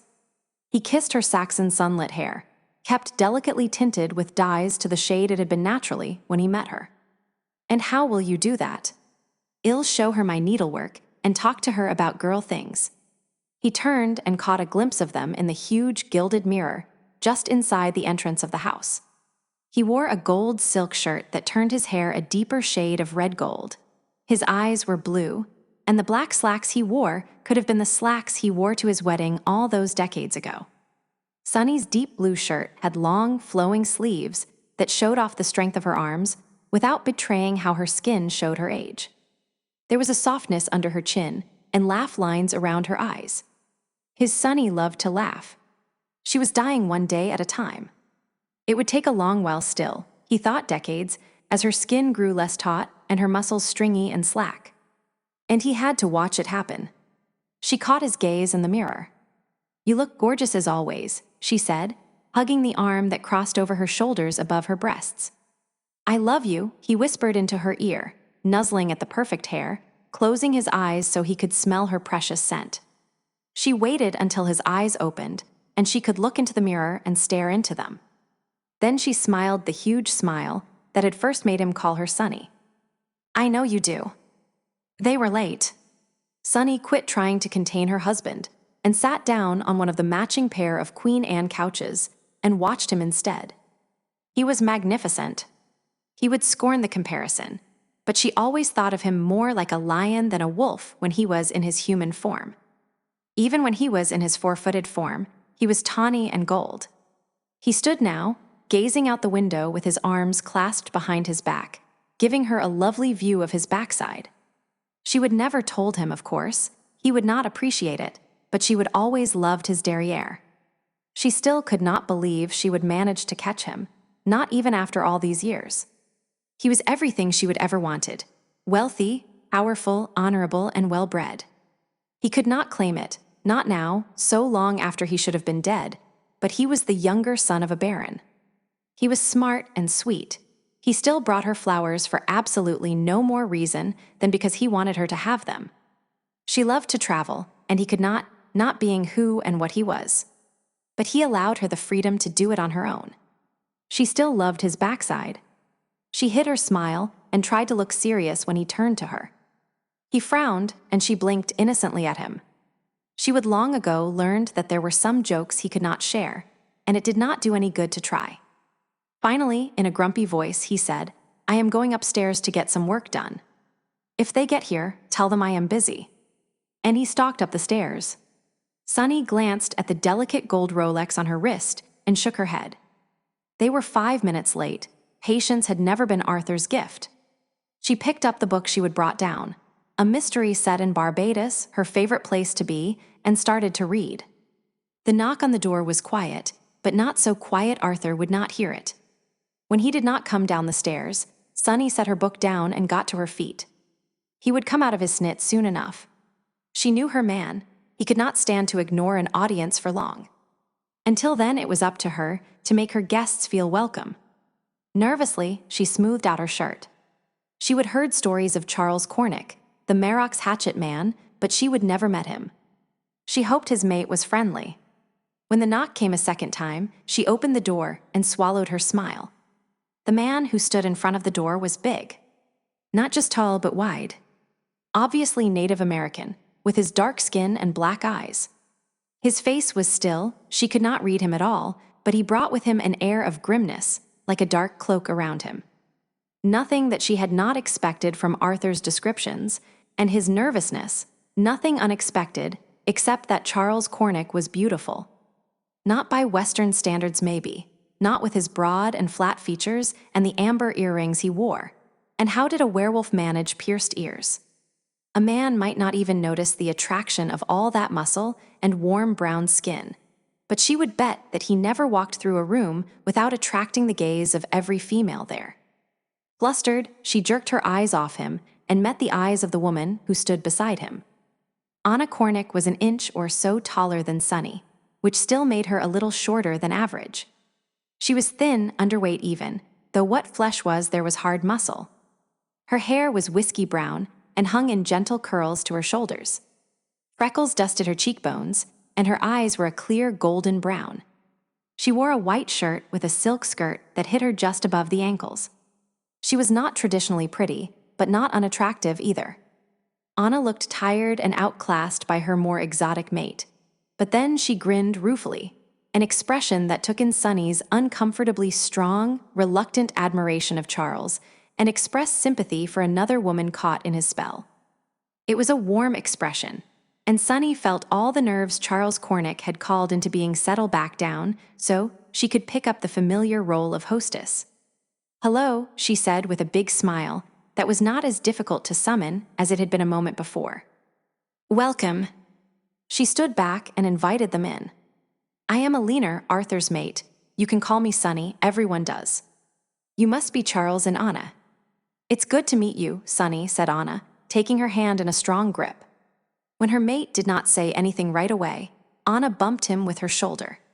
He looked at her, and she raised her eyebrows. And Sunny recognized the look from her own repertoire built to deal with a dominant male who did not always follow the rules of civilization. "That is a good expression," she told Anna. "Though I have found elevating, just one eyebrow is more effective. If that one does not work, I have found it's just best to ignore them until they decide to settle down. Why do not you both come in, and I'll get you something to drink? Arthur will be down in a minute. Can I get you some scotch or brandy? Or we have a really nice white wine." Anna gave her a grin and followed her in while her mate closed the door, gently, behind them. "Ignoring works for you. I just prod until he snaps. Do you have water?" "No alcohol for me tonight. I am driving. It might not affect me anymore, but if I get pulled over, I do not want to smell like alcohol." "He let us you drive?" Sunny asked, taken aback and more than a little jealous. "The last time I drove when Arthur was in the car was the day I met him. I was driving my father's car to Devon, and his car was off beside the road with 2 flat tires. "I do not like driving," said Charles. "Brandy would be good, thank you." His voice was as delicious as the rest of him.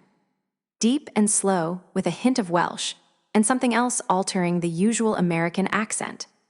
Disturbed because she would never felt like this around any of the werewolves Arthur had brought to her home before, Sunny took the excuse of his words and went to the bar in the corner of the living room and began getting drinks for her guests. It was not that she would never looked at another man, but she would never felt this. Safe. It was an unexpected reaction to a man she knew was dangerous, and it threw her off her game. She took down the cut glass flask she would purchased a few years ago in Venice, and Anna was there to take it from her and set it on the bar. "I know," the other woman said softly. "It's all right. You should feel it when the Marrok comes into a room of strange wolves. He'll settle down in a moment, and it will not hit you like that." She looked at her mate, then pulled the stopper from the flask, and the smell of good brandy rose from it. "He's had a bad day, and that makes it worse." Sunny got a brandy snifter from the cupboard beneath the bar and gave it to Anna. "What happened?" Anna smiled and shrugged as she poured the brandy. "Same stuff, different day. It felt like an evasion. He does not like cities any more than he likes driving or cell phones or airplanes or people talking about him like he is not here," growled the werewolf as if driven to speak. When Arthur sounded like that, she knew to leave him alone. His mate just grinned at him. "Come over here and get your brandy. How can you stand that stuff anyway?" "I never could drink it, even when the alcohol was the point of it." "Quit scaring our hostess." He took a deep breath and... He was just an exasperated man, standing in the middle of her living room. He strode over and took the glass his wife handed to him, then turned his attention to Sunny. "My apologies," he said, and his voice did not make her heart rate pick up in response. "As Anna told you, I am out of sorts tonight. But there is no reason to take it out on you." Dismissing his apology as unnecessary seemed wrong, so she tried for the next best thing. "Accepted." Anna was looking around the room. "This feels more like a home than a place you are renting for a few weeks, You have a nice touch." Sunny handed her a cold bottle of water from the supply in the fridge. "Oh, Arthur has a few places scattered around. He does not come to this one much, but he got it for me for our 30th anniversary. I usually come here for a month in the summer. He does not like to travel, but he knows that I do." She stopped herself from saying more with difficulty. Hiding a frown behind a friendly smile, she got out the chilled bottle of her favorite white wine. She never blathered on like that. She was used to keeping secrets. Not that her travels or this condo were secrets, exactly. Still, she had not meant to talk about them. She was saved by the squeak of the stairs as Arthur came down them in an easy rush.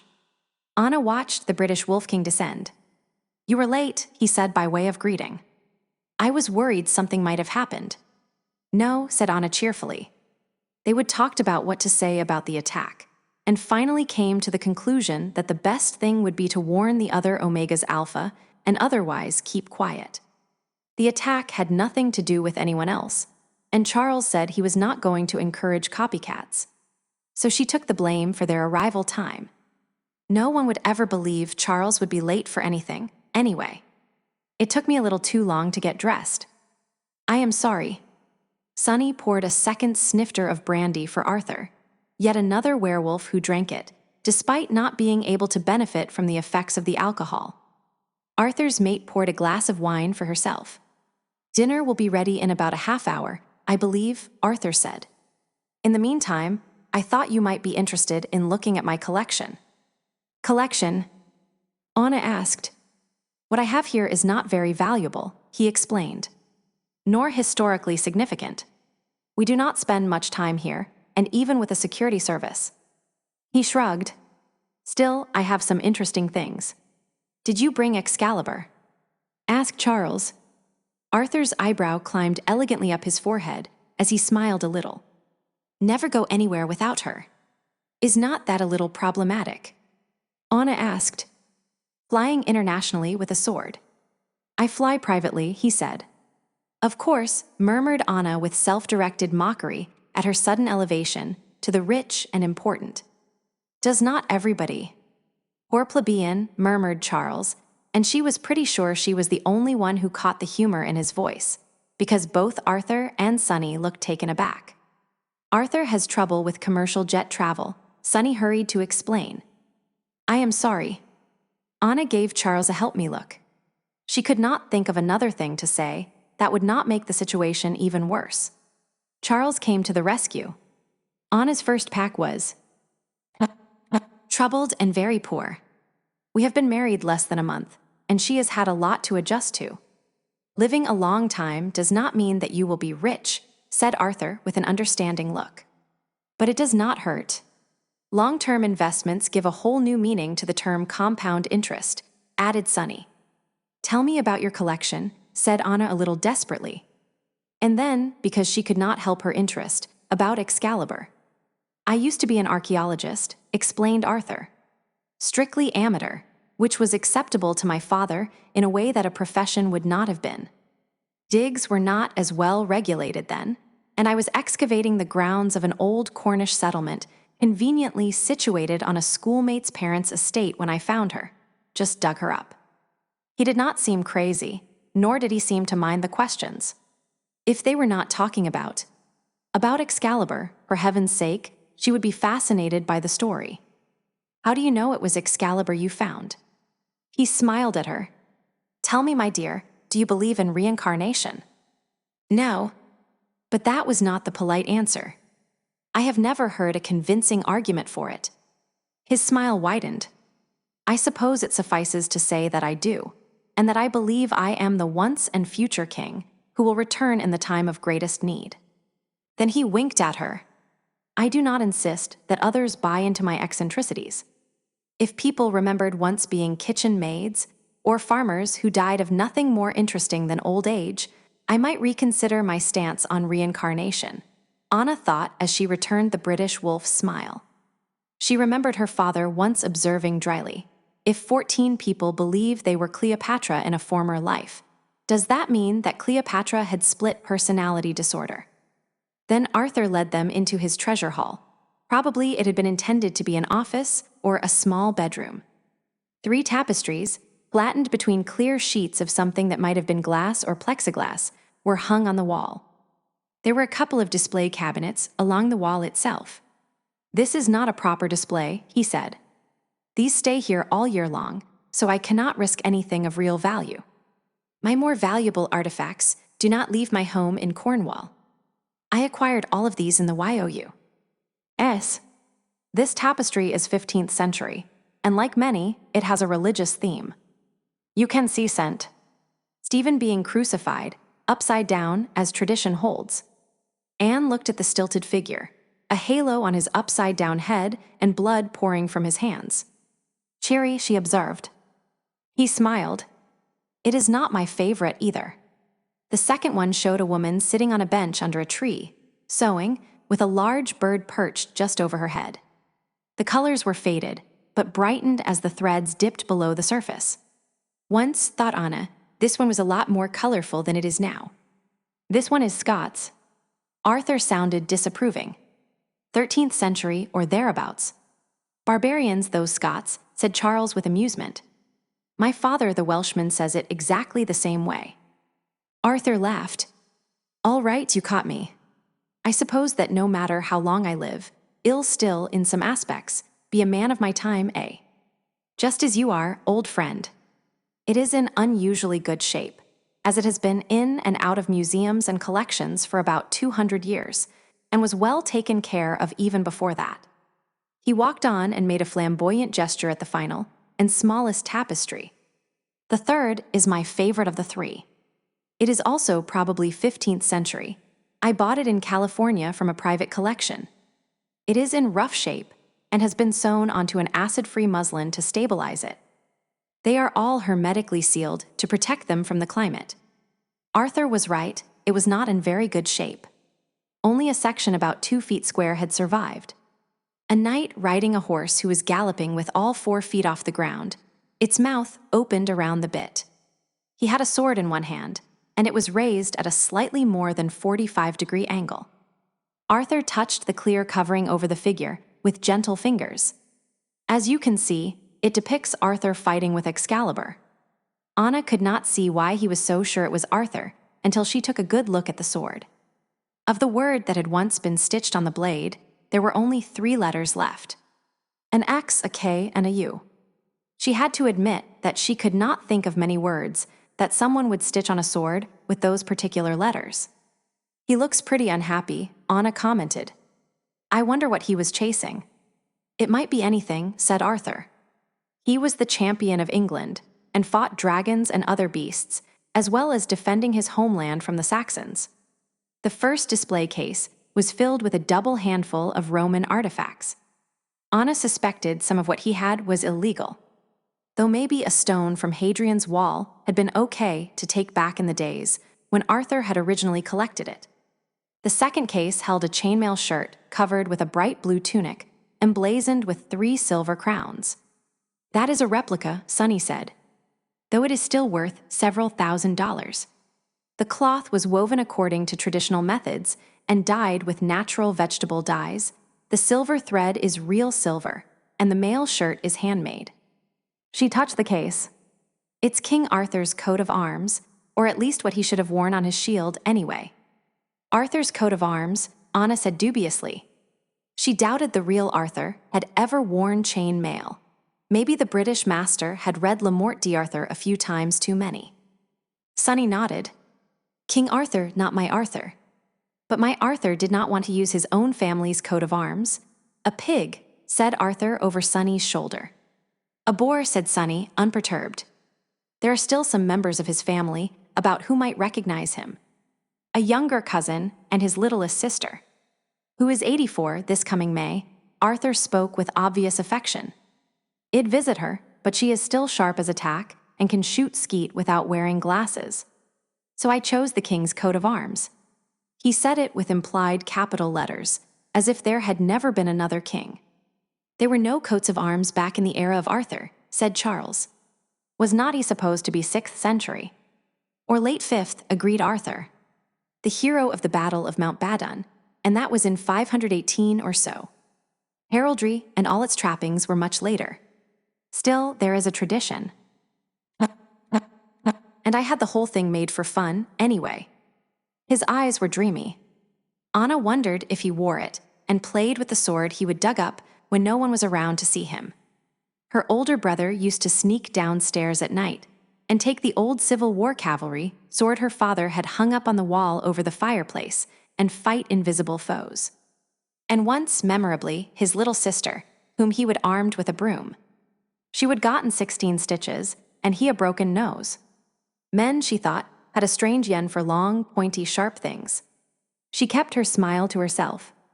Now for the piece de resistance. Arthur paused. I often find that people are disappointed with Excalibur. I think it is because of all the movies. This is not a prop, it is a weapon made for killing. He went down to one knee and moved the carpet and pulled up a section of hardwood flooring. Underneath was a floor safe. He put his hand flat on the safe, and after a moment it beeped and opened in a slow, steady motion. Inside was a narrow wooden case, a little more than 3 feet long. He picked it up and set it on top of the display table. The case itself was beautiful, a handcrafted blend of light and dark woods. He opened the latches that kept the case closed and took the top completely off. And she understood why a man might think this. This was Excalibur. It bore as much resemblance to her father's cavalry sword as a jaguar to a lion, both very effective predators. Arthur's Excalibur was shorter and wider than her father's blade, and it was sharp on both sides. The blade was dark down the center, where it was indented, and she could see the patterns in the steel as if it were Damascus, and perhaps it was. The edges were smooth and bright, though, running parallel to each other for most of the length of the blade. The grip was made of steel, and in comparison to all those Excaliburs of film and TV Arthur had mentioned, was very utilitarian and short. It was a sword meant to be swung with one hand, a sword meant to kill. Did they have steel in the 6th century? She asked. They had steel swords in some places, at least 1,000 years before that, answered Arthur. Toledo steel swords were mentioned by the Romans back in the 1st century B. C. It is, she was going to say beautiful, but that was not right. Her father's sword had been long and graceful, a weapon designed for beauty as well as function. This was different. Powerful. No gems, no gold or glittery parts. Arthur sounded pleased. It does not need them. The impulse to touch it was strong, but she kept her hands behind her. The sword was not the only weapon that Arthur carried, Arthur said, his voice fervid with passion. Just the most famous. There was the sword in the stone, which recognized Arthur as rightful king. That is probably also the sword known as clarent, which was used to bestow authority, such as kingship or rank. Some of the early Welsh tales mention the dagger, Carnwennen, with which he slew the very black witch. A buzzer sounded. Sunny let out a squeak, checked her watch, and ran out of the room ranting about timers and burnt offerings. Your mate is lovely, said Charles. She is, Arthur said. She brings me joy. He touched the handle of his sword. Excalibur is over 1,500 years old, and she will be with me another 1,500 years. My Sonny. He swallowed. My Sonny is dying slowly every day. It was late when they left. To Anna's relief, the evening had passed mostly without incident. She would have been worried that Charles' earlier mood would continue, but he would have been perfectly civil over dinner. He had not said much, but when Arthur ran out of King Arthur stories, he managed to get the British wolf talking about the difficulties the CCTVs, the cameras that Great Britain was installing all over the place to keep an eye on her citizens, were causing the werewolves. Well, she said, as they approached the battered Toyota, that was almost civil. The man who had been sitting behind the shrubbery rose a little stiffly. She recognized his scent a moment later and swallowed the sound she would have been about to make. Mitchell, said Charles. She would met him in the restaurant last night, but without the others around, she read him better. Alpha, but not very dominant. In her old pack, the Chicago pack, he might have ranked halfway up, but no more than that. His face was battered, and his blackened eyes said that someone had broken his nose. He was healing, but for some that happened more slowly than others. He had not straightened all the way up and had an arm over his stomach. "Charles," he said in a low voice, "the beast took my cell phone, and I was not sure how else to contact you." "What do you need?" The Frenchman shook his head. "Came to deliver a warning to you. Your mate, he wants her. You understand? He kills women and the innocent, and he has fastened on her as a victim. He thirsts for her. You must keep her out of his way if you can." "Thank you for your warning," said Charles. "Come, we'll give you a ride wherever you need to go." But the French wolf took a step back. "No. If I return smelling like you, he will kill me." "But not if you smell like me," said Arthur.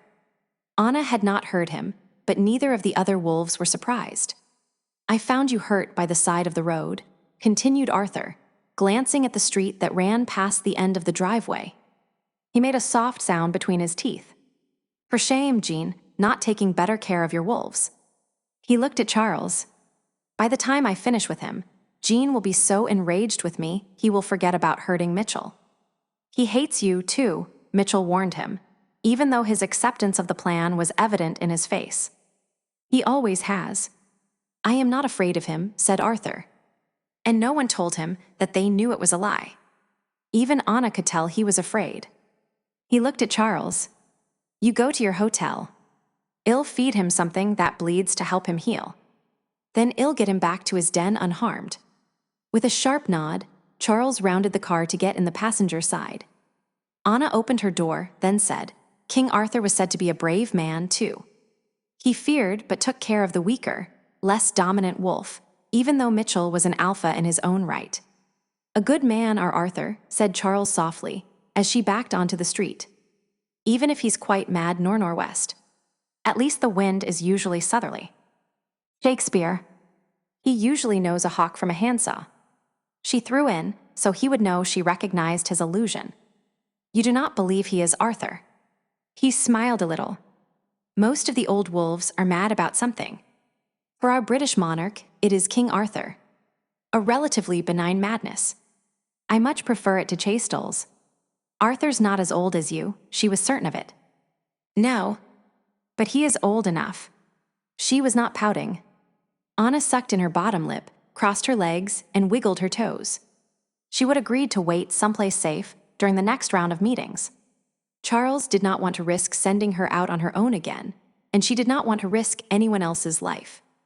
Tom would be fine, but he was still stiff and sore this morning, and Moira had still been sleeping, utterly exhausted, when Anna checked on them. She would try again to sit beside Charles and relax, but there were so many strangers who were staring at her. She would flagged down Angus, who took her upstairs to his own offices, a floor up from the auditorium. He would ushered her into his private sanctuary, then shut the door, having instructed her to lock it. Dead-bolted, the steel door probably would not keep out a determined werewolf, but it would give her time to use her cell phone and call for help. Angus' office was far from purgatory. There was a TV and a couch in addition to his desk and his ridiculously luxurious office chair. There were magazines, and she had brought a book to read.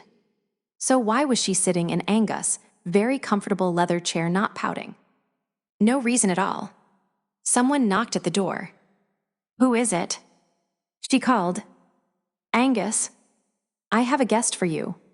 Rick, the Italian's Omega." She unbolted the door, and it popped open about 6 inches. A blonde head with a short red beard stuck itself in the narrow opening. "Presto, your entertainment is here." He slipped all the way into the room and shut the door behind him. "Tame and safe." His voice owed as much to Britain as it did to Germany. Frankly, she told him, "I'd have welcomed a pack of villains to rip to bits. It is boring in here." "Alas, I am not a villain," he said grandly, snitching a handful of nuts from the bowl on Angus' desk. "Although I could be if you wished." He wiggled his eyebrows at her. "Your mate decided my Italian buddies, and the Germans would settle a bit better without my presence." Though he did not say precisely that. He grinned at her. I believe the total of his words were Omega. "Go." Angus decided he meant here. He canted his head to the side, as if that would give him a different view of her. You are the first Omega I have ever met."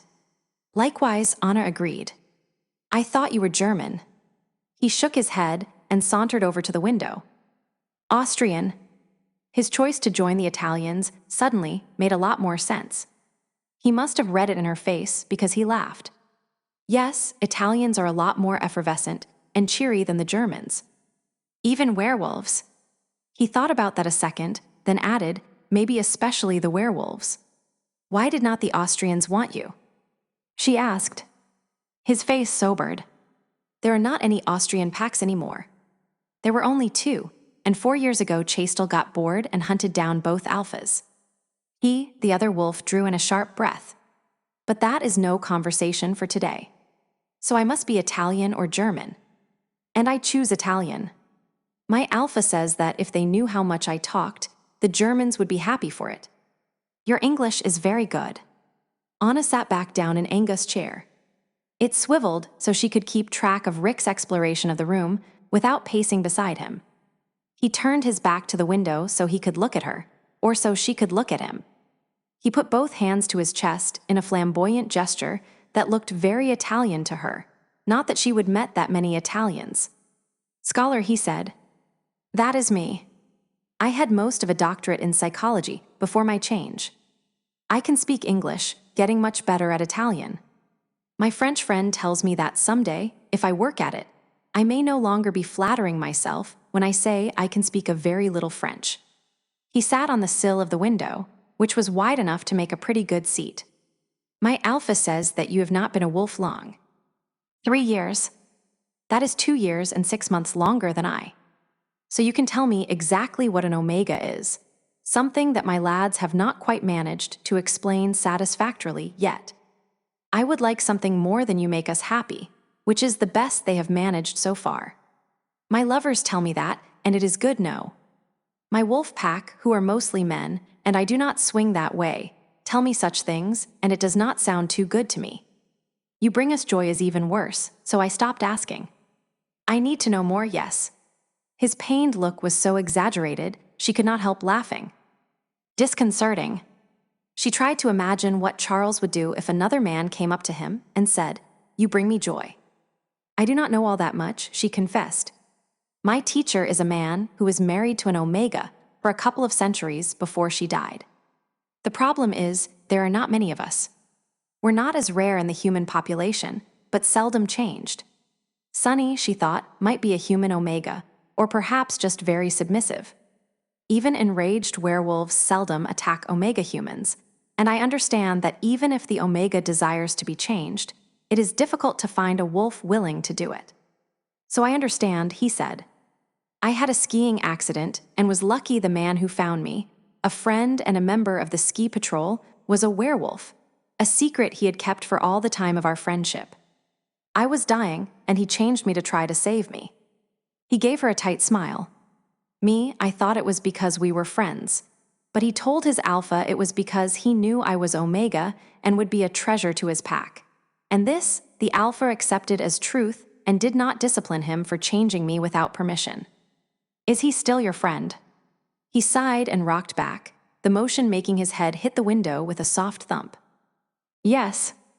"Then maybe he only gave the alpha the truth he needed. A person quite often has more than one reason for doing something, particularly something so big as changing a mortal human into an immortal wolf." Something in his face loosened, and he nodded once. "Just so. I had not thought of it in that way." He gave her a quick glance from under his lashes. "Truthfully, I had not noticed it bothered me so much until I spoke here with you. How were you changed?" She looked away. "I am sorry," he said, and he was suddenly a lot closer than he had been. He would abandoned his seat on the window and crouched on the top of the desk. From the speed of his change of position, he must have jumped there. "It was a bad thing." He said gently, "You do not have to tell me of it." He settled, sliding one leg under the other so he rested on a hip. For many, it is not something they care to discuss. A mad wolf will attack anything, she told him hoarsely. If she closed her eyes, she knew she would see Justin's face, so she left them open. An alpha's mate was going mad. and he thought an omega would help her maintain control. So he found me. He could not force himself to hurt me, though, so he took a wolf who was blood-mad, moon-mad, and sent him after me. And he would hunted her, and taken his time over the brutality that was a necessary part of the change. I do not think I was the first he would tried it on. But the others he failed with, they died. He held her eyes, his own intent. Rough. She shrugged with a nonchalance she did not expect him to believe. But she did not want to cry on his shoulder. Though she suspected he would not have minded, Charles would. She smiled, and it was genuine. Things are a lot better now. Charles rode in like a white knight and rescued me. He returned her smile. I met Charles. A very scary white knight. She nodded. Yes, but that was exactly what I needed. So you want to know more about being an omega? Yes, bit. I get that I am the bottom of the pack, but how am I different from the submissive wolves? Did they tell you that you were on the bottom? He leaned a chin on his upright leg. Not exactly.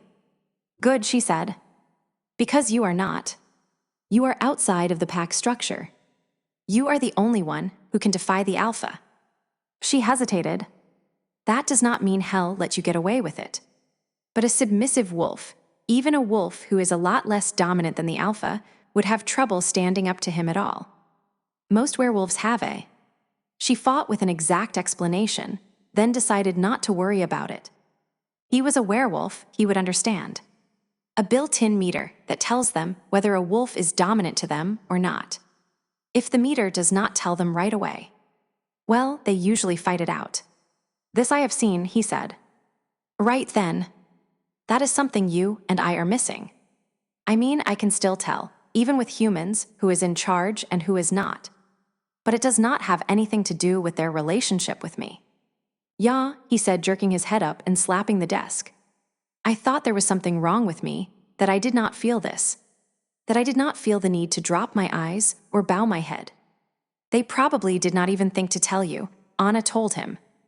And it is still safer to drop your eyes around the more dominant wolves. He took a deep breath and leaned forward. I thought they had trouble hurting ones such as you and I. Anna pulled back.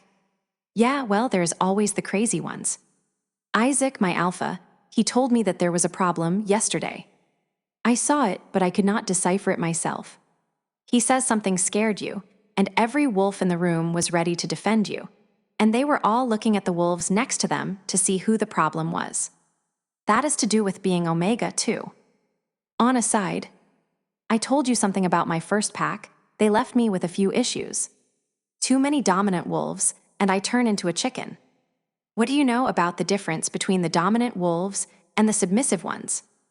He shrugged. They tell me nothing. These wolves, they do not talk much. Me, they will tell you, I talk all the time. Or maybe you have noticed. How can we solve things if we do not talk? Talking is useful. But I watch too. The dominant wolves fight with each other and take care of the submissive wolves. The submissive ones, they are no threat. They need to be taken care of, though, a pat on the head. A reassuring touch is necessary for them. I had it explained in very simple words, said Anna. Dominant wolves, she deepened her voice to a passable baritone, but she could not quite get Asil's accent. Their instincts tell them to protect with violence and control their environment. They are ready to kill. The more dominant the wolf, the quicker he is to kill. Less dominant wolves cede the authority to protect to the more dominant wolf. An alpha is the ultimate control freak, ready to kill anyone who threatens his pack. He protects the weaker from the strong and suffers no defiance of his will. There is other stuff, magic stuff, but that is the gist of it. Yes, he said. I have seen this. Submissive wolves are the kinder, gentler wolves. They are missing the killing instinct. That does not mean they will not kill under the right circumstances, just that it is not their first answer to every problem. They do not need to control everyone around them. With a submissive wolf, a dominant wolf will relax because the lesser wolf is no threat. All right. Yes. An omega wolf is an alpha wolf who is extremely zen. There was a little pause as he absorbed that. She grabbed a handful of nuts and came up with a bunch of Brazil nuts and a peanut. Angus, evidently, did not like Brazil nuts. Finally, Rick said slowly, "An alpha is the most dominant wolf in the pack, the most prone to violence." Anna nodded. No one gives him crap, and his job is to protect his pack. No one gives Omegas crap either, and our job is to protect our packs, even from themselves. The Zen part comes because we do not have to kill anyone to get our way. Alpha, he said it again, to get the feel of it. And there was a little punch behind it. Anger even. Alpha, said Anna, eating a nut. She did not mind Brazil nuts, though she preferred almonds. Minus most of the tough stuff, and our magic stuff is different. With our magic, we make our pack happy. Rick grinned at her. While the alpha can pull strength, even magic from all the pack, the Marrok, and this is only the smallest part of what makes him scary, can pull from all of his alphas. I do not think we have anything like that. But yeah, you do not have to listen when the big bad wolves want to boss you around. Omega does not mean weak. Evidently, he could be quiet too, because he tilted his head toward the ceiling and thought for about 10 minutes, long enough that Anna had time to think over what she had told him. She had not been acting like an alpha with Zen. She had been acting like a submissive wolf. No, because even a submissive wolf did not usually put her tail between her legs at the first sign of a dominant wolf, as she had been doing. She had killed a vampire. She had killed a witch so scary that she would chased Isil out of his home and kept him on the run for 200 years.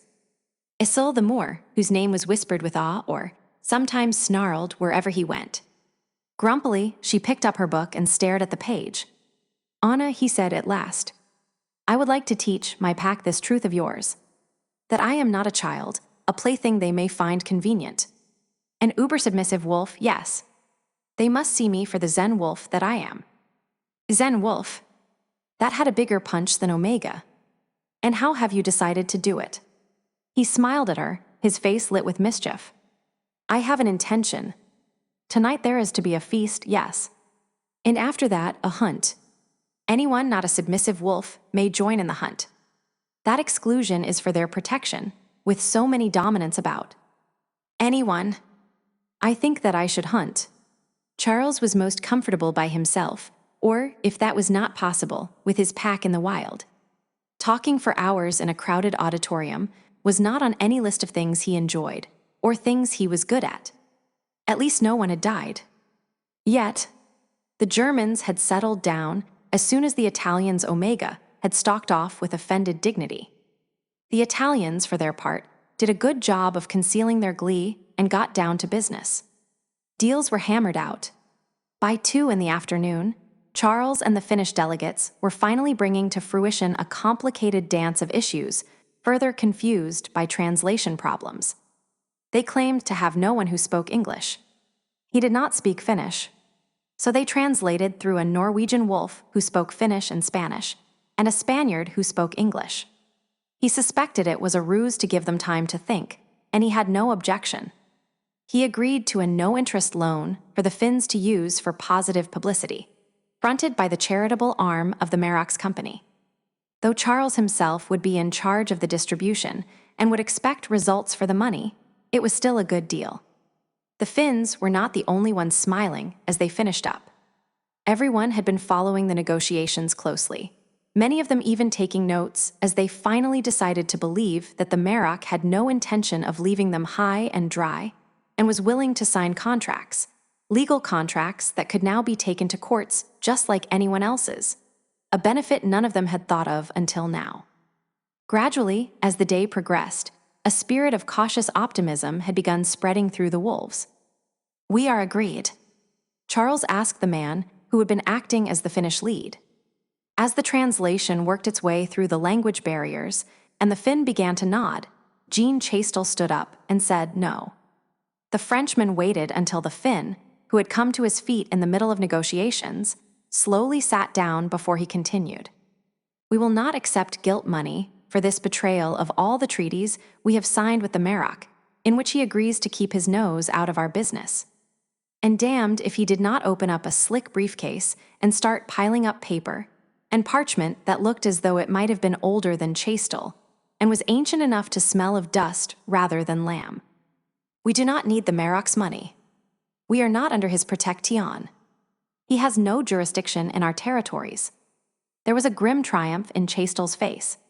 The French wolves, including Mitchell, Bruises, and all, looked stolidly supportive. They had no choice.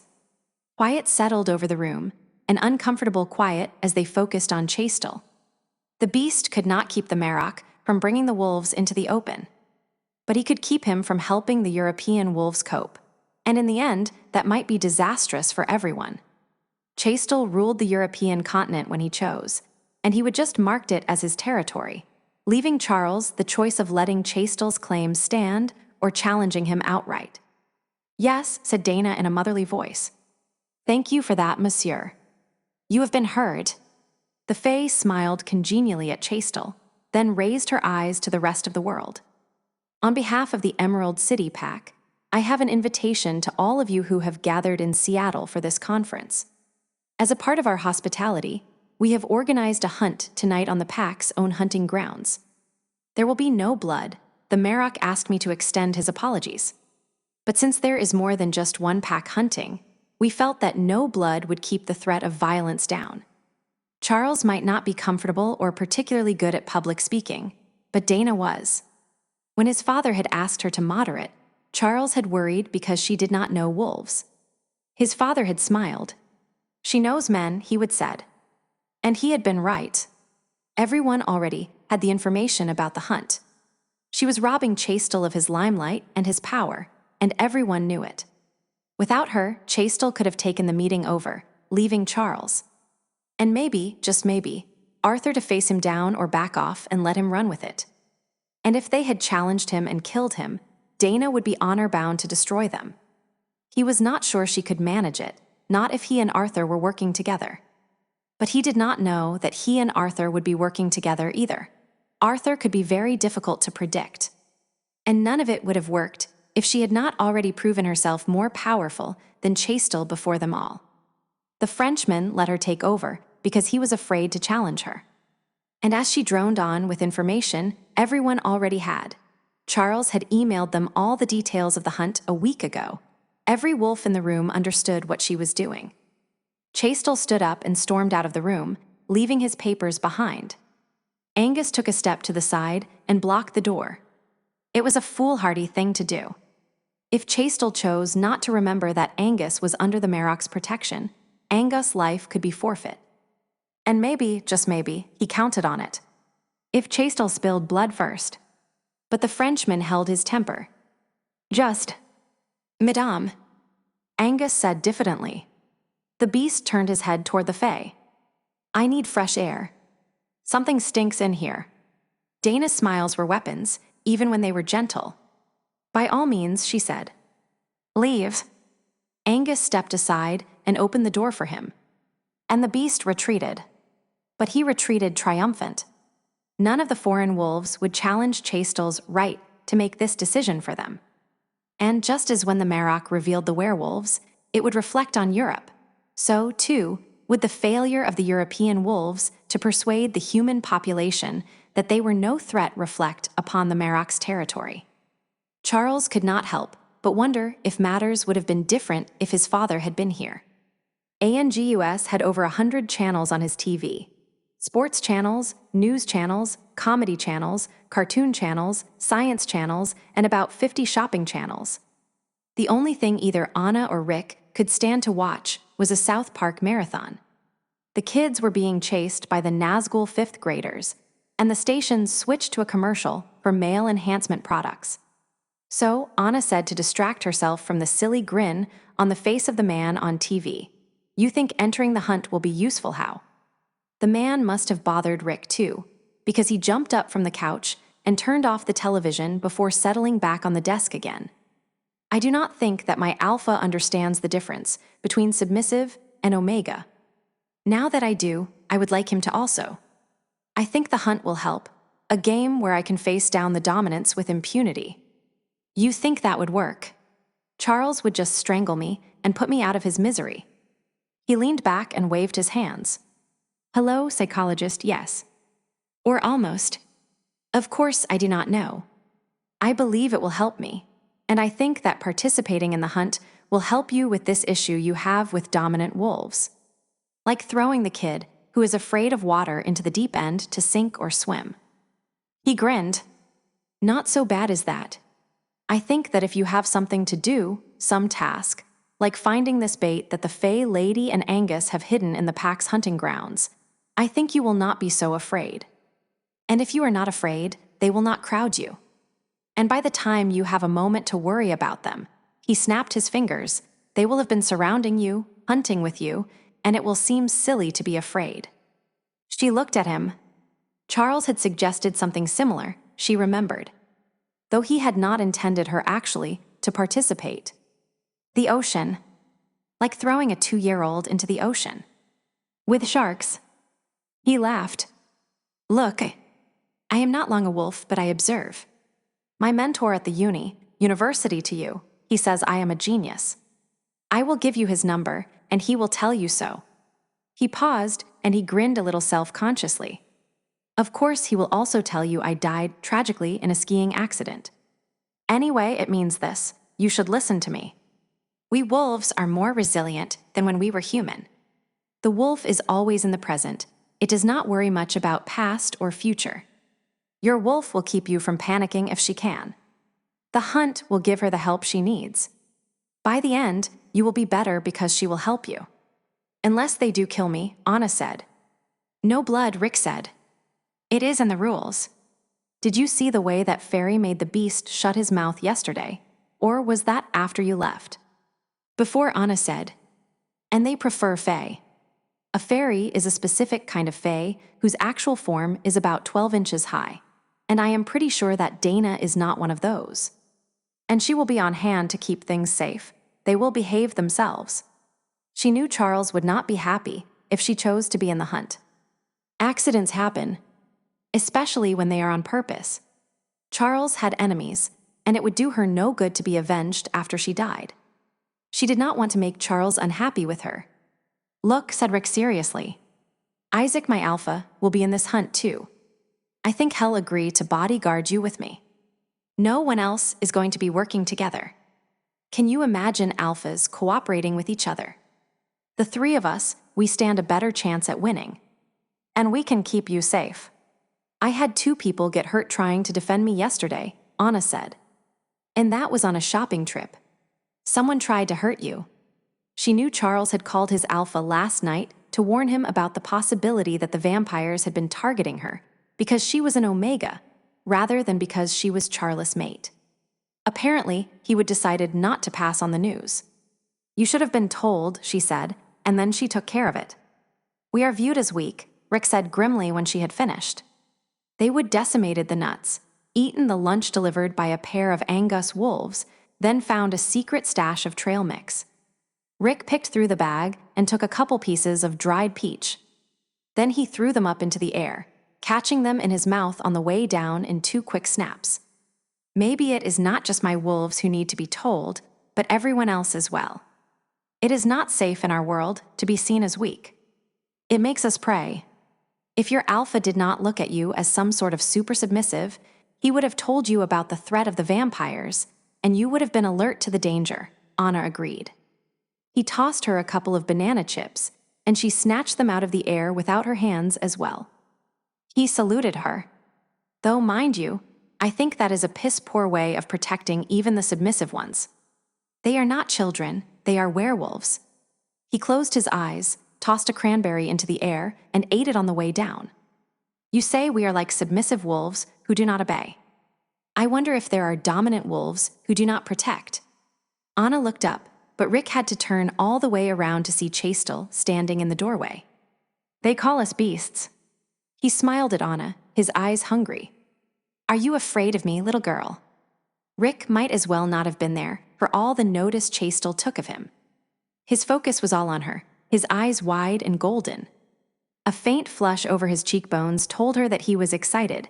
He looked just as Justin, the wolf who had changed her, had looked before. She swallowed that thought. This man was looking for prey.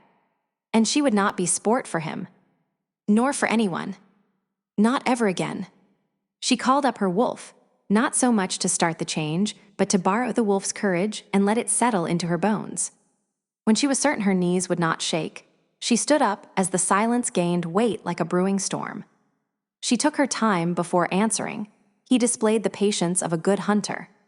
"You are the one who should be afraid," she said finally, letting her matter-of-fact voice carry the message she wanted to give him, that she was not afraid of him. Because she was afraid of him, she could not tell him she was not. But she could lie with the truth and make it stick. "If you touch me, Charles will hunt you down and eat your marrow while you are still alive to scream." She called upon her 2 acting classes and let her mouth turn up. "I'll be happy to watch." She licked her lips.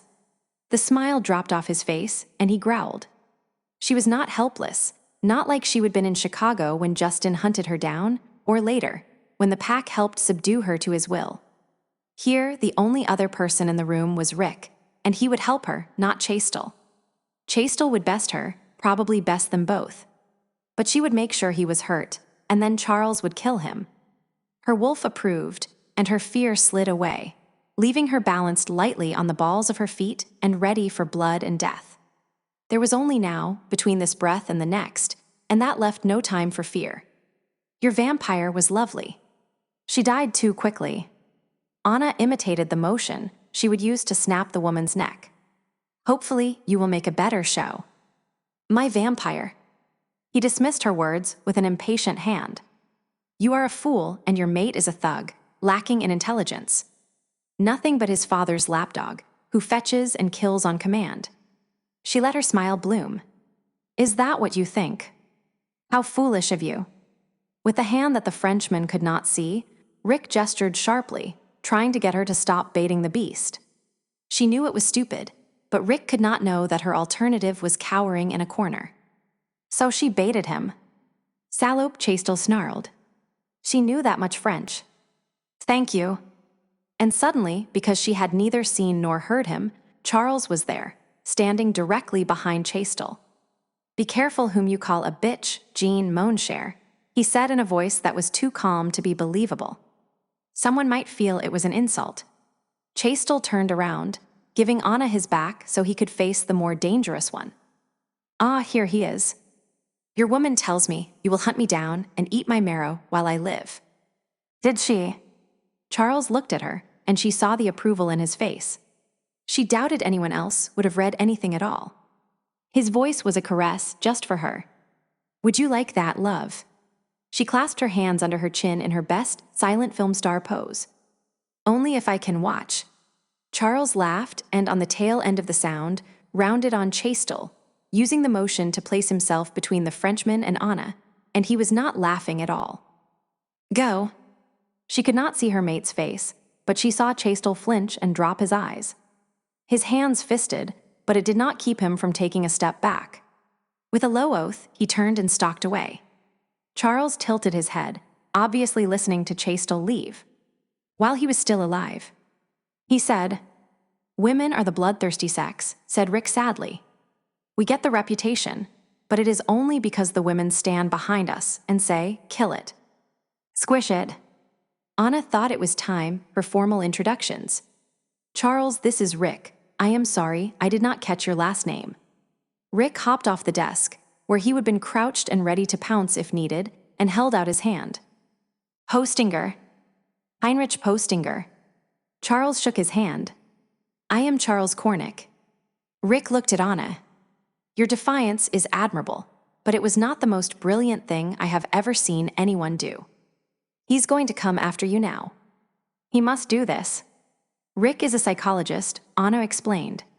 "He was going to go after her no matter what she did," said Charles. Anna grinned. "There is a certain satisfaction in knowing that I deserve it, you know. Better than thinking he's coming after me, because I ran like a chicken." Charles kissed her. "Yes," he said, pulling his mouth away. "There is that is not there. I have to go back. Everyone is still in the auditorium waiting on me. Would you please lock the door this time? It does not do you any good hanging open, so anyone can walk in, oh woman who is not a chicken." "Of course." And with a sudden burst of confidence, she rose on her toes and kissed his chin. which was as high as she could manage. He did not help, but his eyes were smiling when she finished. "Good," he said, though whether to the kiss or to her agreement to lock the door, he left deliberately up in the air. He would reach the door when she remembered there was something he should know. He did not know anything about the vampires. When Charles looked back at her, she said, "I told him I killed one of his vampires, and he did not have any idea what I was talking about." "Chastel never was a good suspect for bringing in vampires," Charles said. "But it is good to know for sure." He smiled at her. Then with a nod at Rick, he left, shutting the door behind him. She waited a moment. "Anne." Charles' voice carried through the metal door, and so did the exasperation. She grinned at Rick and turned the deadbolt. Charles tapped the door and left. She could not hear him, but she could feel him move farther away from her. It had felt good to defend herself against Chastel, even if it was only with words. She was tired of being afraid of her own shadow, and for a little while she had not been afraid at all. She liked it. With the Fae supervising the hunt, not to mention Charles observing, he would not join the hunt. Like Angus, he was one of the hosts. She would be as safe there as she would ever be surrounded by alphas. She turned to Rick. "If your alpha agrees to help play bodyguard, I'd love to join the hunt tonight." He nodded. "I'll ask him." Sunny frowned at the nail she would chipped as she took the elevator down to the parking garage. Arthur was tied up in werewolf functions tonight, so she would take in the opportunity to have dinner with some friends. She did not have any close female friends. It is a hard thing not to tell a friend that the reason your husband looks so young is because he's a werewolf. And friends you have for a long time tend to notice things like your husband's not aging at all. So she had condos in various cities, and when she would lived in a place off and on for a decade or so, she would uproot and move somewhere no one knew her.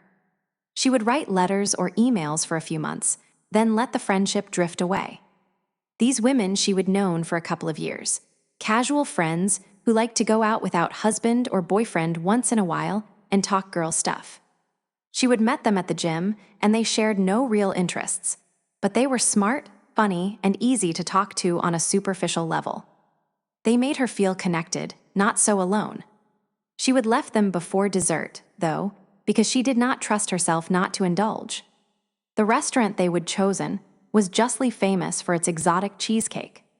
She had not kept her figure by allowing herself to sample food she might like too much, and she would notice it was getting dark. Arthur did not like it when she was out too late. He worried about her. The elevator opened onto the right level for her car. The light next to the elevator was out. She hurried through the darkness until the next light, then felt silly for her anxiousness. Someone on the other side of the garage was arguing with his girlfriend. Neither of them was very upset. Probably foreplay, she thought. She and Arthur indulged, and she recognized the tone. She looked, but she could not see the couple because an SUV was in the way. Before she got a clear view, the sound of car doors shutting cut off the sound of their bickering. A car engine started, and a silver Porsche passed by, its lights momentarily blinding her. She dropped her keys and started to kneel and pick them up. Someone's hand was there first. "Allow me." The man was taller than her Arthur, though not as wide through the shoulders. For a minute she was worried, as any woman alone in a parking garage with a stranger would be. But then she saw the cut of his wool coat. Thugs would not wear expensive coats and white linen shirts. "Thank you," she said as she took her keys out of the leather-gloved hand that held them out to her. "No troubles," he said. "You will forgive me the question, but what is a lovely woman like you doing out here all alone?" Part of her preened under his obvious admiration. She knew her aging distressed Arthur. The honest appreciation in a handsome man's eyes soothed a growing wound in her heart. This man looked to be a few years older than she, and his manners were gallant. "I was dining with friends," she told him. "My husband is waiting for me." He opened his fingers, as if he had held something precious he had to let go. It was so artfully done that she was certain he had to be an actor or maybe a dancer. "I should have known that such a lovely woman would not be left free, but a man lives on hope. Your accent is charming, you are British." "Yes. And so is my husband." Thank you for the keys and the compliment. She smiled at him and headed for her car with brisk strides that would let him understand that, although she appreciated his admiration, she was not available. The smile stayed on her face, warmed a little, as soon as she had her back to him. She pressed the button that unlocked her car and opened the door, and a hand closed around her mouth. "Forgive me a little harmless flirtation," he said in her ear. "It seemed a kindness I could give. I regret that your death will not be so kind. My employer failed me, and so I no longer have to follow his so explicit instructions. My friends are sad, and a little play will make them feel so much better." She screamed, but the faint noise that escaped his hand would not travel far. His free hand petted her face as he whispered, his breath smelling like peppermint, "I'll see to it that your husband knows that you did not flirt with me, that you were faithful to him unto death." Will that soothe him, do you think? He was strong. He controlled her struggles effortlessly, even though she worked out on a daily basis. Werewolf. He must be one of the werewolves. "Come, my children," he said, and she realized he was not alone. She heard people move behind them, but the only one she could see was the woman who hopped onto the roof of her car.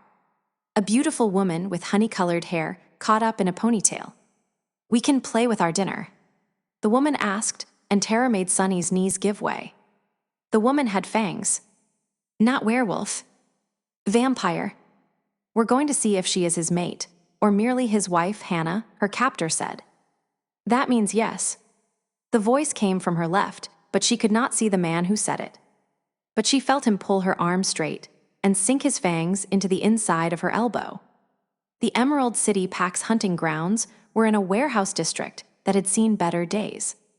Those warehouses nearest the water were lit up, and, if not hives of activity, still obviously running with a full shift of people. As the ground rose away from the water, the warehouses began to look less and less prosperous. Following Charles' directions, Anna continued up the battered asphalt road to a pair of huge buildings surrounded by a 12-foot-tall chain-link fence, hospitably topped by razor wire. The whole property looked as though no one had done anything industrious there for 50 years, and none of the other warehouses in the immediate area looked any more occupied. Adding to the general disreputable air, the metal roof of one of the buildings was missing a sheet or 10 of roofing material. The people at the gate must have recognized the car, because they had it opened for her to drive right on through. As she drove closer to the warehouses, the buildings looked bigger and bigger, and as she passed between them, they shut out the night sky until it was a narrow ribbon with the hunter's moon, just a sliver of silver in the sky above them. There were 30 or 40 cars in a space big enough to park 100. Most of them were parked next to the larger of the two warehouses, so that was where Anna parked, too. "You are quiet tonight," said Charles. She looked at her hands and flexed them on the steering wheel, easing her grip when the wheel creaked. She would meant to keep quiet about joining the hunt, but as the time approached, springing it on him in front of everyone seemed more and more stupid. "I have an idea, and you are not going to like it." He looked at her for a long time, long enough that she finally looked back. "I am dominant," he told her, as if she did not already know. "And that means I am driven to take care of those who are mine." She met his gaze, held it, and realized slowly that it pleased him that she could do so. It pleased her, too.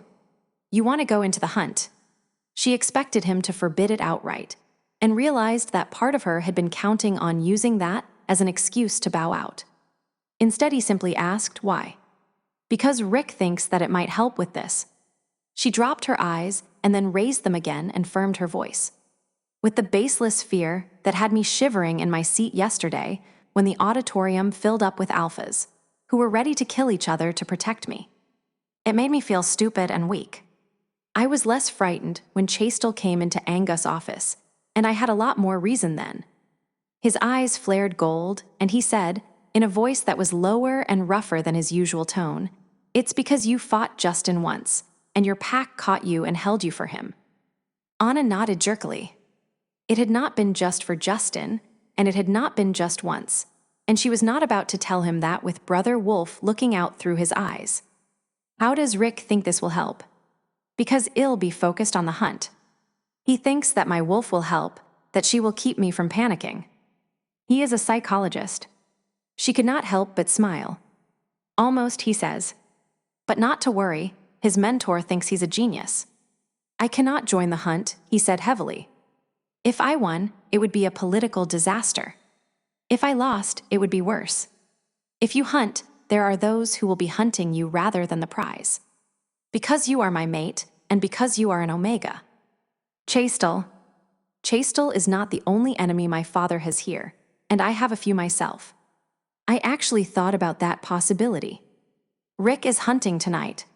He says that he will keep an eye on me and thinks his alpha, someone named Isaac, will agree to do so also. Charles nodded and opened his door. Charles. He bent and looked back into the car. Can I join the hunt?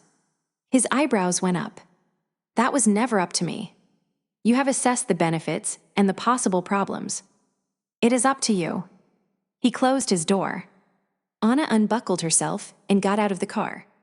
So what happened to I am dominant, and I protect those who are mine? He propped a hip on the front of the car. If it would benefit you, I would kill every wolf here. But there are things that you need to do, and interfering with that is not protecting, not in my book. The best way for me to protect you is to encourage you to be able to protect yourself. He gave her a sudden, rueful smile. I admit it does not make me happy. But with Dana and me on watch, and Rick and his alpha on the floor, you are as safe as you are going to be in a hunt full of dominant wolves. You have killed a vampire and a witch. You are hardly helpless. She straightened her shoulders as his confidence lent her courage. So she walked to him and put her arms around him, burying her face in the sweet-smelling warmth of his chest. He wore one of his favorite flannel shirts over a plain red t-shirt, and the cotton was soft against her skin. You are a remarkable man, Charles Cornick. He wrapped his arms around her shoulders and put his chin on the top of her head. I know, he confided lightly, and often underappreciated by those who do not know any better. She poked him with a finger and looked up at him. And funny, though I expect that is another facet of your character that goes unappreciated even more often than your remarkableness. Some people do not even notice, he said in a mock-mournful voice. The main room in the bigger warehouse was more than 20 feet tall and large enough to swallow all the wolves who had chosen to hunt and leave room for twice as many more.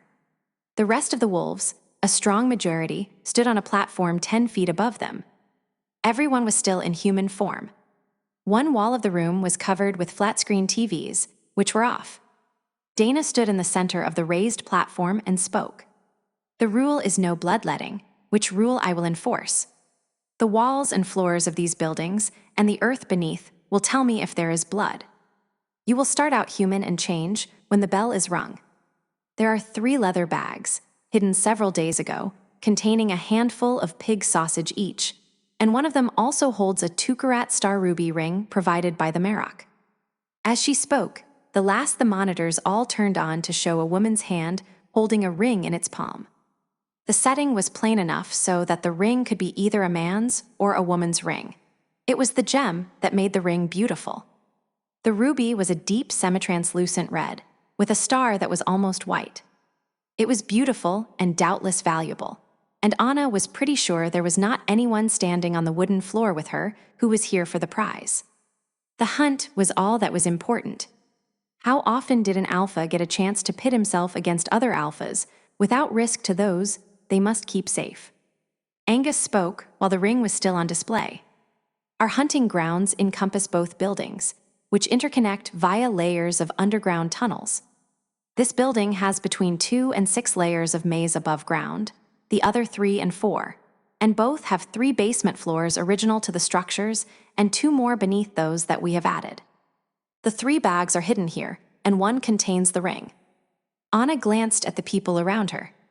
Chastel was there, and she recognized Mitchell and several of the Spanish wolves she had met at the barbecue restaurant. Arthur, though, was standing just behind Dana, with the ones who had chosen not to hunt. Angus' instructions continued. Once you find a bag, bring it here. The rules are finders keepers, no thieves. Any wolf carrying a bag is untouchable. We have monitors, we have people hidden, and Dana has given the bags a little extra fey magic to ensure this is the case. Anyone interfering with a wolf carrying a bag will be eliminated from the competition, and the bag will be returned to the finder. You will not be able to open it. Dana has made certain of it. When all 3 bags are here, we will sound an alarm that you can hear from anywhere on the grounds. Return here, and when everyone is accounted for, Dana will open the bags, and the winner will be announced. After Angus conducted a brief question-and-answer session, it was Charles' turn. He looked at her, then at Rick and his alpha, who stood beside her. "The hunt," he said, "is on." There was a metallic chunk, the lights went off, and Anna had her shirt halfway off before the last of the light died. On the wall, the monitors switched their display from the ruby ring to black, with small red letters on the bottom right-hand corner of each, which abruptly provided the only light in the room. Clothing ripped and soft, pain sounds echoed as several dozen werewolves began the change from human to something more. Laughing, breathless, she stripped off her pants and shoes, socks and underwear before she began her own change. Shards of agony spread over her, beginning at the base of her spine and spiraling out to her fingers and toes. Wet pops announced the reshaping of joints and bone as her wolf slid over her skin. Claws and fangs, muscle and fur, wet tracks slid down her face as her eyes watered. Strength surged like the tide rolling in, and she came to all fours with a grunt of effort. The room was too full of others for her to pick up a scent, and her eyes were blind with the last wave of white-hot pain. She stood shaking, then threw her head back and sang. Because she was the first to change, it must have been a gift from Brother Wolf and the mate bond they shared. She would never been able to change that fast before. She could have started her hunt, but Rick and his alpha were still caught in the change. So she stood over them, ready to protect them if they should need it. By ones and twos, other wolves rose. When they got too close to her, she displayed her fangs and they let her be. Rick's alpha, Isaac, now a winter white wolf who was only a little larger than she, stood up, and they both waited for Rick, who was finished only a few minutes later. He wobbled like a newborn lamb when he came to his feet, not experienced enough yet to wait for brain and muscle to reconnect. She put her shoulder against him and let him lean on her. In his human form, he was average height and build, maybe even a bit lean. His wolf was on the large side, certainly bigger than she or Isaac. In the dark, her eyes gave her shapes, but not colors. He was darker than his alpha, but several shades lighter than she. But she could not tell if he was gray, brown, or red. He shook himself as though he were wet, and, as if that were a signal, his alpha surged forward, leaving Anna and Rick to follow. They ran first through a hallway and into a narrow stairway that led down, and the scents changed from fresh air to musty and moldy. After a minute or two, the Stygian blackness resolved into something more fathomable to Charles' wolf-enhanced vision. A hole in the ceiling let in some starlight, and the monitors began to show orange and red and gold as wolves passed by the infrared cameras scattered throughout the maze and lit the big room with the warmth of their bodies. Even though he could not see her, Brother Wolf told him she would already completed her change. The first to do so, he thought. He expected her to run immediately, but she waited. For her guards, said Brother Wolf approvingly. He was not happy about Anna running this hunt while they were stuck with the wolves who chose not to go. He was not especially happy about missing the hunt himself, particularly with Chastel out there somewhere. Only the knowledge that Anna had allies kept Brother Wolf under wraps. Groans of pain turned to howls, and the sound of claws digging into wood as the last of the wolves entered the hunt, and finally silence descended upon the room. Charles heard a rustle and a click, and a bank of dim lights illuminated the room. Lights are still off everywhere else, said Angus. It will be a while before we see any of them again, and we might as well be comfortable. Come, my wolves are setting up tables and chairs on the main floor, where we can watch the action. It took a while, but most of the watchers caught the trick of identifying friends and enemies, even on the infrared. Hoots of laughter as traps were sprung, and wolves fell into water or garbage or foam packing peanuts. Nets dropped unexpectedly, and one caught 6 wolves in a net meant for one. When they were finished with it, there was not a scrap bigger than 8 inches long. Way to kill a defenseless net, said Arthur dryly. his crisp English voice carrying over the crowd. Charles stood in the back, his arms folded, and his eyes tracking the heat trace image of 3 wolves as they left one monitor only to reappear in the next. Arthur stood up suddenly and staggered, knocking over the table next to him. The occupants turned on him with surprised snarls, but he did not seem to notice them. "Sonny," he said, his voice cracking like an adolescent boy's. The wolves who had been knocked about stilled their protests. And when his eyes rolled up in his head, and he fell, one of them caught him before he hit the planks of the floor. "Which way? Which way?" Anna, her tongue lolling out to absorb the coolness of the air, decided to let the others choose. Her breath sang out of her throat, and exultation made her shiver. It did not matter that the moon's song was only a will-o'-the-wisp chime in her heart, or that the prize was a bag of pork that had been spoiling for 2 days and might or might not also have a ring inside. For the first time ever, she loved the hunt even when Charles was not running beside her. "Because we are with you," Brother Wolf told her. "That is what mating means. You are never alone. Never so long as we live." "Good," she told him. They would followed Angus, sent for a long time before it ended in a note, propped in front of a very small battery emergency light. It read, "I did not hide any of them, Angus." They were not the first ones there. She could smell the scents of several other wolves, and another wolf showed up just as they were leaving. Then Rick had picked up another scent, presumably belonging to another of Angus' pack, though she did not recognize it. And she had been hot on his tail when his alpha threw his weight against her, and she stumbled sideways against the wall as a net snapped up and jerked Rick off his feet in a nicely packaged bundle. Between her jaws and Isaac's, it had taken them only a moment to get it off, after they teased him a little. 5 turns later, they would come upon a wolf hanging upside down in a tall shaft that ran all the way to the open air some 4 stories above their head. Isaac made a noise in his throat that sounded sympathetic and probably was not. The trapped wolf snarled as they left him behind, and Rick's alpha appeared extremely happy for a while after that. Anna caught Moira's scent and led them through a tunnel no more than 2 feet around that was such a tight fit Isaac was very unhappy, and Rick had to drop to his belly to squeeze through. It dumped them off into a small, almost airless chamber. They were coughing with distress by the time Rick managed to destroy the 2x6 wooden wall lined with a moisture barrier that had kept the air out. Anna and he had to drag Isaac by the scruff of his neck into a place with better air, though it was smelly, not in a good way, and stale. "Anyone here have Arthur's mate's cell phone number?" Charles growled. No one answered, and so he took his own cell and dialed his father for it. "What is wrong?" asked Bran when he answered on the first ring. "That is what we're trying to find out. Do you have Sonny?" "Arthur's mate's cell phone number here in Seattle." "Yes, give me a second." As good as his word, Bran was back on in a moment and read him off the number. "I'll call you when I know what has happened," Charles said, and hit the end but. He called it but was unsurprised, given Arthur's distress, that she did not answer. Then he called another number.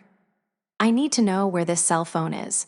365-55-1-834. GPS location, then an address for that if there is one." He did not bother waiting for a reply, just hung up. Arthur was pale and sweating, his skin chill to the touch.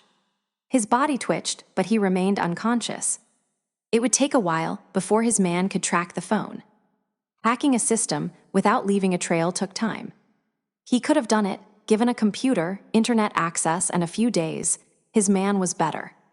But time was not Sonny's friend. 20 minutes passed, maybe 25, before his phone rang. "Charles, that phone is about a quarter mile from yours, and it is not moving." He looked at Angus.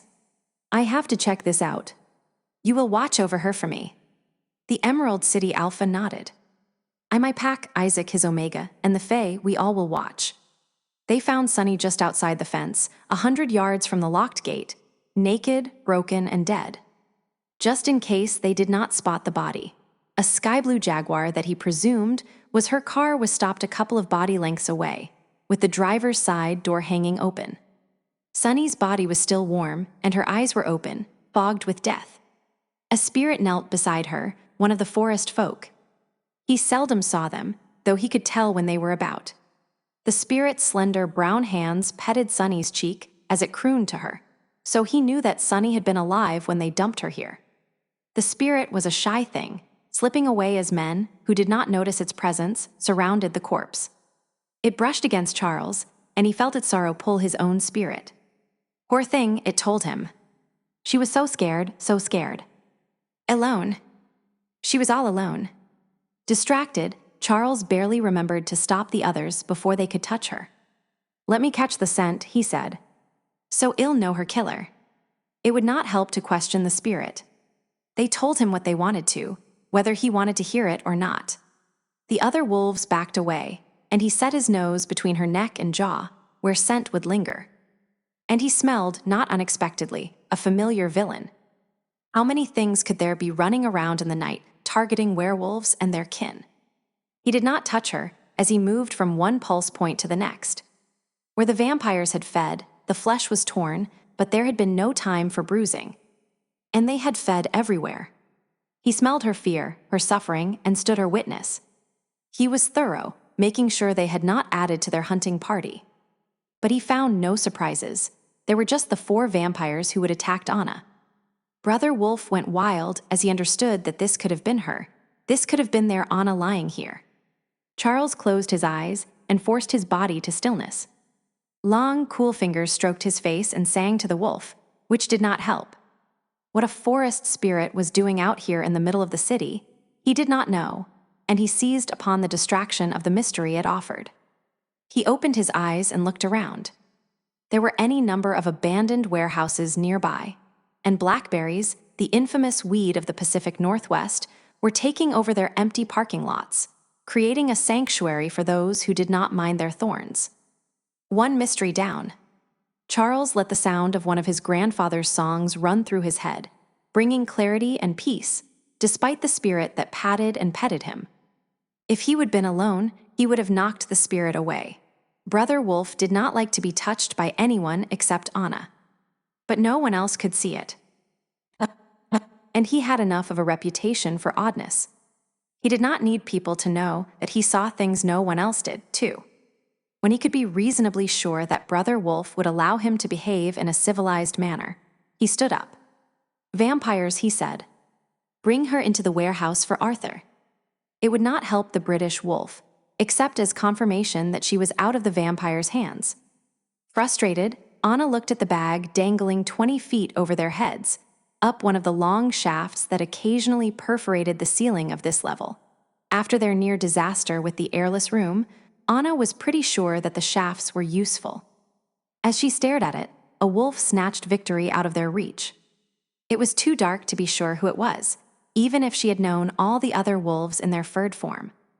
The wolf leapt out of an opening a story above the bag, snatched the prize, and disappeared into another opening a floor lower, still well over Anna's head, watching helplessly as their prize was stolen out from under. Okay, above their noses was maddening. Isaac snorted in disgust. And Brother Wolf was. Surrounding her, his anxiety, his fear and love making her stagger against Isaac, which Brother Wolf did not like at all. Something was wrong. But when she asked, Brother Wolf could not or would not tell her. She had to get to Charles. Now, the problem was, Anna did not know precisely how to get back. Oh, she could have backtracked, but they had wandered all over the place and would have had to go through the narrow tunnel again. Up would be good. She was running full speed ahead when a white wolf pushed in front of her. A second wolf was hard on her tail, Isaac and Rick. It was Isaac who found the first set of stairs headed up. They emerged on the ground floor of the smaller warehouse, and when they made for the door, a werewolf in human form stopped them. "If you cross the outer door, you are officially done," he said. The alpha wolf stared coldly at him, and the man dropped his eyes, throwing up his hands as he backed away. "Just saying what I am told, man. You go outside, that is out of bounds." They ran past him and out into the fresh air. Rick, his fur gray in the light of the yard, sneezed his pleasure at leaving the underground labyrinth behind. Anna took in a deep breath and smelled vampire. She stumbled to a halt, examining their surroundings for the enemy. At last, she saw him standing on the other side of the chain-link fence, 100 yards away. It took a moment for her eyes to link the spiffily dressed older man to the vicious killer she would last seen sitting on top of Tom. But her nose had already made the connection. She had gotten 2 good strides in when she hit the side of the white wolf, who would run in front of her to stop her, his attention on the vampire as well. The dead man laughed and motioned with his hand. A blue minivan drove up, and he climbed in. It took off before he would finish closing the door. Isaac growled low in his chest, an echo of the noise she was making, too. He would known what that one was, all right. Rick gave them both a puzzled look, but Anna had never run into vampires before yesterday either. There did not seem to be much point in sticking around here, so Anna turned and made for the main room of the bigger warehouse, where the lights were blazing, Brother Wolf's presence an ache in her chest. Inside the warehouse, all of the wolves who had stayed in human form were gathered in a tight group, focused inward. There were too many of them for her nose to tell her anything. All of the clothes had been pushed against the wall, and it took her a while to sort hers out. By the time she had them collected, Charles had found her. His eyes were all for the gathering in the center of the room, and there was an odd stiffness to his body that worried her. She changed, her body protesting the shift even more than it had when she would taken wolf form. She, like all the wolves, had been well trained not to make much noise while she shifted, but damn, it hurt. Ow, ow, ow, she whispered as her hands slowly, grat and gly, reluctantly reformed as wholly human. She tucked them under her arms and squeezed, the pressure helping the pain. Every change was different, but she hated the ones where her hands were the last thing to make it to human. There are so many nerves in a hand, and all of them hurt. It left her lightheaded. Charles growled at her pain. She looked up, but there was no one anywhere close to them. Rick and his alpha were still caught up in their change on the other side of the pile of clothing. She glanced at him and let her body grow still. His eyes were yellow, and the corner of his mouth twitched, then twitched again, as if he had a nervous tic. Charles. Her voice was still hoarse from the change. Sonny's dead. His voice was guttural, and she knew that he was on the verge of something. Anna worried about it for all of a half-second before his words registered. Arthur's Sonny. He nodded a quarter of an inch, his eyes locked on her face. Vampires. We found her body just outside the gates. And the vampires had hidden, waiting for the wolves to find Sonny. When he, the vampire in the suit, saw Anna, he made sure she saw him too. Staring into those wild gold eyes, she decided it was something she would tell Charles in a while. The vampires were gone. She had the plate number, but it would not matter. Probably the van was rented anyway. A wolf howled, a wild, mournful cry, and a half-dozen other voices lifted in song to show their sympathy for one who had lost his mate, all of them from human throats. Charles held out his hand, and Anna let him pull her to her feet. She was a little stiff still, and he looked as though he needed something to do. He used his body to shield her from the sight of anyone in the rest of the room, as if he knew she did not really like being naked in front of a bunch of strangers. Most wolves got over that in the first year of being changed. For Anna, it was still an effort. Not because of modesty, but because clothing gave her the illusion of safety from the attention of the males of her first pack. She grabbed her clothing and put it on as quickly as she could, shoving her feet into her tennis shoes while she tucked her socks in her pockets. "Is Arthur all right?" she asked. Charles closed his eyes and pulled her to him, pressing his nose into the crook of her neck, breathing in like a marathon runner. "No," he said. "And neither am I." Her skin hurt, her bones ached, and she wanted to be held as much as a person who had fallen asleep on the beach for 4 hours without sunscreen would want to cuddle. But because he needed it, she relaxed against him. Sonny had been killed by vampires.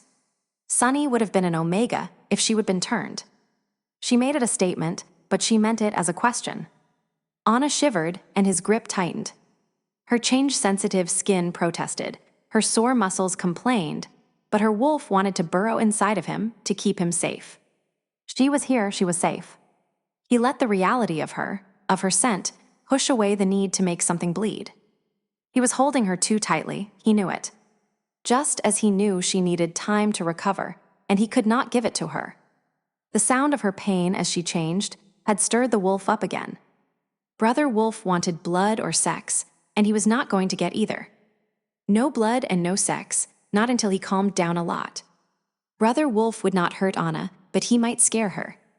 Holding Anna was the next best thing. Gradually, as she softened against him, Brother Wolf consented to settle down a bit. It would be a long time before he calmed enough to cede Charles full control again.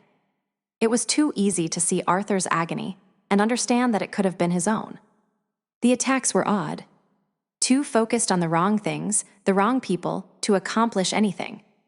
The attack on Anna could have been an attempt to kidnap her for ransom or hostage. But Sunny's death accomplished nothing. And Nuz's death would accomplish nothing. He could not see why Omegas would be targeted, especially since one was not a wolf. So maybe they had targeted the mates of 2 of the 3 most powerful or dominant wolves at the conference. What would that accomplish? Especially given that the talks had done all that they could. He could not see the shape of what the vampires, or whoever hired them, were after yet. Nothing fit. Anna thought the vampires were working for a wolf. Her personal experience with the enemy gave her instincts weight, and he would trust her insight, Brother Wolf did, and that was good enough for him. Whatever the ultimate goal, Charles could think of at least one reason why a wolf might hire someone to murder Sunny and attack Anna. A wolf, especially a dominant wolf, would have a hard time deliberately hurting an Omega, even a human Omega. Maybe even Chastel would not have been able to do it. Charles made himself let Anna go and stepped back to give her space. He tried to ignore the relief in her body posture. It was not a reaction to him. It was the feel of the change still lingering on her flesh that made her want to stand alone. "You are the first ones back," he told Anna. "What brought you in so early?" She gave him an odd look. "Brother Wolf told me you needed me here." He had no idea what to say to that. Should he admit that he had no idea what Brother Wolf had been up to? Would that worry her? Before he had to make a decision, Dana broke free of the group around Arthur and approached Charles. "There is some concern for Arthur's sanity," she murmured softly as soon as she was close. And there were no other wolves here who would stand a chance of controlling Arthur if he lost it, she meant. They needed him to be on watch. "I am coming," Charles said. "I'll come over too," Anna told him. It cannot hurt, right? He did not want her anywhere near the other wolves. There were too many of them. If they all attacked her, there was no way for him to protect her. But an Omega wolf could be useful. "Thank you," he told Anna as he argued silently with Brother Wolf. That would help. Arthur was sitting on the ground, cradling his mate in his arms and whispering to her while the others held a wary vigil. His face was streaked with tears and his nose ran. "Sunny girl, my sunny girl." He looked up and his eyes focused on Charles. "She is gone." "Yes," Charles said. "Vampires did this," he whispered. Then he roared, his voice echoing in the tall room. "They hurt her." "I know. I will find them. Kill them."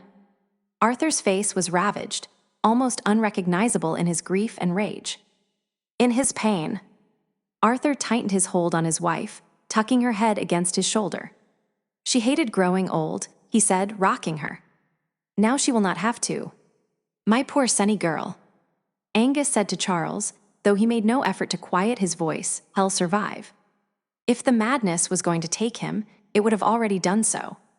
That being so, it might be a good thing to remove our fallen and wounded from the hunting grounds altogether. He looked at Arthur a moment. "Arthur, would you let us take you home? The others will be here soon, fresh from the hunt." A dead body smelling of fear and pain was not, probably, going to send any of these wolves into a frenzy. But there was no use in taking the chance. "Yes." Arthur stood up, his wife cradled in his arms. Charles thought that Angus might be a little too quick to pronounce Arthur well. He swayed a little and looked shocky. Still, it would be better to get him away from the hunt. But he could not go alone. He had not brought any of his pack, a statement of strength and maybe trust. But that left him alone in a foreign county with his dead wife. Angus met Charles' eyes briefly. Maybe he saw the panic in them. Charles was not up to comforting Arthur tonight. Offering comfort was not something he was very good at on his best day. The Emerald City Alpha looked over his shoulder at one of his wolves. "Send someone to find Alan Chew." "Bring me Tom." He glanced at Charles, not long enough to be a challenge, just enough to indicate he was talking to him when he said, "Alan's cousins own a funeral parlor. His family takes care of our dead, they know what we are, and they can help Arthur now. And if Tom and his witch can fight off a pack of vampires, they should be able to keep Arthur on track." "You wanted me, Angus." "I was just outside." Tom's usually easy glide was a little stiff, the only thing that showed he was not fully recovered from his fight. His calm gaze took in the distraught werewolf and Sonny's corpse. "I see. You send someone after Alan, too." "Yes.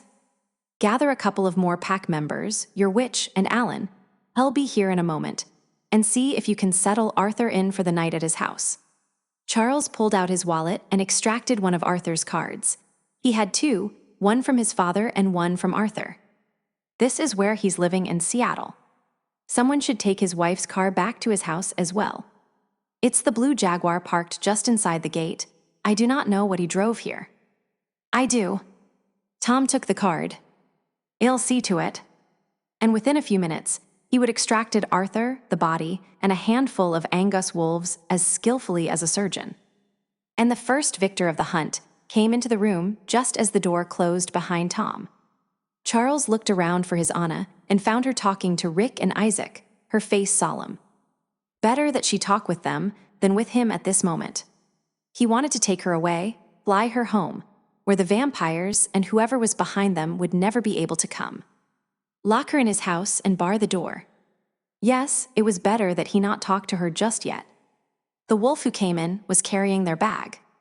Anna could recognize the scent of it, of Moira's hands on it, even in human form. The wolf who brought it in paused in front of their group, and she caught his scent. This was the wolf they would found, trussed up in the net, early in their hunt. "Yes, Valentin, dear," said Isaac. "I see that you got it. Congratulations." Under the biting sarcasm, Anna heard Isaac's reluctant amusement. "Get it away from here, it stinks." The smell of rotten pork was a little overwhelming. The wolf grinned around his prize and continued to where Dana and Angus awaited him. The bag was taken and tagged with a marker. "So the talks are doomed," Anna said, continuing the conversation the wolf had interrupted. Charles had not told her about today. Maybe he had not admitted defeat yet, but Isaac seemed pretty certain. Isaac shrugged. "Anything is possible, except defying Chastel outright. I expect everyone will go home without accepting anything the Marrok has offered." He smiled at her, though there was darkness under the expression. "Then they will call him and make quiet deals. Nothing as good as what we could accomplish openly, but maybe, just maybe, enough for our survival." "Why does not anyone go after Chastel?" "Because he's as good as he claims. The fields of Europe are graves for a good many of our dead who have tried to kill the beast. Maybe the Marrok could take him on, but in Chastel's own territory, I would not bet on the Marrok. Here." He shrugged. "But the Marrok is not here, and I do not think that Charles is his match." "He made Chastel back down," she said twice. "When Chastel hunts, you do not get a chance to face him down." Isaac's face was grim. "That is not how he takes his prey, unless they are children or human women." He looked at her. "In the first 100 years he lived, he killed 300 humans that we know of, probably more. Many he took in broad daylight in front of their friends and families. They shot him, hit him, and nothing happened. Late in the 18th century, Chastel concentrated his killing in Gévaudan, France. It was so bad there that the peasants, those who worked the land, would no longer go out into their fields. Frightened, the nobles organized hunting parties, hired wolf hunters, and killed every wolf in the region, and many werewolves, too. The king of France was bestirring himself. Then history tells us a man named Jean Chastel, whose wife had just been killed by the beast, took a silver musket ball made from a melted heirloom cross. He had it blessed 3 times by the village priest and went out with a small party to hunt the animal down. A great beast appeared before them, and Chastel shot it once and killed it, and so died the beast of Gavaden. What really happened to stop him? The Marrok happened, said Rick. He was not the Marrok yet, Isaac corrected. The story I think is most likely is that Bran Cornick hunted the beast down and told him unless he put an end to things, he would see that Chastel ended up in the hands of the witches. He smiled a little. The witches were more powerful in those days, and would have liked nothing better than a werewolf to torture for blood, meat, and fur for their spells. Chastel was 100 years old, and Bran was. Bran? It was a very good threat then. Now Chastel is stronger than he was then, smarter, too, and he hates Bran like any dominant hates the one who humiliates him. He's doing this to get back at Bran. Isaac shook his head. Many reasons, I think. That is one. So is what he said about keeping the Marrok out of his territory. Does Sunny's death change anything? She was still trying to figure out a reason for the woman's death, but she could not find one. Another wolf came in, weary and limping, but he had a bag in his mouth. He paid no attention to them, and only Anna seemed to notice his passing. Isaac shrugged in answer to Anna's question. If anything, it adds a final straw to the issue. Arthur is perceived as Charles' strongest supporter, the only one of us far enough from the beast to risk displeasing him. I am not sure that is true, except in the enemy of my enemy sort of sense. Arthur and Bran do not see eye to eye about a lot of things. That does not matter, though. Arthur will not be any good for weeks after this. Losing your mate is. His face twisted a little, then, with effort, regained its usual good-natured expression. He will not be of help to Charles, that is for certain. The first victorious wolf had already changed back to human, and naked, was searching through the piles for his clothes. Which reminded Anna that she still had her socks in the pockets of her jeans, and her feet were uncomfortable. She toed off her shoes and put the socks on her feet where they belonged.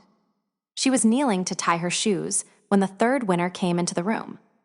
She would never seen his wolf form before, but his scent told her exactly who he was, Chastel. As soon as he walked into the room, someone set off the alarm, and the whole of the warehouse sounded with a low hum for a count of 5.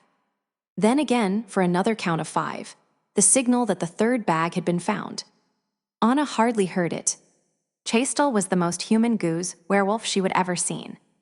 Rick was larger than average, Charles was bigger than he, and Chastel made both of them look like half-grown puppies. He looked like a Saint Bernard in a room full of German shepherds, the statistical outlier. His coat was mottled in various shades of brown, the perfect color to blend with a forest. He met her eyes, his own yellow and mad, and she backed away, bumping into Isaac, who steadied her with a hand on both shoulders and pulled her upright. Chastel trotted from the doorway. He would come through to the place where Anna stood with her hunting comrades. He stopped in front of her and dropped the bag, taking a step back, an invitation. I have a mate, she said. Rick had been right about her participation in the hunt, she realized. She would been in this room, with all these wolves, and not felt a lick of fear. Here where Charles was, where her friends were, however new they might be, she was not afraid. And I want nothing from you. His jaw dropped and let his tongue loll out as he smiled at her. Creepy bastard. He took the bag up again. He took a pace beyond them, then turned and lunged at her, dropping his bag on the floor to free his jaws. He was fast, so fast. She pushed herself backward and hit Isaac, who was just standing there, not moving at all. She had no chance to get out of the beast's way, and she waited for his fangs to sink into her. Blood rushed to her head, and she had time to understand that he was going to kill her. In front of all these wolves, he was going to kill her, and no one would be able to do anything about it until it was too late. And she was not afraid. It had never been death that scared her, it was being helpless. He stopped his own attack, pulling back at the last moment and snapping his jaws just short of her throat, which he could have reached with both front feet on the floor. Too late, Isaac jerked back, pulling her with him. Chastel gave them all a satisfied look, turned back to retrieve his bag, and Brother Wolf blindsided him. The attack was swift and silent. Anna was as surprised as Chastel. She had not even seen Charles move, had not felt him change to wolf. Chastel snarled and growled, but Charles was dead quiet and all the more frightening for it. There was an intensity to his attack that Chastel was missing. Charles was aiming for the kill, and Chastel was still trying to figure out what was going on. Anna had seen Charles fight before, but he had been exhausted and wounded or reluctant, and mostly in human form. Brother Wolf on the offensive was an entirely different thing. There was no intelligence, no science to the way he fought here. The other wolves backed away, clearing room for the fight. There were no cheers or raucous comments. The witnesses, like Charles, were quiet, intent, as the battling wolves dug in deep with claws and fangs. This was not a game, and no one treated it as such. If the size difference worried Charles at all, Anna could not see it. Once Chastel settled into battle, it was not nearly as one-sided as it had been at first, and it was brutal. Fur made it difficult to tell how badly either was wounded, but they were both bloody. When they broke apart and stood, heads lowered, fangs bared, blood dripped off their bodies and made little puddles on the wooden floor beneath them. Chastel dove under Charles and snapped his teeth closed on Charles' hind leg. Before the French wolf's grip was sure, Charles jerked the leg forward, twisted like a contortionist at Cirque du Soleil, and set his fangs into Chastel's nose. Anna could hear the crunch from where she stood. Chastel forgot everything but getting Charles off his muzzle, releasing Charles' back leg, then pulling, pushing, shaking, anything to get the other wolf off. Brother Wolf, who was Charles, held on like a bulldog, while the French wolf's struggles became more and more feeble, until his eyes closed and his body twitched helplessly. Something tried to direct her attention away from Charles. A soft look here from inside her, but Anna was busy trying to see how badly hurt he was. Angus stepped forward. "Let him go, Charles." Brother Wolf jerked his head around, bringing Chastel's massive and limp body with him. He looked Angus in the eyes and growled. Angus paled and backed up half a dozen steps until he bumped into Dana, who was watching the fight, looking far too pleased.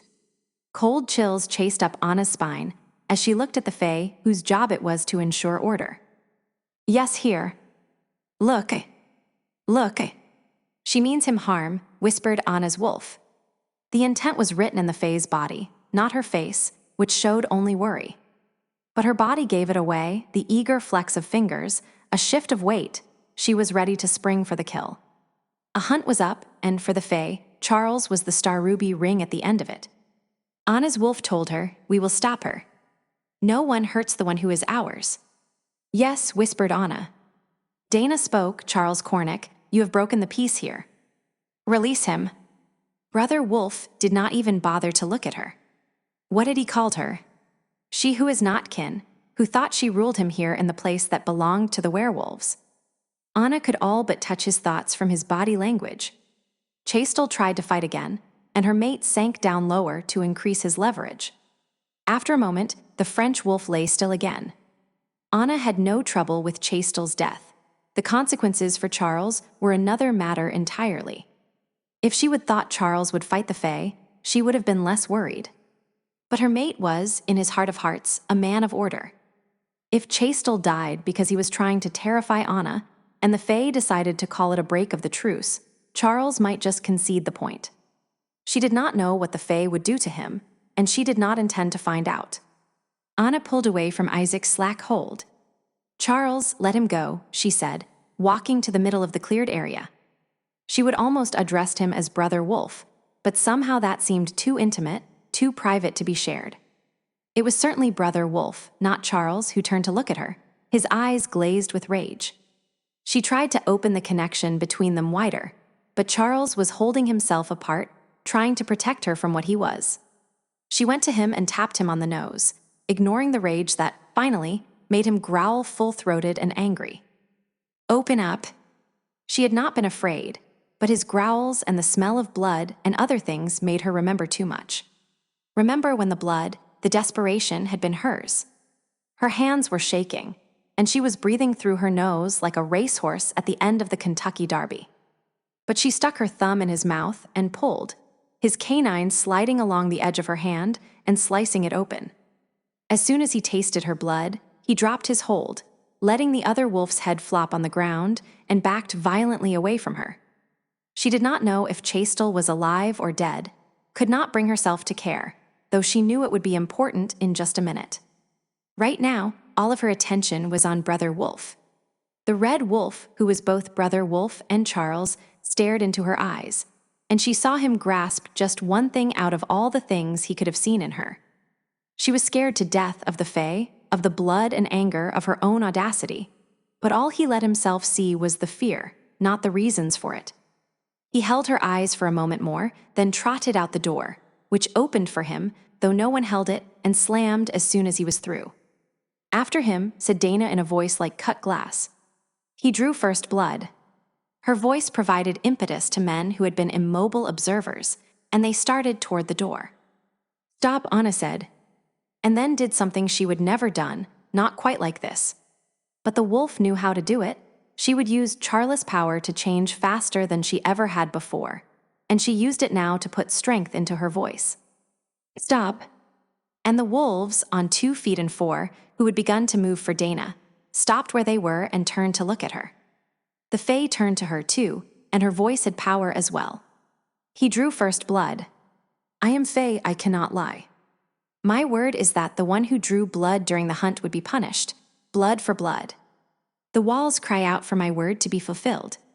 She left her eyes on Anna but touched Angus, who stood nearby. Liam Angus Magnuson, son of Margaret Hooper, son of Thomas Magnuson. By your true name, I tell you to fetch me Charles Cornick. Angus took a step toward the door. No, said Anna, and her wolf made it stick. Angus turned back to her, a slow smile on his face. Yes, my lady, he told Anna. The smile grew. You are forgetting something, Dana she. The hunt was over. The bells rang before Charles attacked, and the rule of blood no longer applies. Dana's face froze, and for one instant Anna read in her eyes a lust for Charles' death, for any death. A lust that rivaled anything she would ever seen in a werewolf. But the Fae regained control, and she smoothed her hands over her suit jacket as if it were wrinkled. You are right.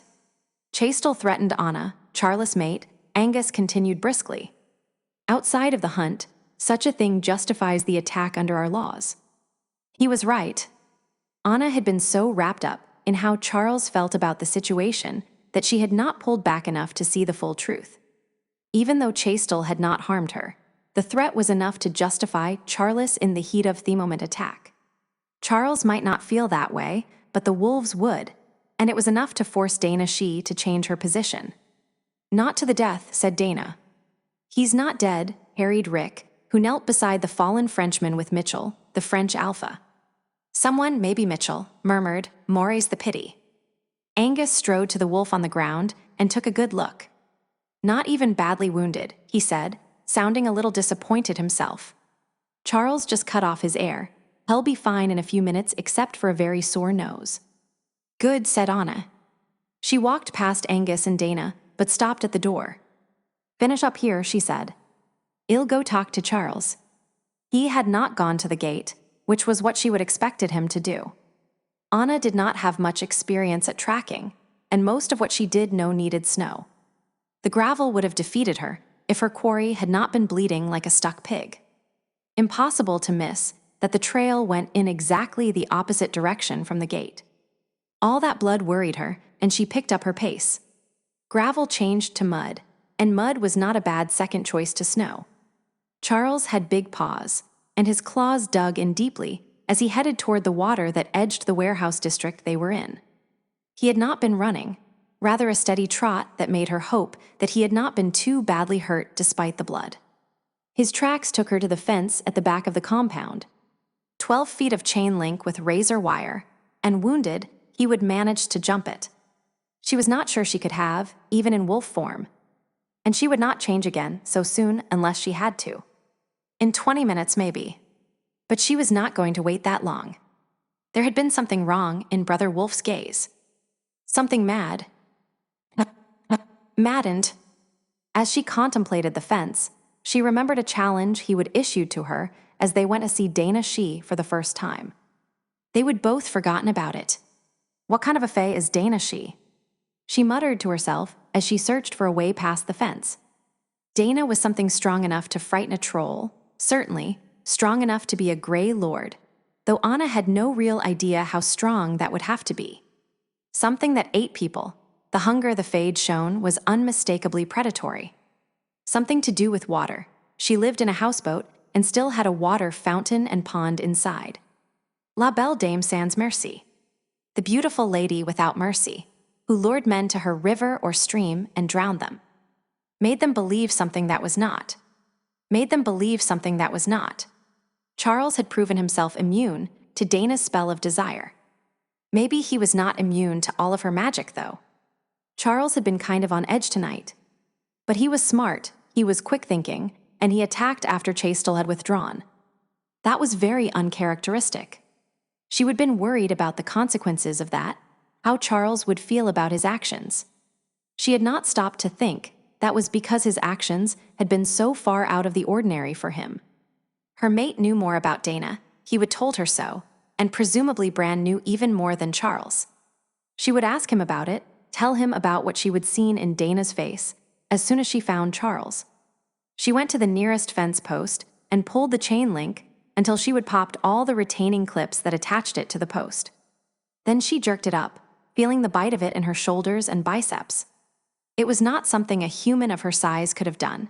There were a few benefits to being a werewolf. When she was done, she had a big enough hole to crawl through. She would have to remember to tell Angus he needed to fix his fence. She followed Charles' trail, not hurrying because he was not.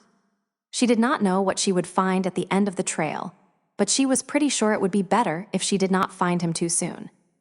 Or too late. Would he expect the hunt that Dana had been so quick to send out? Was he ready to face dozens of the toughest wolves Europe had to offer? Did he expect Angus to come after him? Or Dana herself? Had he felt it when Anna had drawn upon his power to stop the Fey woman? Could he feel her coming after him now? The bond between them sang with strength and tension, but that was all she could sense through it. Except, she found that as she thought about it, she could tell where he was. He was releasing his hold on their bond, not hiding so hard. Anna stopped at that thought. Was that what he was doing? Hiding from her? He was not a violent man by nature. She knew that, had felt his gentleness herself. He had made himself into the man his father needed, his pet killer, his sword arm. He was very, very good at his job. But Brother Wolf craved blood and flesh. Her own wolf did not. It was one of the differences that being Omega gave her. She remembered Charles stopping in front of his father's house, when it smelled of blood and pain. He would ask her what she smelled, then told her that if she were not Omega, the smell would have made her hungry. He would have been hungry, though he had not told her that. In her wolf form, she could eat raw meat and like it. But when she was human, blood smelled like blood, not food. Anna started walking again and noticed that he was headed downhill, toward the...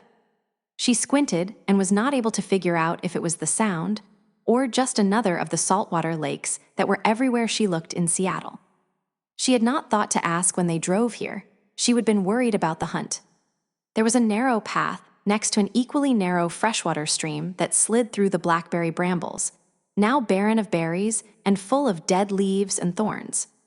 The path was mud and sucked at her shoes, half pulling them off, as it threatened to give way entirely and dump her in the creek. Charles' paw prints stuck deep, where he would stop to drink. Bleeding made you thirsty, she knew. The blood trail had been less and less easy to follow. She hoped it was because he was healing. The more dominant wolves healed faster, as long as you did not combine wounds with silver, exhaustion, or magic. Could not help but worry about him anyway. So it was with great relief she made it down to the beach, a rocky, wet, and cold stretch of land, and saw Charles shaking himself off. He would been in the water, cleaning the blood off. Brave of you, Anna told him. That water is too freaking cold for words. But she would never had because to doubt Charles' courage. Amber eyes watched her as she slid down the last 10 feet of slope with more grace than she would expected, only to stumble as her shoes hit the better traction the small rocks of the beach gave her. So she told Brother Wolf, I have some things to talk to you about when you are ready. But we're safe enough for now. I left Angus in charge, back at the warehouse. Had she? Maybe Angus had left himself in charge at the warehouse. The rocks were only high and dry in a strip about 6 inches wide. She looked at her muddy shoes, and deciding there was nothing she could do that would make them worse, she stepped out into about 6 inches of icy water. The air left her in a startled hiss. Very cold, she told him, then started off down the shoreline because her body did not want to stand still. Charles stood where he was, the icy water covering his paws and a few inches beyond. He had been waiting for the goon squad and gotten the beauty instead, and it left him oddly defenseless. She walked along the shoreline, her muddy shoes splashing in the water that covered the rocks. Above them, beyond them, and to both sides, docks stretched out into the black water. 4 or 5 docks down there was a ship being loaded, and he could hear the men talking in the grunting rhythms that working men have. They were far enough away that they would not see a woman and her very large dog walking along the water's edge. He decided she was getting too far from him, and so he followed, padding behind her to make sure she was safe. He had not killed the beast who threatened her. A growl rose in his chest at the thought. He should have killed him, should have torn his head off so he would no longer hurt the weak and helpless ones. Not hurt his Anna. No matter that she was proving to be neither weak nor helpless. Brother Wolf scented the air, but the scent of the other wolves was distant. Ahead of him, Anna had found a log that had washed ashore, now a throne for his lady. But first she had to climb all over it. He detoured around it, making sure it would stay stable, and found it difficult to close the distance between them.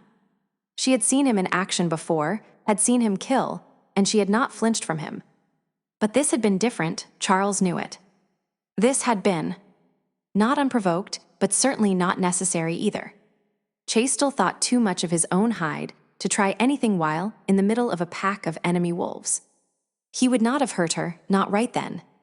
None of that had mattered to Charles, though all he could see was those fangs buried in Anna's throat and him all the way across the building and too freaking slow. He looked at her just to make sure his vision had not happened.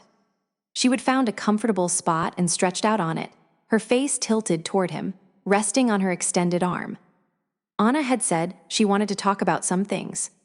She had not sounded angry or, worse, disappointed. And there were things he needed to know. Like why there were not dozens of wolves bringing him in. He would heard Dana call for his hide, had expected them.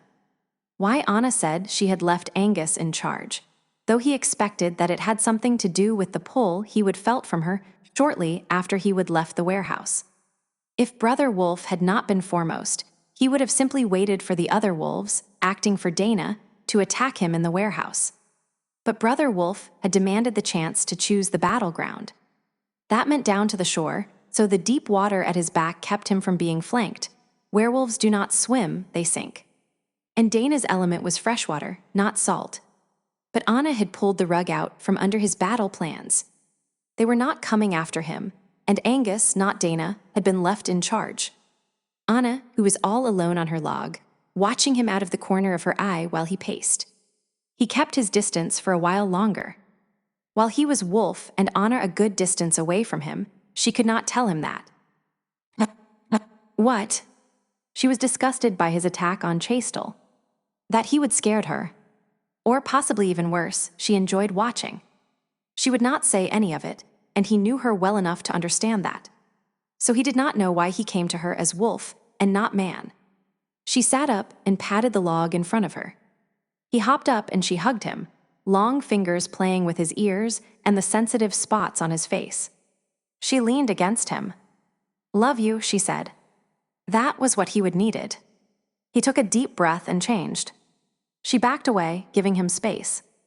"How come you do not have 4 dozen red or blue t-shirts and 50 pairs of boots?" Anna asked when he was finished.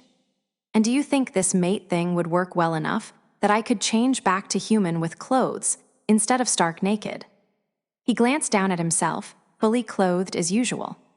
No other werewolf he would ever heard of could clothe himself coming out of the change. He did not know if it was werewolf magic or a bit of the magic of his shaman grandfather. He only knew that it had started happening when he was 14 or 15, and being naked was considered shameful in his mother's tribe. Then it had been buckskins. He could still do those if he thought about it. Charles turned around so he was facing her, looked hard at her grinning face, and took it in his hands and kissed her as if he could fill himself with her. She opened her mouth and let him in, welcoming him with warm touches and small sounds. They had not been together long enough for even the most basic touches to become routine, but he did not think he could ever take her kisses for granted, the touch of her tongue, teeth, and lips. When he pulled away, he left his face against hers as he said, "I do not know." "We'll just have to see. Keep account of the red t-shirts, maybe." "Why red?" she asked. "Why not green or blue this time? I have seen you do blue. Do you pick?" He laughed, needing this, small intimacies he would never had before Anna. "I do not know. No one ever asked, and I never paid attention." She put her mouth against his ear, and the feel of her breath in his ear certainly made him pay attention. I bet they wondered, though. Too scared of the big bad wolf to ask. He laughed again, the relief of her presence, not just Omega but his Anna, making laughter necessary, whatever the excuse. She pulled back, her eyes still smiling. Dana is a water fae, is not she? The ones who lure men into the water and drown them. How did she do it? Was it compulsion, or was it some sort of manipulation? He could not read anything in her face. "I do not know." "Why are you asking?" "It's not like you to freak out like that, not without planning it better." "And Chastel? He is how old?" "His modus operandi is more subtle than it was tonight, right? He takes out little kids and human women in front of people too weak to hurt him. He would never antagonize like that, not where you would be justified in attacking him face to face." With Anna here, Brother Wolf settled down into a contented presence. Charles could think more clearly, consider tonight's oddities. Not quite true. He is reckless sometimes, and no coward really. He likes to play games. His lunge at you that would have been fatal if he would wanted it to be, that is very much the beast of Gayvaden. But she was right in that the Frenchman's behavior had been odd. But that moment when he laid the bag, his prize at your feet, that was unusual. He thought a moment. Romantic, even. I do not know that I have ever heard Chastel had a partner. Women mostly he kills. Children, too. It's as if their fragility calls out the worst in him. He told Rick and me that he was the opposite of the Omega. All the violence, none of the protective spirit. Charles felt his eyebrows go up. That is perceptive, he said. I would have just called him a sociopath. My father calls him evil. Evil works for me, Anna muttered. She played with the bark of the tree. Mostly rotted from its immersion in the water, it virtually dissolved under her fingers. But the thing with the bag was not typical of Chastel, Charles said. And what I did was not usual either. Not like that. It felt like he had done it, ripped your throat out, even though I knew very well that he had not touched you. You think the Fae had something to do with it. I think I read bloodlust on her body when you attacked Chastel. The first thing out of her lips was an accusation of something you actually had not done.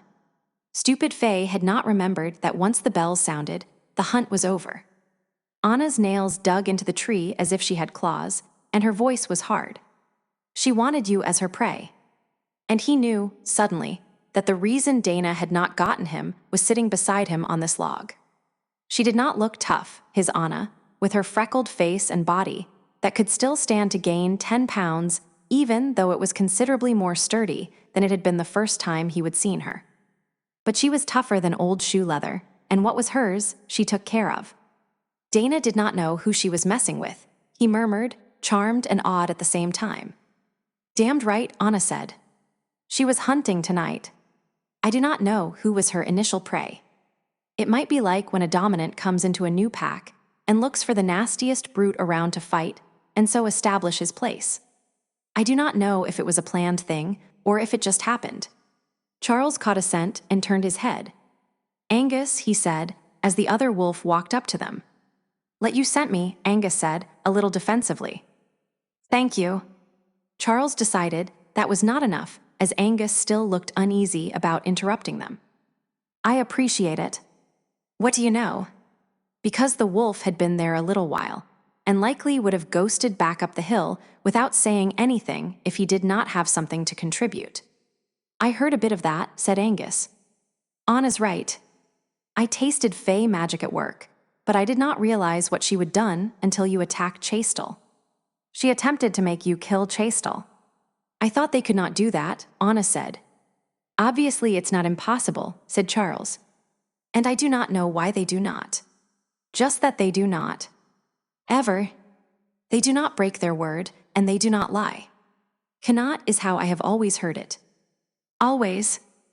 But she did. Ask the Marrok, suggested Angus. Charles reached for his cell phone, then stopped. No cell phone, he told them. Anna giggled. All those red t-shirts and no cell phone. I do not have mine either, left it in the car. Angus handed his over to Charles. Red t-shirts. Do I want to know? Probably not, Charles told him as he dialed and put the phone to his ear. Then Hisda answered, and he busied himself laying the whole story before the old bard. Bran listened all the way through without comment. When Charles was done, there was a small pause as his father sorted out what he wanted to discuss. 6 vampires hunting together, he said finally. It was not a question, but Charles answered it anyway. Yes. I'll look into it. There've been a few stories, I'll check them out more thoroughly. They sound like mercenaries to me, assassins for hire. Angus has not had trouble with the Seattle vampires for a good long while, and Tom would have recognized them if they were local.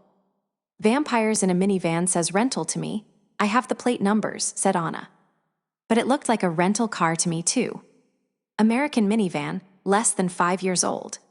She rattled off 3 letters and 3 numbers.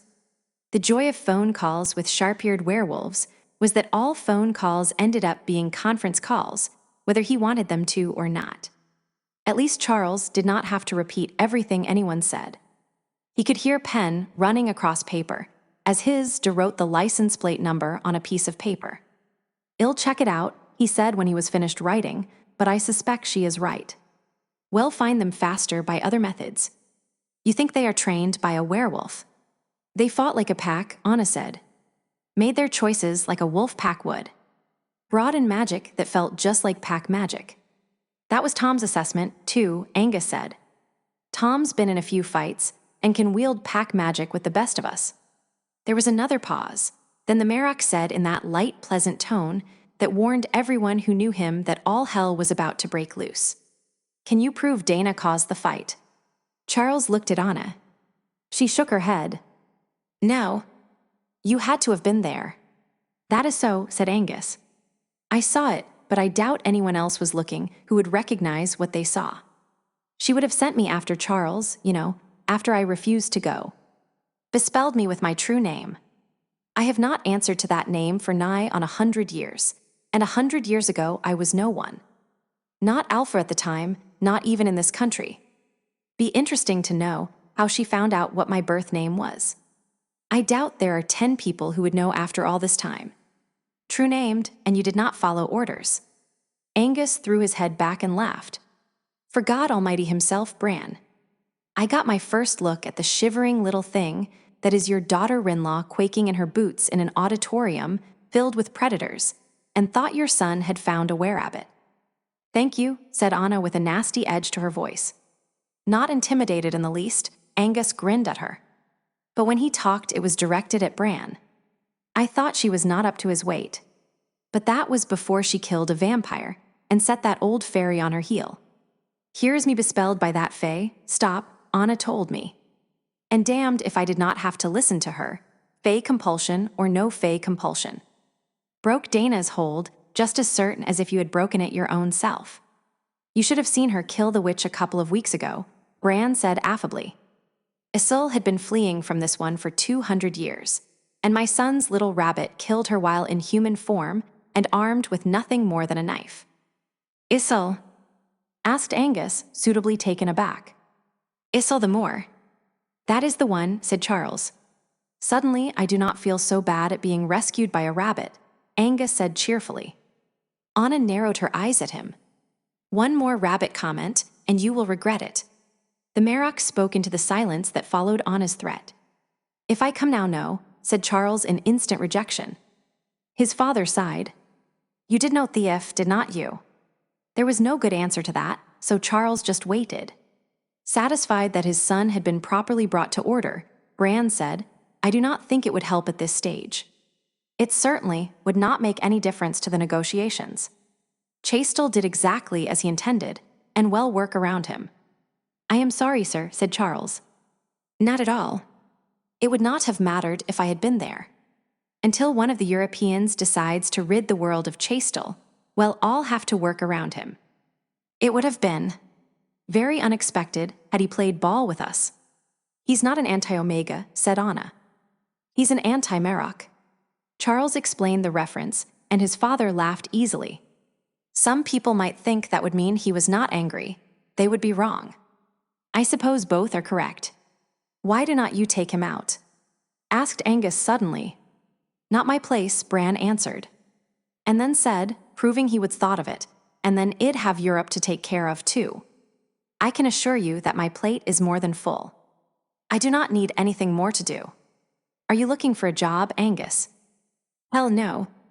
The Emerald City pack leader grinned appreciatively. Not that I could take on Chastel, anyway. Your son is a nasty, infighting rat bastard. I have seen him fight cold before. You should have seen it when he's enraged. Took him all of 2 minutes to have Chastel on the ground. Charles' fights are always fast, said Bran. Most serious fights are. We are not cats to play with our food. Charles heard his father draw in a deep breath as he changed the subject. So, your job, Charles, as I see it, is to find the vampires who killed our poor Sonny. Eliminate them and find out who hired them. Conduct business as usual tomorrow, and understand that no one can agree to accept help, but they will listen to what you have to say. And well help them as we can. This is the only way we can let them know that we'll do so. And keep Dana from making you kill anyone you do not intend to. She has broken her word, Anna said. We cannot prove it, Bran answered. What happens when a fae breaks her word? Charles asked his father. All I have ever heard is that they do not. I have not the faintest idea, said his father. I am not fae, and we have nothing on the fae for keeping secrets. I have never known a fae to break his or her word. Bend it, twist it into a pretzel, yes. Break it, no. I would have expected lightning to strike her down from on high. Since that has not happened, your guess is the same as mine. He paused. Be careful. And you might consider wearing your crucifix and finding something that would work for Anna. It's not foolproof, but it is helpful when you are dealing with vampires. And he rang off. You know, Anna said thoughtfully, I am kind of disappointed. I thought he knew everything. Not everything, admitted Charles. He's just very good at giving that impression. And ad-libbing, said Angus. Though I have never really caught him at it. He paused. You know, I am thinking that he might be that lightning bolt. Hope I am there to see it. Charles yawned. So tomorrow is one more meeting. I'll pull out some of the more creative things De kept for last then. Perhaps an early end to the negotiations, which are useless now. Sonny's death, Anna said. It seems wrong to let her death be. Useful to us, but Sonny's death would be a good reason to close the meetings early. Angus nodded. No one will be fooled, they know what Chastel has done, but it will allow us to save face. Anna burrowed under him and grumbled when Charles laughed as cold toes, made it to places cold toes should never hit an adult male. He rolled over on top of her, and she sighed happily, her eyes slitting open and glittering blue in the darkness of the hotel room. Well, hello, he murmured to Anna's wolf. Werewolves, he informed her solemnly, are warm-blooded. Very warm-blooded. We do not get cold and stick frigid toes and fingers into places cold things should not go. She blinked at him a couple of times. Warm, she said, her voice husky. Yes, he answered. But you could have pulled up the blanket before you got that cold. She arched up off the mattress and kissed him hard, gripping his jaw in her hands. While he kissed her, he rolled over until she was on top. Anna's wolf sometimes did things that Anna was not comfortable with. He would learn to make accommodations for that, and one of those things was to make sure that unless Anna was in charge, she got the top. If she woke up underneath him, she had a tendency to panic. He could not communicate with Anna's wolf the way he and Anna could talk to Brother Wolf. She tended to come out when Anna was asleep and usually spoke in one-word sentences. She nipped his ear, tugging on the amber earrings she would gotten for him. Gently, he told her, "I like those earrings." He ran his hands up the small of her back, and she arched into him with a happy sound. He let her play as she would for a while before catching her hands. "Hey, Lady Wolf," he said breathlessly. "We need to wake up your other half before we take this any farther." He did not actually know how much Anna knew about what her wolf did at times like this, whether she was along for the ride or still asleep. But it did not seem right to do anything serious unless he was certain Anna knew what her wolf had been up to. She stared at him, and he watched the change happen just in her eyes. Blindingly blue eyes, warmed to root beer brown and a few heartbeats. She did not seem surprised to find herself braced on top of him, just smiled and flexed her hands on his shoulders. "All right?" he asked. In answer, she wriggled her hips and pushed herself down. He groaned at the unexpectedly aggressive move. Anna's wolf did things like that. Anna was usually more temperate. She set a hard and rapid pace, and he let her do as she would. "I'll just lie back and think of England," he huffed to make her laugh.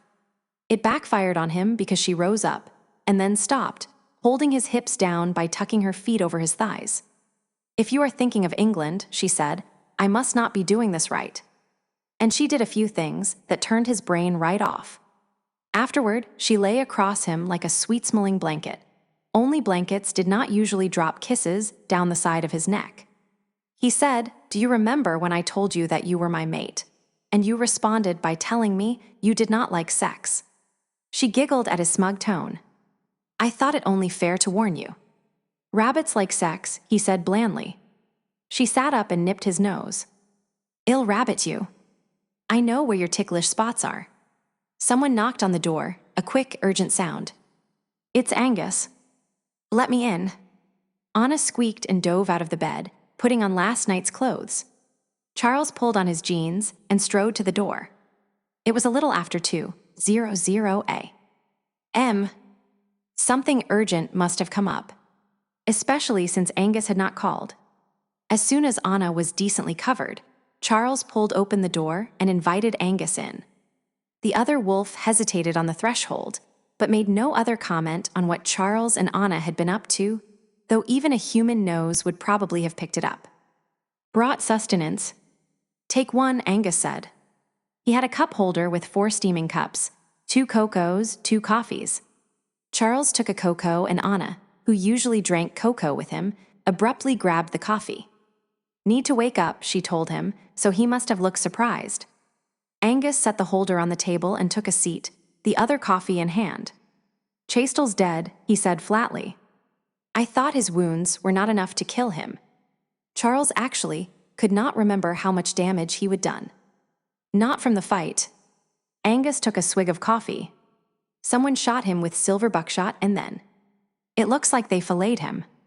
Beat the hell out of Mitchell, or bugger." "Do you know him?"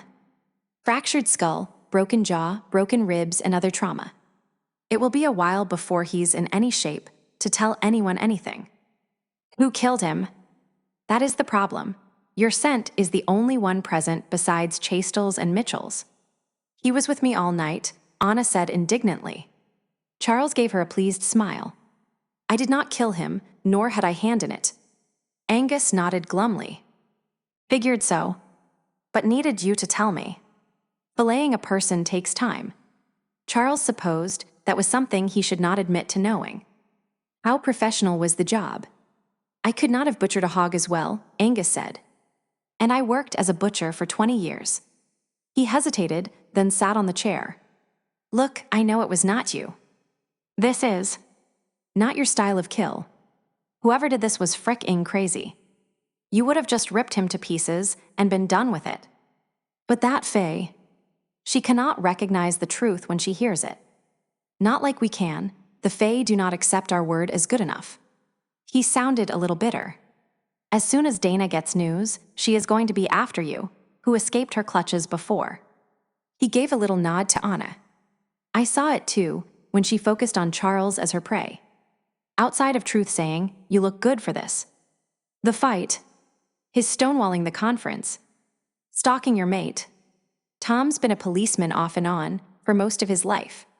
He says that what she has on you would get you arrested in human courts, and quite likely convicted. He raised his eyes to Charles, who allowed it.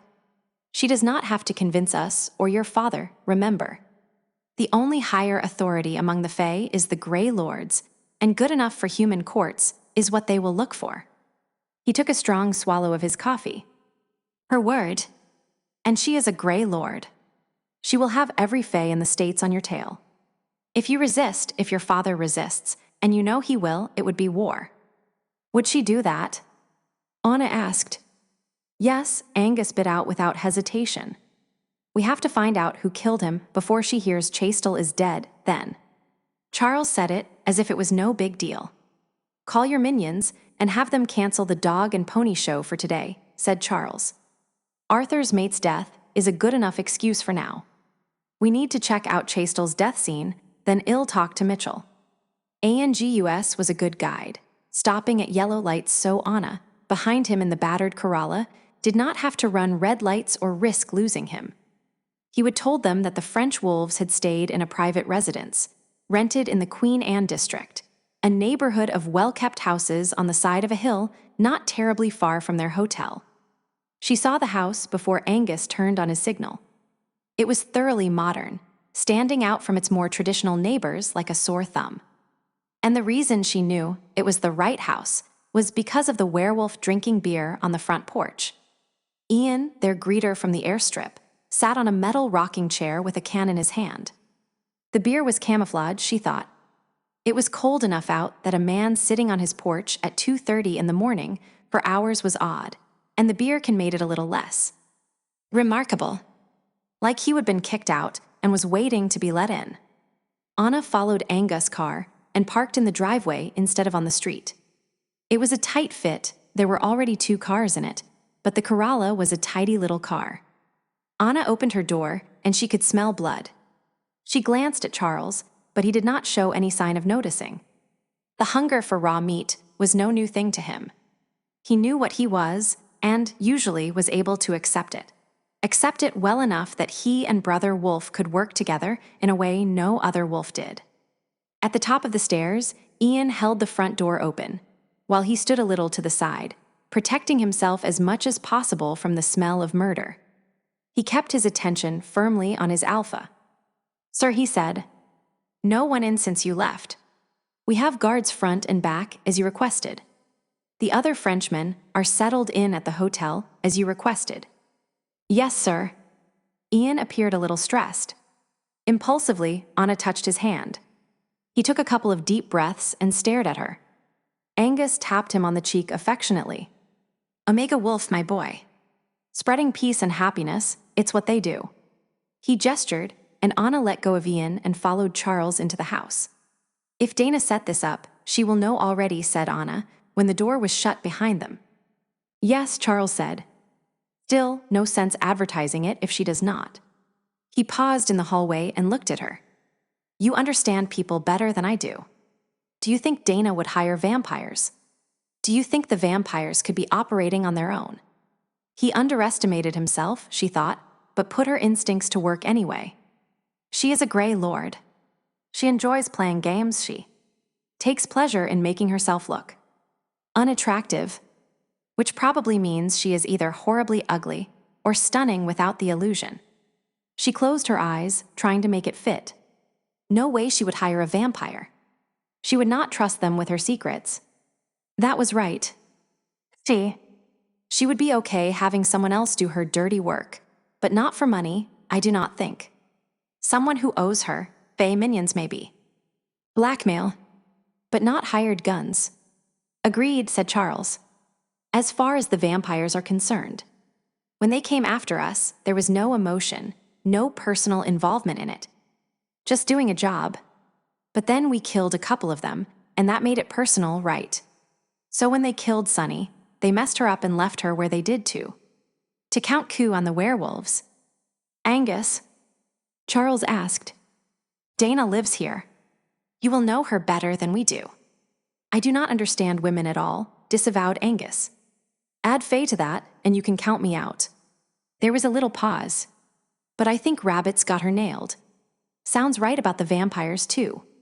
Anna, said Charles mildly, before Anna could protest. Not Rabbit. Angus tilted his head. Term of respect, he told Anna. That is all. If you please. Charles did not dwell on it, he just went on to the next thing. The vampires have some way of masking their scent from us. Keeps us out of their daytime sleeping places. Angus froze. You think this is a vampire kill? 4 vampires against Chastel and Mitchell. The beast was hurt. Charles avoided saying the names of the dead, usually. Referring to them by a nickname was apparently okay. Mitchell is much less dominant than your Tom. His heart is in the right place, but he is no warrior. Otherwise, the beast would have killed him long since. Where were the rest of the French wolves? At an all-night LAN party. A LAN party. Anna sort of knew what that was. Is not that where geeks meet up and play the same game together on a lot of computers?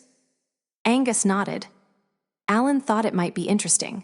Let them get their aggression out without actually killing anyone. He paused. And no one actually did, not there anyway. Anyway, he and a few members of his family, several of my pack, and I think one of the Spaniards took it upon themselves to arrange a LAN party with some first-person shooter game. Who would know that there would only be 2 wolves here? Anna asked.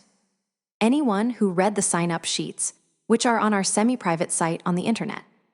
That means all of my pack and any of the wolves who came to the conference and took time to check out the welcome materials we provided.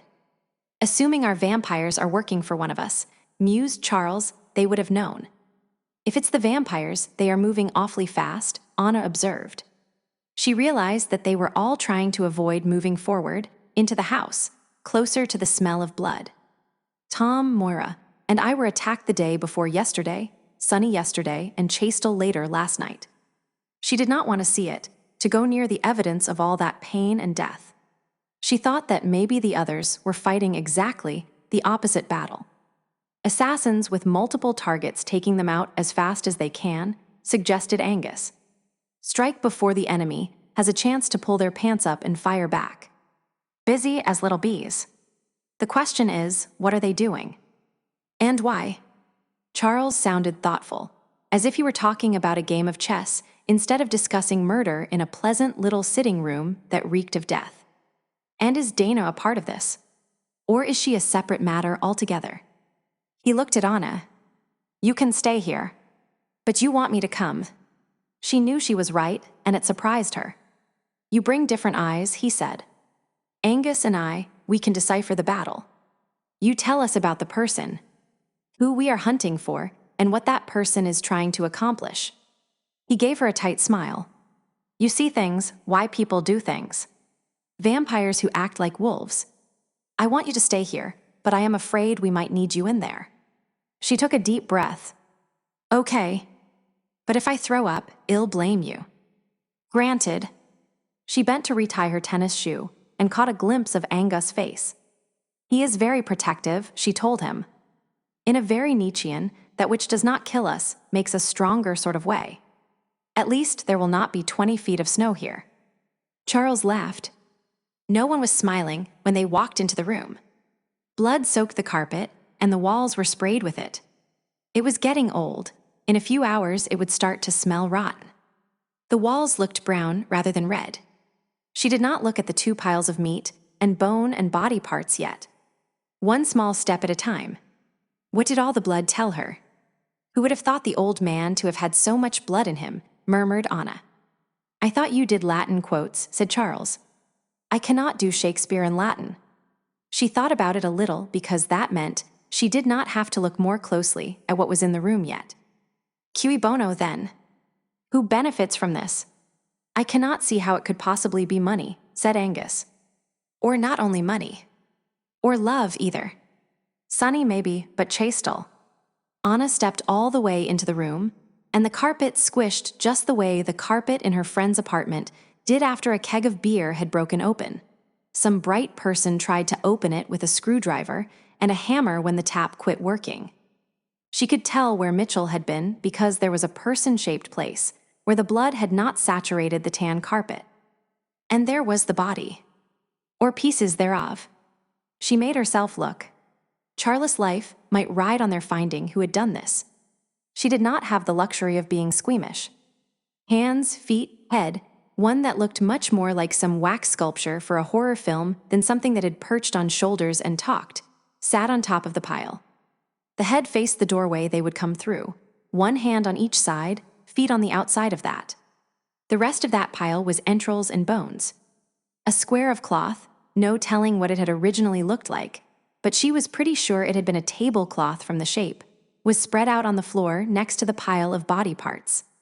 On the square of cloth were stacks of meat cut into steaks and 2 racks of ribs, as if someone were planning a barbecue. Why was the blood bothering her? "I do not know vampires," she said, talking fast so her jaw did not vibrate. "But I read Dracula when I was in high school. Would they waste all the blood like this? Or is this meant to horrify? Who do they want to fright and why?"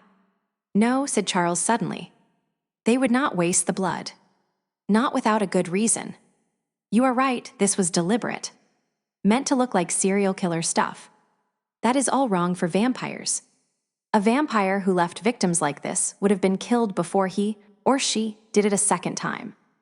They can afford human attention a lot less than we can. This is planned for effect. A lot of effort." He stared at the body parts and smiled with satisfaction. Too much effort, apparently. He waved his arm at what was left of Chastel. "They cheated. We have one dead body, and there is just too much mass there by about 20 pounds. I bet we find some commercially prepared cow in amidst the meat, and that there is more of the Frenchman under the offal. Meat on bones. They did not really have time to make a thorough job of it. It just had to look good for the audience." "Who is the audience?" Angus asked. "Not us," said Anna. Me aside. This is bad, but to wolves who go out every full moon and hunt. There is just not a lot of horror left in blood and meat." She would not point out that Angus was having a hard time pulling his eyes from the steak pile, especially when the victim is someone like Jean Chastel. I bet the French wolves felt bad about Mitchell, but said, "Good riddance" when they saw Chastel. Do you think this is for the public? To force the Marrok to not come out? Or is it for the Fae, who have no idea what a butcher Chastel was? To add to the horror of the death, so that the hunt for Charles has that righteous feel. "You sound like a psychologist," said Angus. Anna shook her head. "No. Wrong Omega, Rick's the psychologist. I just watch TV and read a lot of forensic mysteries. I would feel a lot worse about this scene if it were sunny. If this is the vampires, and I do not smell anyone except Charles, Mitchell, and Chastel, so it sounds like it has to be them, then there is a reason they did this to Chastel. And the other to Sunny. Sunny was personal, Charles said. You did not get close to see her body, smell it. They scared her and bled her out slowly. She hurt and suffered. Any werewolf who got near her body would know that. They wanted us to know that she suffered. This is just gruesome, but it is not heartfelt. It is staged." He looked at Anna and gave her a solemn nod. "And for someone who is not us, who, we hope, has not seen it yet. Then we need to get this cleaned up, now," said Angus, and he pulled out a phone and hit speed dial. "You tell your father he's bankrolling this one. Our witch is expensive." "Tom." "Yes." His second's voice was hushed, as if he was being quiet so as not to disturb whoever he was with. "Get a cleanup crew, thorough and fast, and your witch.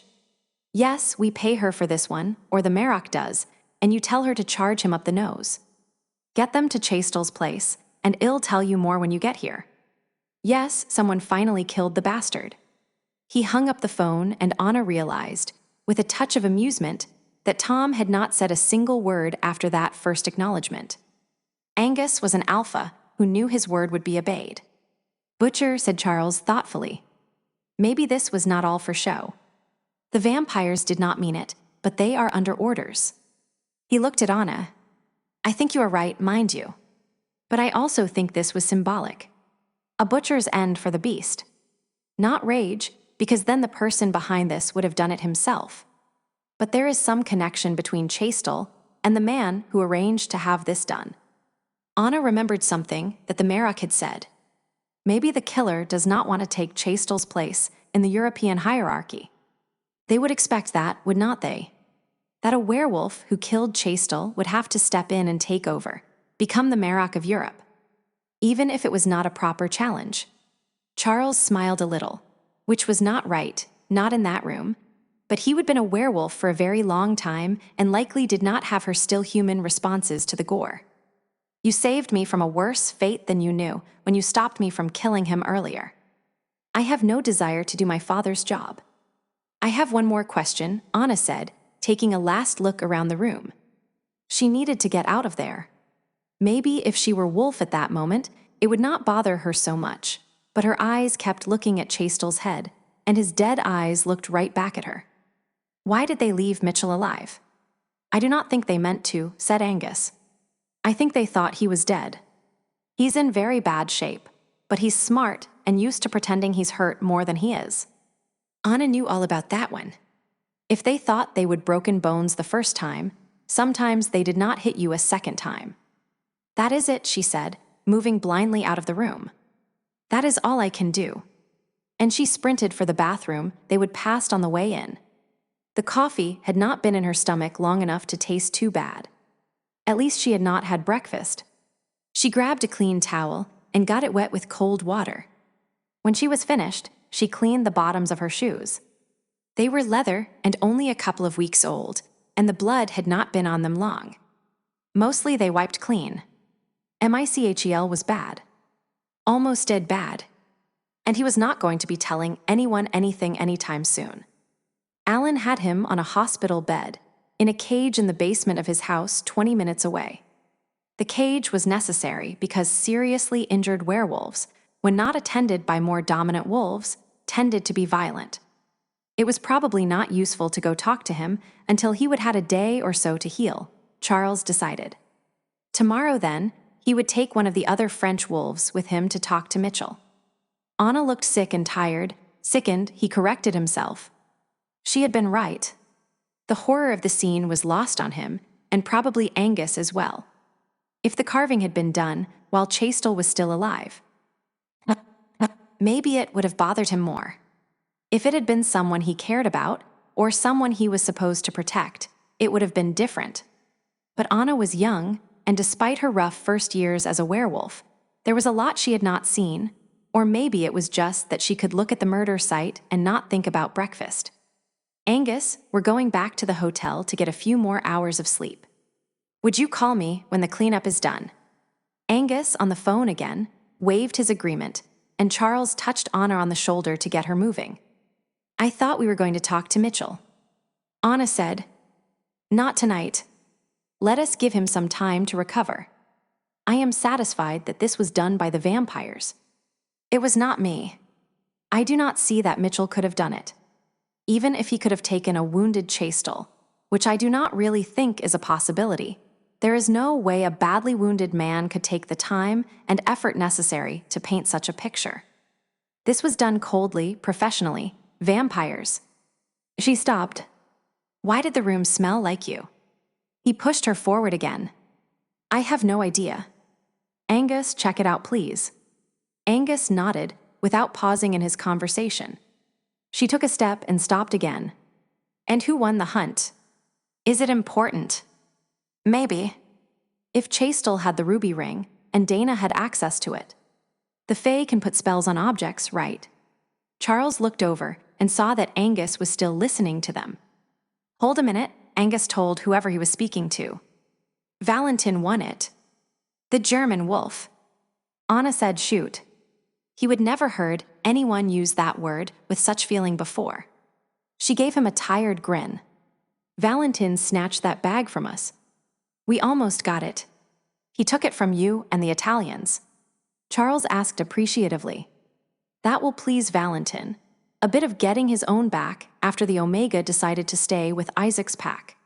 So no Fey magic gem involved, Anna said. Seems not. Charles guided Anna through the front door and out into the cool night. Or early morning anyway. Ian gave them a salute with his beer, and as they came out, and Charles stuffed Anna into the passenger seat. She was tired enough that it took her a few blocks before she said, "Hey, how come you're driving?" "Because you are so tired you are slurring," he told her. "Close your eyes and it'll get us back." "How long can we sleep?"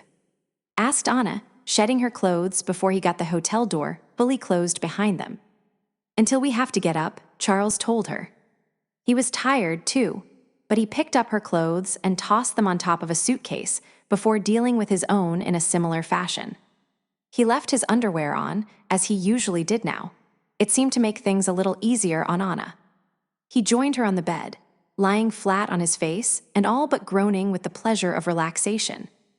4 a.m, but with the curtains drawn, they might see 4 or 5 hours of sleep, as long as Angus did not have anything new to report. She was on the far side, leaving 2 cold feet of mattress between them.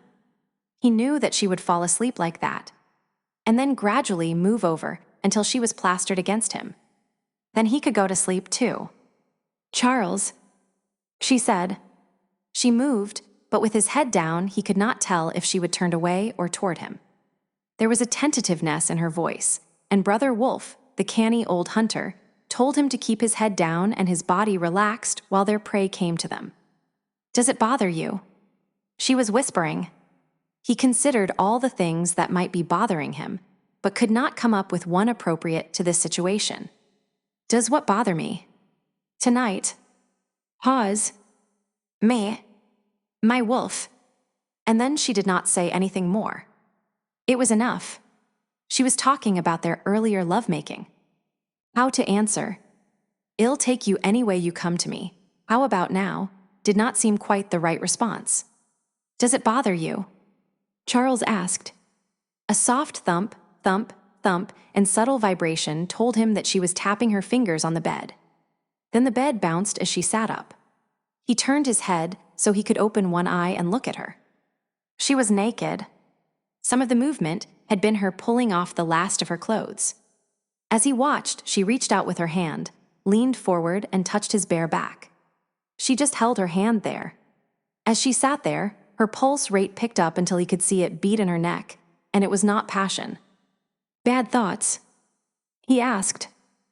She nodded. "It's over. Done. Has been for a long time. Why does it still have such power?" The hand on his skin fisted, pulled away, then landed back where it had been, fingers widespread. Words. He was not good with them. But he would try.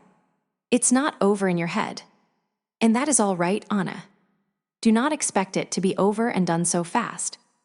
It's like the silver left in my wound. It needs to fester out, and sometimes it will feel worse than the original wound did. If I let the wolf in," she said a little bitterly, "it's not a struggle at all. Wolf is emotion, needs, and now," he agreed. "She does not care about the past as long as it does not affect now. She knows you will not hurt us," Anna said, sounding frustrated. "I know too, but it does not help. She can reach out and take what she wants." He rolled over, taking his time in the doing of it so he would not startle her. When he finished, he was a foot closer to her and could look at her without getting a crick in his neck. "And do you want me?" She would pulled her hand away when he would moved, and now sat straight-backed and stiff. Something started to change. "Not your wolf," he said. "Do you want me? Or is it only the wolf?" Was she only doing her best to live with the creature inside her? Giving it what it wanted. That was what his father did with his mate. Wolf to wolf, they were tight as any mated pair he would ever seen, man to woman. They did not match. He did not want that for Anna. He did not think Anna disliked him, did not think everything between them was her wolf. But even the possibility of it was searingly painful. "I want you," she told him with a thumb at her chest. "I do." Then she gave him a little rueful smile. "So does she." He went back to his original question then. It was very important that he know the answer to this one. "Does it bother you when your wolf initiates our lovemaking?" She dropped her eyes, not from any desire to submit, but as a human impulse to hide what she felt. "Not the way you mean," she said finally. "And how do I mean it?" She gave him an exasperated look. "I am not playing games, Anna," he told her, holding her gaze when she would have dropped it. "I need to know how to handle this. I need to know more. You are asking if I am entirely willing to have sex when she starts things." Her voice was brittle, with the embarrassment that colored her cheekbones. "That is what I am asking." She swallowed. "Yes," and then said, in a rapid pace, like a balloon deflating, "I think I give her the idea in the first place." Relief washed through him. Anything else he could work with? Anything. "So, does it bother you when she initiates lovemaking in the way you mean it?" She gave a snort of laughter. "Sorry, but it sounds stupid when you put it that way." She dropped her head, then lifted it, tossing her hair back and showing him her face, bright with embarrassment and heat. "It bothers me that she can do it without me. But I cannot touch you, naked skin to naked skin, without a little help from her." "Ah," he said. "So let us try a little playtime and see if, with my cooperation instead of hers, you can get results." She blinked at him. "What?" "It's 4 a.m. You are going to have to speak in shorter sentences that make more sense." He lay flat on his back, lifting his chin in a submissive pose he would only ever offered to his father before. "Here I am," he said. "Stuck tight." He flopped his hands as if his wrists were tied to the mattress. Wiggled his feet. "What are you going to do with me?" She stared at him. Submissive. "Charles." But that bared throat was still there. No threat. He could not have made her believe with words that he would not hurt her, because she already believed the words. But his body was telling her the same thing, and that she trusted right down to her bones. Because she trusted, she was able to move closer, until her knees bumped into his body. She put her nose against his throat, and he moved to make more room, even when she opened her mouth and let her teeth rest against his skin. Under her tongue, his pulse began to speed up. Not fear, she smelled his arousal, and the sheer, unadulterated call of that scent loosened something inside her, making her moan in pleasure. She licked the side of his neck, appreciating the taste of salt and man, appreciating the freedom he would given her to touch and taste at her leisure. She took her time, her touches tentative at first. It felt like she was violating his privacy. Intruding. She remembered something abruptly. "Someone told me you do not like to be touched," she told him. She could not remember who it had been. Esal, maybe. His chest lifted off the bed, following her fingers when she started to lift them. Uncertain, she left her hands where they were, so he had to make an effort to keep them on him. "Not usually," he admitted, sounding a little breathless. "But I love your touch. Touch me anytime. Any place. Anywhere." It was heartfelt and honest, and she had a sudden vision of him talking to his father and her with her hands on inappropriate places. She was going to share the picture with him, but then she got a good look at his face and realized he meant what he would said, and the impulse to laugh left as quickly as it had come. Deliberately, he pushed up higher, pressing her hands into him, using the muscles of his back because he kept his hands and feet where they had been. "Pet me," he told her. "I like it." Her heart beat so hard she could hear it, fear, a little yes. But also, there was something momentous and empowering in having Charles at her mercy. He was as good as his word. No matter what she did, his hands and his feet stayed where they were. Something vibrated under her head. It was such an odd sensation that, still only half-conscious, Anna tried to figure out what it was. Her ears told her there was a car motor somewhere very nearby, and she tried to figure out how she would made it from the bed to a car without noticing. And then she smelled the vampires. "She is awake, Ivan," said a woman's voice. Anna opened her eyes and saw the vampire who had attacked Moira. The woman smiled at her. "Now me," she said, "I did not like Chrissy. She was a pushy little bimbo. But Ivan had a thing for her, and he does not like you at all. So you just be a good puppy, and well not have any trouble, right?" Anna did not bother answering. She was naked, chained hand and foot, and stuck in what could only be the back section of the blue minivan, the vampires had been running around in. They would remove the back seats and installed huge eye bolts to which they would chain Anna. They were going to be paying the rental company through the nose when they returned the van. She was pretty sure that even rental insurance would not cover things like drilling eye bolts through the floor. The woman vampire was leaning against one of the big sliding doors. Her feet were pressed against Anna's side. Next to her was a man who looked about 45, but he was a vampire. He would probably been 45 for years. Questions bubbled to the tip of her tongue. What do you want with me? How did you get me out of the hotel? What did you do with Charles? Charles would not have just let them take her. She closed her eyes and felt for her end of their bond, and it was just as it usually was when Brother Wolf was not holding it open. Whatever had happened, Charles was all right. The last thing she remembered was leaning down to taste the skin of his belly. Must not show the enemy weakness. So pick her question carefully. Who hired you? The woman smiled, displaying a set of fangs. Not my part of the show, she said. All I know is the job. We're to box you up and ship you across the shining sea on an airplane. No harm to you if you do not give us any trouble. Her smile got bigger. Of course, if you do give us trouble, we get to hurt you. Fun, fun, fun. Across the sea sounded like Europe to her, Anna thought. One of the wolves kidnapping her. Did they think that Charles could not find her out of the country? If so, then they were wrong. Still, it would be easier on everyone if she did not go in the first place. She jerked up, using the big muscles of her back and thighs for strength.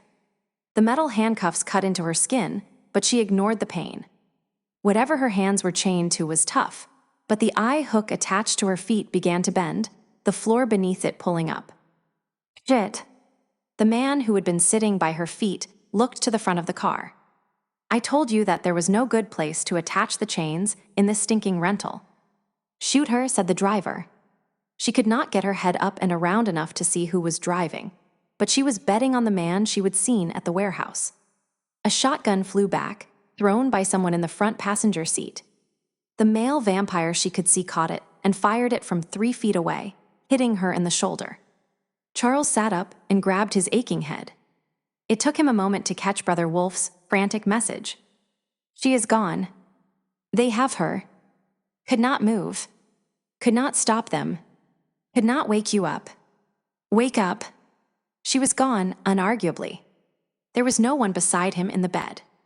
The room smelled of vampires and night air, both scents coming from the broken window. He grabbed his jeans and pulled them on. He grabbed shoes and socks because not ripping up his feet might let him catch up with them faster. 7th floor would have been impossible, but the second room he would gotten them had been on the 5th. He jumped out the broken window, landed on his feet, and rolled to soften the fall. He got to his feet, shoulders and knees aching but functional. He might be able to track them, even in the city, but there was a better way. He recklessly threw open the bond between him and Anna. The first thing he discovered was that she was not far away, but she was moving fast. And she was hurt. Likely her getting hurt was what had allowed him to break whatever spell it was that had put him unconscious. He felt the last trickles of it still trying to hold him. Awake and aware, he was able to burn away the magic. The spell was pure witchcraft. While the rest of him was focused on finding Anna, a small part noticed that the vampires seemed to have some way of accessing a lot of magic. Wolf and witch. He closed down the bond with his mate until he could not feel her pain, until all he had was a direction. Otherwise, distracted by worry and things he could not influence until he got there, he would not be able to function effectively. First, find them.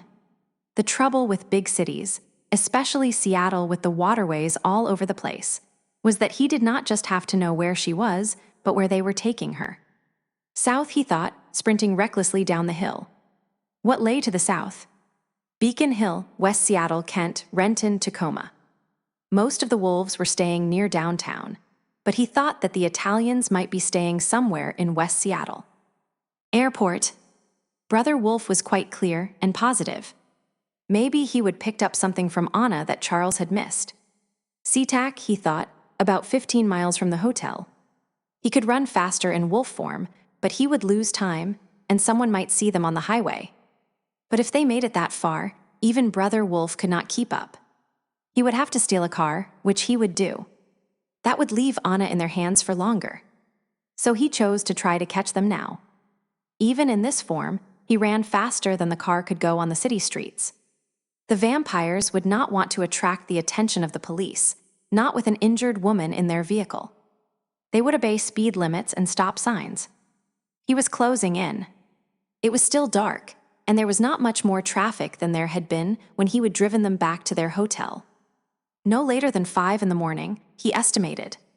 He had not been unconscious long. They had halted directly ahead. He could see the taillights of a minivan no more than a block away, stopped at a red light. He focused on the traffic light and let his will hold it red. It was not something he would ever done before, and he was not sure it would work in a city. But the light stayed red the whole time he ran that block. Stayed red as he launched himself through the back window. He landed on top of one of the vampires. Without forethought or planning, he ripped his head off and threw it in the driver's compartment to add to the confusion. 1 down. 3 to go. Next to his knee, there was something long and hard. He grabbed it. Shoot him. The driver was starting toward the back, but there was not a lot of room between the front seats, and it slowed him down. Gave Charles time to deal with the last vampire in the back. The front passenger opened his door and jumped out. He was running away, or he planned on coming through the side door. Either way, it gave Charles a short window of opportunity, where he faced only one. The female was shouting something about the shotgun when Charles realized that the thing he would snatched off the floor to use as a weapon was indeed a shotgun. He shoved it through her rib cage and kept going, pushing her through the side window and out into the street. She was not dead, but she was not going anywhere either. 2 down. 2 to go. Anna gasped when the driver, climbing over the front seats, stepped on her. Inside the van, Charles had the advantage. The small space slowed him down a little, but the vampires were generally faster and more maneuverable, and being inside the van hampered them a lot more. But inside the van meant Anna, chained to the floor, was in danger.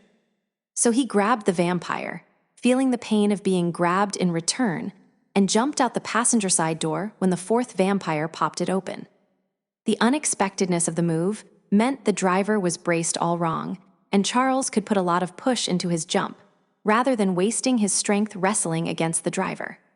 The 2 of them hit the 4th vampire murderously hard, and he dropped the stick he was carrying. It was the size of a cane or fighting stick. Charles did not take the time to decide which it was. He would never seen a vampire who carried a weapon so easily turned upon its wielder. But far be it from him to complain about another's stupidity. Charles released his captive, and by swinging him into the side of the van, managed to get loose in return. He grabbed the stick and stabbed the downed vampire under the rib cage and up through the heart. A werewolf does not need a sharpened stake. Blunt worked just fine. That left only one. He spun to face the van and saw only damaged sheet metal. He inhaled, trying to pinpoint the other, and heard someone running away. He rounded the side of the van to make sure it was the driver who was running and not some terror-stricken human who had seen the carnage. But there was no mistaking the speed of the vampire for a mere human's. "Do not leave me." He looked down at the female vampire, with the shotgun rammed through her chest. "Sunrise," she said, as something dark and wet bubbled out around the barrel of the gun. "Not for a long while. Kill me. Please." With Anna hurt, he had no desire to bother questioning her. Nor did he want to leave her as a possible threat. He acceded to her wish and took care of the other vampire while he was at it. Less than 4 minutes had passed after he jumped through the rear window of the van, and he had 3 decapitated bodies and their heads stuffed in the back of the van. Immediate danger over, he checked on Anna.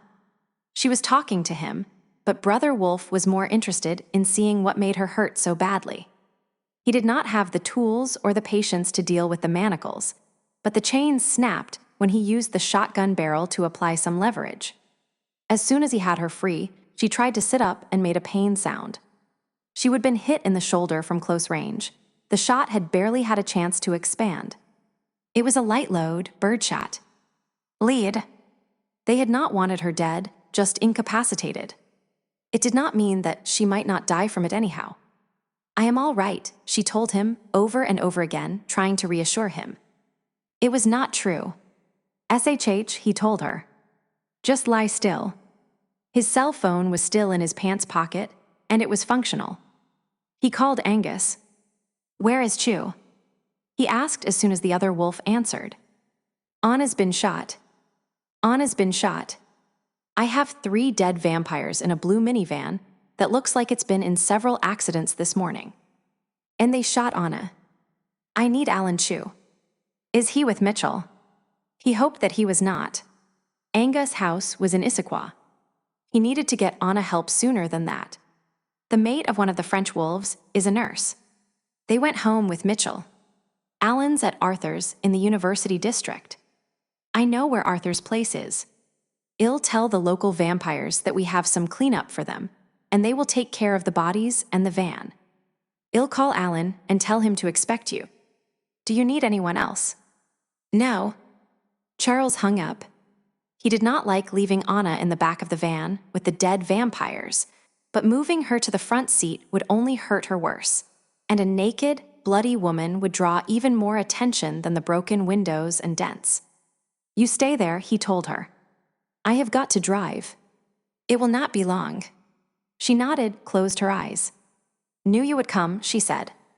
I just did not want you to have to come all the way overseas to find me. Good thing I am quick, he said. She smiled, still with her eyes closed. Good thing. He had trouble shutting the side door. It was dented and did not want to seal. After a failed effort to bend the door back into shape, he ducked back into the van and took a belt off one of the bodies. He rolled down the front passenger window and pulled the door as closed as it was going to get, and tied it to the front door frame with the belt. The vampires had left the van, running with the keys in the ignition. He got in, and as he shifted into drive, the light turned green. Charles. Her voice was tense. Would you talk to me? I keep thinking the vampires are moving. They are dead, he said. But we can talk. He worried that he was going to have to come up with a topic, when all he wanted to do was kill something else. But Anna came to his rescue. Could our Arthur really be the Arthur? My father says that the Arthur was a remarkable strategist, an awe-inspiring fighter, and an extremely practical man who would have laughed himself silly at the stories of King Arthur, chivalry, and chasing after the Holy Grail. Des says there was a white lady, but she bore no resemblance to Guinevere of Camelot fame. Nimue, Morgan Le Fay, and Merlin, yes, but not as they are depicted. No Lancelot at all. No Round Table. Just a bunch of desperate men trying to keep the Anglo-Saxons out of their homelands. He says the real story is better than the one everyone knows, but not nearly as glamorous. He glanced down at Anna, but could not tell if she was better or worse. He never tells the real stories. So Arthur the werewolf likes to rant about how Lancelot ruined it all, said Charles dryly. If he is a reincarnation, he bears little resemblance to the real thing. But then there is some unhappiness between my father and Arthur. They cordially dislike each other. You have to take that into account. Arthur does not seem to dislike you, Anna said. We got on all right here. Reincarnation. He shrugged. I have never seen any evidence that it's real. But I have never seen anything that disproves it either. I believe the afterlife is better than what we have here, and it would take something extraordinary to make someone willing to come back. What about the sword? Old, but my father says it is not Excalibur. Or if it is, it has lost all of the magic that made it Excalibur. There was an Excalibur, though. So Des says, the result of a bargain with the Fae who were not any happier with the Anglo-Saxons than the native humans were. Arthur is right that Excalibur was not the only weapon. There was a spear and a dagger, too. For a few blocks Anna was silent. Then she said in a markedly weaker voice, Your father is old enough that he knew Arthur. He had not seen any evidence of heavy bleeding, but maybe he had not checked thoroughly enough. He put his foot down harder on the gas pedal. You ask him that, maybe he'll answer you. He never did me. Alan and a couple of people he did not know were waiting for him outside as he drove into the driveway of Arthur's house. As soon as Charles got out of the van, he realized that the strangers were not from Angus' pack. Vampires, he said. To take care of the mess, Alan explained. Where is Anna? Charles opened the sliding door that still worked. Alan stuck his head in. Hey, Alan, Anna said. Got yourself shot, he said after a thorough look. He laughed. You will do. He backed away and said, Bring her inside, and well, get that stuff out. Charles picked her up as carefully as he could. Alan held the front door open, and Charles brushed past him and stopped. Arthur stood between him and the rest of the house. He looked horrible, his eyes hollow and his skin tone various shades of gray. Any other time, Charles would have played the games necessary for an outside dominant coming into another's territory, but Anna was bleeding in his arms. Where do you want me to put her? He said, which was as much of a concession as he was capable of making. Arthur's voice was tired and strained, but not unwelcoming. Maybe Charles had misread his body language. He turned and led the way. There is a spare bedroom back here. Upstairs might be safer, but Sunny. Sunny's in the one upstairs. The guest room smelled like Alan Chew, who had evidently been sleeping here tonight. Arthur pulled the covers back farther so Charles could set Anna down. Angus said it was the vampires. Arthur said. Remembering that Arthur had a right to know, Charles explained briefly. He pulled the blankets up over her until only the wounds on her shoulder were exposed. Pity that one got away, Arthur said. Ivan, Anna told them. He would thought Anna was unconscious. She would been so still. Ivan is his name. Charles looked away from Anna for a moment, then looked at Arthur. He can run, but I will find him. Arthur veiled his eyes with his lashes instead of dropping his gaze, but Charles did not care. Yes. Tell me when you get him. You think they are hired guns? Arthur looked out the window into the darkness before dawn. Did you find out who they were working for, or why they killed my Sonny? No. I was not in the mood to discuss things, Charles said. Maybe Anna know, Anna murmured. It was not a local werewolf. Not Angus or his pack. Or she glanced at Arthur and did not mention Dana's name, anyone else here. Someone out of the country. They wanted to fly me overseas. That does not make any sense, said Alan, coming into the room with a tray that held various surgical implements. Killing Sonny, trying to kidnap Anna, killing Chastel. There is no pattern. It makes sense to someone, said Arthur. If there is nothing more I can do. No, said Charles. Having Arthur in the room with Anna wounded was trying his patience. Thank you. Arthur gave him a faint smile. Call me if you need anything. And he left them to themselves. I have morphine, Alan told Anna. But wolves have different reactions to it. Some it does not help at all. For some it is worse than useless, does not stop the pain, and does not let them brace for it either. No morphine, Anna said. Just get them out. Alan looked up at Charles. I'll hold her for you, he said, sliding in behind Anna so that her upper body was braced on his. That allowed him the most control. He might be a werewolf, but so was she. Try and relax into it, he told her. Alan sat on the bed, too, swiveling until he was facing Anna. He set the tray on the nightstand and a bowl by his hip. He started with a pair of sharp-nosed forceps and picked out the easy ones first. Did you say? Anna said, her eyes closed. See what? Charles asked. The one-armed vampire. Wonder what he did with the arm. She hissed then as Alan pulled another pellet free. I do not know. He kissed the top of her head. Anna did not struggle against his hold as Alan pulled out more surface pellets. She did not move until he had to dig deeper. 12 Anna was sweating and swearing, and Charles was fit to be tied, and a fair bit on his way to needing restraint himself. Alan had nerves of steel, because his hands were steady even though Charles could not keep his growls to himself. Finally, Alan dropped the forceps into the bowl. All right, he said. There is still lead in there. I can smell it, but I'll be damned if I can find it. At least it is not silver. An X-ray machine would be able to locate the rest. We have one of those in Aspen Creek, Charles said. Or you can let the remainder fester out. There is not a lot. I do not think it's enough to make her sick. That is where my vote goes. Anna's luminous skin was greenish, and there were dark circles under her eyes. No more probes, please. Charles slid out from behind her. You will change your mind when they start festering, he predicted. But you can wait if you would like. I'll do that. She huffed indignantly. Festering. What a lovely thought. He kissed her lightly, then took a good look at the manacles they would used on Anna. I can pick these, he said, if Arthur has the right tools around. Go look, Anna told him. If I am going to fester, I'd like to do it in comfort. And these things are not comfortable. Plus they are tacky. Charles was smiling when he left the room, shutting the door behind him.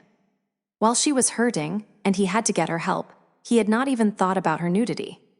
But he did not want Arthur walking in on her, so he shut the door.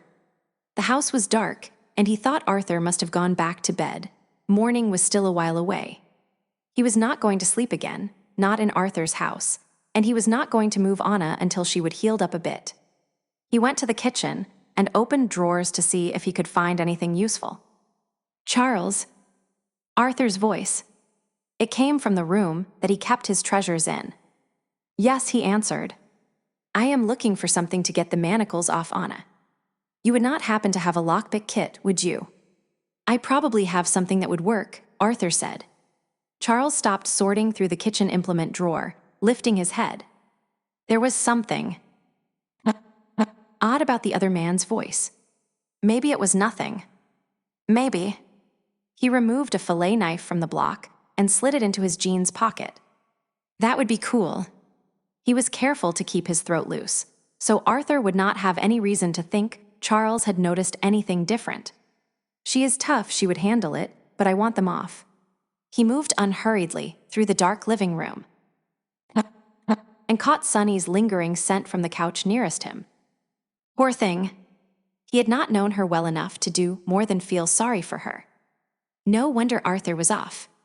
Oddly, the sympathy he felt for Arthur was far more sincere than any mourning he could do for Sunny. He tried not to think about how much worse tonight could have been. Anna, they wanted to kidnap. Not kill. Their taking her made him angry, so angry that not even killing 3 of them soothed him. Or Brother Wolf either. If they had killed her, he would have joined her. He paused, not having worked that out before. But it did not particularly bother him. If she died, he would follow. Just as he would have followed her, wherever they had planned on taking her, had they succeeded. She was his and he hers. Charles. His phone rang. I'll be right there. Angus is calling. He opened the phone, yes. Your Anna was spot on. About an hour ago, 15 minutes after the cleanup crew left Chastel's place, we had police all over the place. Someone had called in a report of screaming, dogs howling, gunshots, and hell all knows else. They brought in luminol, the stuff that glows in the presence of blood. We owe Mora big time because they found squat. The last witch we had could never have cleaned up that well. The police are still tearing the place apart, but they are being nicer about it. Trap sprung too late, said Charles, aware that Arthur had come out to listen. Yes. Angus paused. And your scent. Moira found clothes in one of the... Well, in the mess of body parts. As best we can figure, someone snitched the clothes you wore to the hunt, dragged them around the room, and dumped them. Deliberate. Absolutely. And not even the Fae can pin it on you now. I know you left the hunting grounds in a completely different set of clothes. On another interesting news front. That van. The local vampires who were doing the cleanup on it recognized the stick you poked through one of the bad guys. She called it a spellcatcher. Charles frowned. Spellcatcher. Vampire hocus pocus, apparently. Very secret. The vampires here really do not want trouble with your father over this to tell us this much. Only a couple of vampires can make them, and they charge a lot for them. If our team of out-of-town vamps were hired guns, they were successful and expensive to be able to purchase such a thing. Apparently, this stick can absorb up to 4 spells, and the person it's tuned to can use it to cast them, even if that person would not normally be able to do magic. That would explain the Shadows spell, and the look not at me the vampires used when they attacked Anna the first time. And how they kidnapped Anna while we were both in the hotel room. They must have used the spellcatcher to put us out with a witch's sleep spell. The thing to remember is that it can only absorb spells given to it voluntarily by the spellcaster. Means a wolf gave them the Shadows spell and the look not at me. Confirming Anna's theory, Charles said. He was pacing. There were many things he did not like about cell phones, but not tangling himself up in cords was a definite benefit. Is Anna all right? She will be fine as soon as a few more chunks of lead fester out, and I get some locks picked so she does not have to explain her interesting choice in jewelry. Arthur was leaning against the door frame of his treasure room, making no effort to pretend he was not listening. Good. Angus cleared his throat. You did good, son. The son made Charles smile. He was older than Angus by a few decades. I think so. She completes me. Tell her that, Angus advised humorously. Women like to hear their men get all tongue-tied. I'll do that. He shut the phone. Clean up crew? Asked Arthur.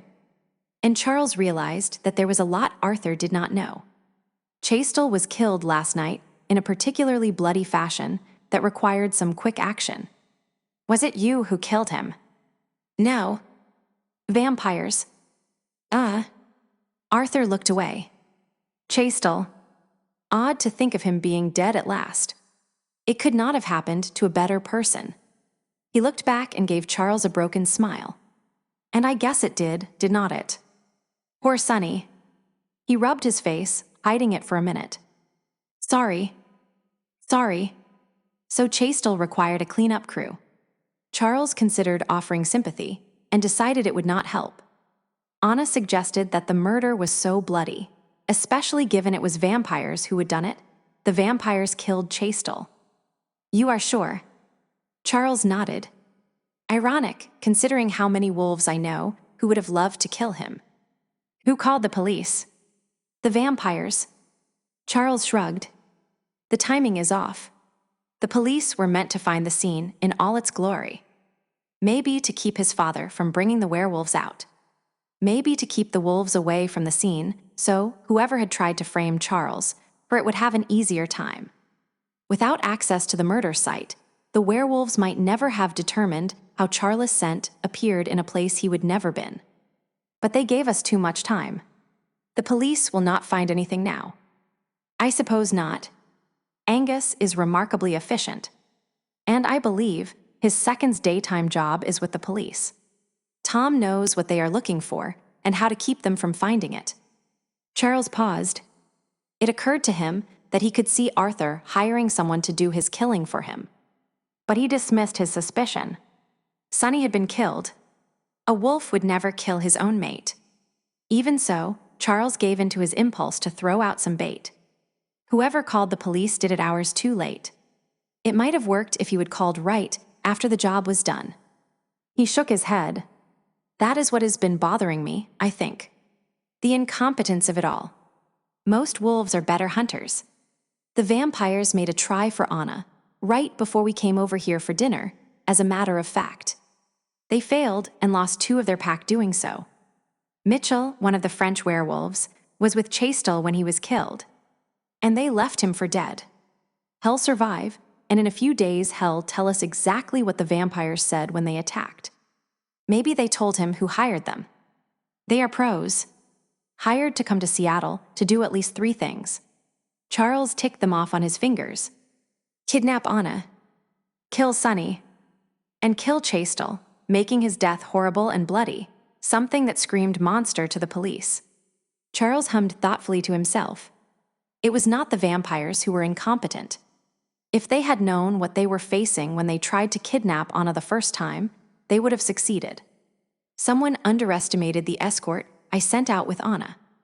Thought that the only one who would be a problem was Angus' second, Tom. Chastel's death was masterful.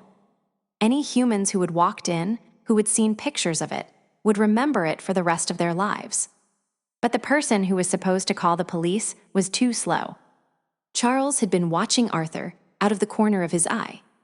The wolf's face showed nothing but polite interest. His body, on the other hand, had been tightening with anger throughout Charles' whole speech. "Incompetent," he said again, and watched Arthur's fist clench. His father had been suspicious of the death of an alpha who had recently been killed in London. Tough man and very dominant, decapitated in a car accident. Could have been deliberately arranged. Charles resumed pacing, ignoring Arthur as if he were not there at all. So Arthur did not realize he had given himself away. Taking out Chastel made sense. Chastel was a threat to Arthur. Kept Arthur from expanding into Europe. His death left a huge power vacuum, and Arthur would have stood no chance in a fair fight against Chastel. He could not have just assassinated him and left the murder open, though. If anyone knew Arthur had taken the coward's way of killing Chastel, they would never have followed him. Arthur was not Bran. He was not strong enough to rule a continent based on his own power. He would need them to be willing subjects. He would need to pin Chastel's death on someone else. Charles did not think Arthur cared one way or the other about the werewolves coming out. He was precisely the charismatic kind of wolf that Bran planned on introducing the public to first. But making Chastel's murder look as though it was designed to attract human attention was a way to send suspicion elsewhere. There were a lot of wolves who were unhappy about his father's plans. Bran would not believe Charles had killed Chastel, after all, so Arthur needed a nameless villain for Bran to blame. Someone who hired the vampires, then conveniently disappeared. That whole butcher thing. Was Arthur making an observation? Chastel was a barbarian, Arthur clearly his superior. He would not see the similarities. In his mind, a brute who killed for pleasure was uncivilized. Arthur did not kill for pleasure. Chastel ruled by killing all who challenged his place, and by terrifying the rest. Arthur had started out killing the alphas in Great Britain, then stopped, or found a better way to dispose of the wolves who would challenge him. Bran could figure it out from here. As far as Charles was concerned, Arthur and Chastel were just two sides of the same coin, all the need for power and none of the need to take care of what was theirs. Arthur would not see it that way, though perhaps he needed to make that more clear with the brutal method used to dispose of Chastel's body. If the reason for hiring the vampires was that it would have been difficult for a werewolf to attack an Omega, hiring them to kill your own mate, who was Omega, or nearly so, would have been imperative. And suddenly, the attempted kidnapping of Anna made so much more sense. Arthur was not the only werewolf to have his own jet, but he did have one. And Anna was what Sunny could have been. Omega, valued not so much because of who she was, but for who everyone else would think her to be. Prized possession. And unlike Sunny, she would live forever. Sunny had been getting old, as humans did. Arthur's pain at that knowledge had been genuine. So he would have her killed to spare himself the suffering. From his reactions at the warehouse, Charles rather thought Arthur had underestimated the pain of her death. He hoped so. Casually, he pulled his phone out and set it to text. Forgot to update duh, he said. He'll be eating breakfast about now, and does not like it interrupted. I'll text him about the happenings of tonight, and he can call me about it at his leisure. No lies for Arthur to hear. He kept the text message simple. It is Arthur. He kept the phone tilted away from Arthur, so he would think he was still texting Bran, and typed out a message for Angus. Do not call. Send help here. Arthur is villain. He deemed it a little melodramatic, but it was short and simple and impossible for Angus to misinterpret. He hit send. He could handle Arthur. Arthur had not been wolf enough to take Chastel. But Anna and Alan Chew were here, and they needed him to keep them safe as best he could, and that meant calling in help. You were looking for lockpicks, said Arthur. I have some in there. Arthur tipped his head to indicate his treasure room. I have been packing things up. I will not be coming back here. Charles followed him in. It looked as if Arthur had been doing exactly as he said. The tapestries were off the wall. set into 2x4 frames to keep them stable and slid into the kind of plywood rough lumber shipping crate museums used to transport artwork. A smaller wooden crate had already been sealed. The only thing left out was the box that held the sword. "I understand the rest," Charles said, running his fingers over the wood that protected the old sword. "But how did you bribe Dana into breaking her word?" He looked up and watched Arthur go very still. "The British wolf. Altered subtly. Lost the aura of grief almost entirely. The same way I got the vampires to do my bidding. Offered her something she wanted." Arthur smiled. "Even that would not have worked if you had not ticked her off." "How did I do that?" As soon as Charles asked the question, he remembered Dana's extreme reaction to the painting his father had sent her. It was lost, that place that had once been hers, and his father meant to gift her with a remembrance, but maybe she would thought it was a taunt instead. Arthur threw up his hands theatrically. "How should I know? Fae are easily offended. As for what I offered her," he motioned to the sword case. "That is not Excalibur," Charles said. "When she discovers you do not have it, she will be offended." Arthur ran his fingers gently over the display case and slid open a dark chunk of wood on the end. There is something to be said about hiding things in plain sight. The sword he removed from the hidden compartment was not the one that had been on display, though it looked very like. Both were swordsmen's weapons rather than movie props. As soon as this once hidden sword left the case, the hair on the back of Charles' neck came to attention. Excalibur or not, there was no denying that the sword in Arthur's hand was a fey blade. He could feel its magic on his skin, could smell it. Arthur was a swordsman, Charles knew. He would studied fencing and had received the same sort of martial training that Charles himself had. Arthur's balance was right and his grip, neither too tight nor too loose, showed all that training had not been wasted. He had not been worried about a sword, but that sword. Charles was a dead man, most likely. But Angus would be coming with help. Enough help that even with the sword, Anna should be safe. All he had to do was delay as long as possible. And Arthur always had loved to perform. "Anna will not go with you," he told Arthur. "She will not stand by your side. She will wait until you take your attention off her for a moment, then she will gut you." Arthur smiled. "You really do not believe in reincarnation, do you? Or fate? I came here to kill Chastel and your father. Chastel I had an answer for. For your father, I needed more." "Why my father?" Arthur looked at him as though he was stupid. "Because I am he, of course. King Arthur. It is my destiny to be the High King." "Madness indeed," thought Charles, but my father did not come. "No," agreed Arthur. "Fate is an odd thing. Do you know just who Dana is?" "Obviously you are going to tell me," said Charles dryly. "I wonder if your father does. This is what I mean by fate, that I who was Arthur would find Nimue, the Lady of the Lake, here. I knew a couple of decades ago that she was here in Seattle, the first time I saw her, in fact. I knew that there would come a time that it was important, so I bought Sonny this house." Obviously, Charles thought, it was not going to be hard to keep Arthur monologuing. Arthur's smile turned sly. "I did not find Excalibur in an archaeological dig, though that is what I was doing at the time. At Cambridge, I made friends with a boy whose family was old Cornish gentry. He invited me home for Christmas. I discovered that they would been guarding a treasure for so many generations that they would forgotten all about it. It took me to find it again. It was hidden under the flagstone in the carriage house. A sword in the stone, so to speak." He laughed at his own cleverness. The boy's older sister looked enough like Dana to be her twin. With his free hand, he rubbed his thumb over his first 2 fingers. A little research, and insight becomes knowledge. So I knew when I saw Dana, I had the perfect thing to bribe her with.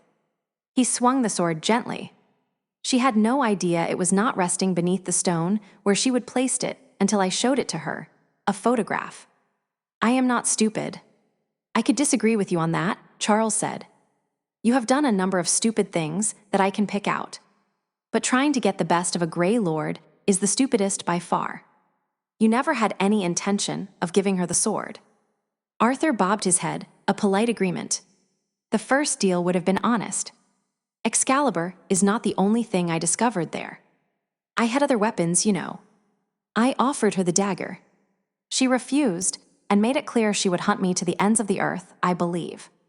I know her, you see, but she does not know me. Does not believe I am Arthur. Charles knew which Arthur he was talking about. But my father did not come. No, you did. And you brought her with you. Guinevere. My white lady. And then Arthur proved that he was not as stupid as Charles had started to believe. Because without telegraphing his move by so much as a breath, while Charles was still absorbing the idea that Arthur wanted Anna because he thought she was his, Arthur struck. The sword in his stomach did not hurt, just robbed Charles of his strength, of his ability to move. He heard Anna cry out, but his attention was on the icy cold that was sucking him down. As his legs collapsed, Arthur followed him down. A swift fight, Arthur said, is the best kind of fight. I know you. When your father did not come, I was so disappointed. But when I saw my Guinevere, I knew. He grimaced. She was mine, and you had her just like before. I could have killed you cleanly, you know. But I want you to suffer. Lancelot. There was no Lancelot, fool. For a moment Charles thought that he would said those words, he would thought them so hard. But the voice was a woman's. Arthur jerked the sword free and stumbled back until he regained his feet. As soon as the steel left his body, the coldness dissipated.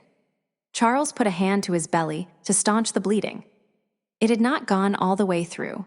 Arthur had wanted him to suffer, so if he could keep from bleeding to death, Brother Wolf could heal them. The wound was small enough to heal fast. Sharp steel, Brother Wolf told him, cuts swiftest, hurts least, heals soonest. Charles gave the pack magic a little tug and received a bounty in return. He was not the alpha, but his father could grant him help if he chose. And Bran was a generous leader. Pain faded. No need to advertise that he was not dying, though. Not yet. He stayed collapsed, out of the way. Do not pay attention to me, I am not a threat. Charles could become less noticeable if he had to, though not as well as Bran. His had the technique perfected. It is easier to go unnoticed, Bran liked to say, when everyone is focused on something else. Give me the sword, she said.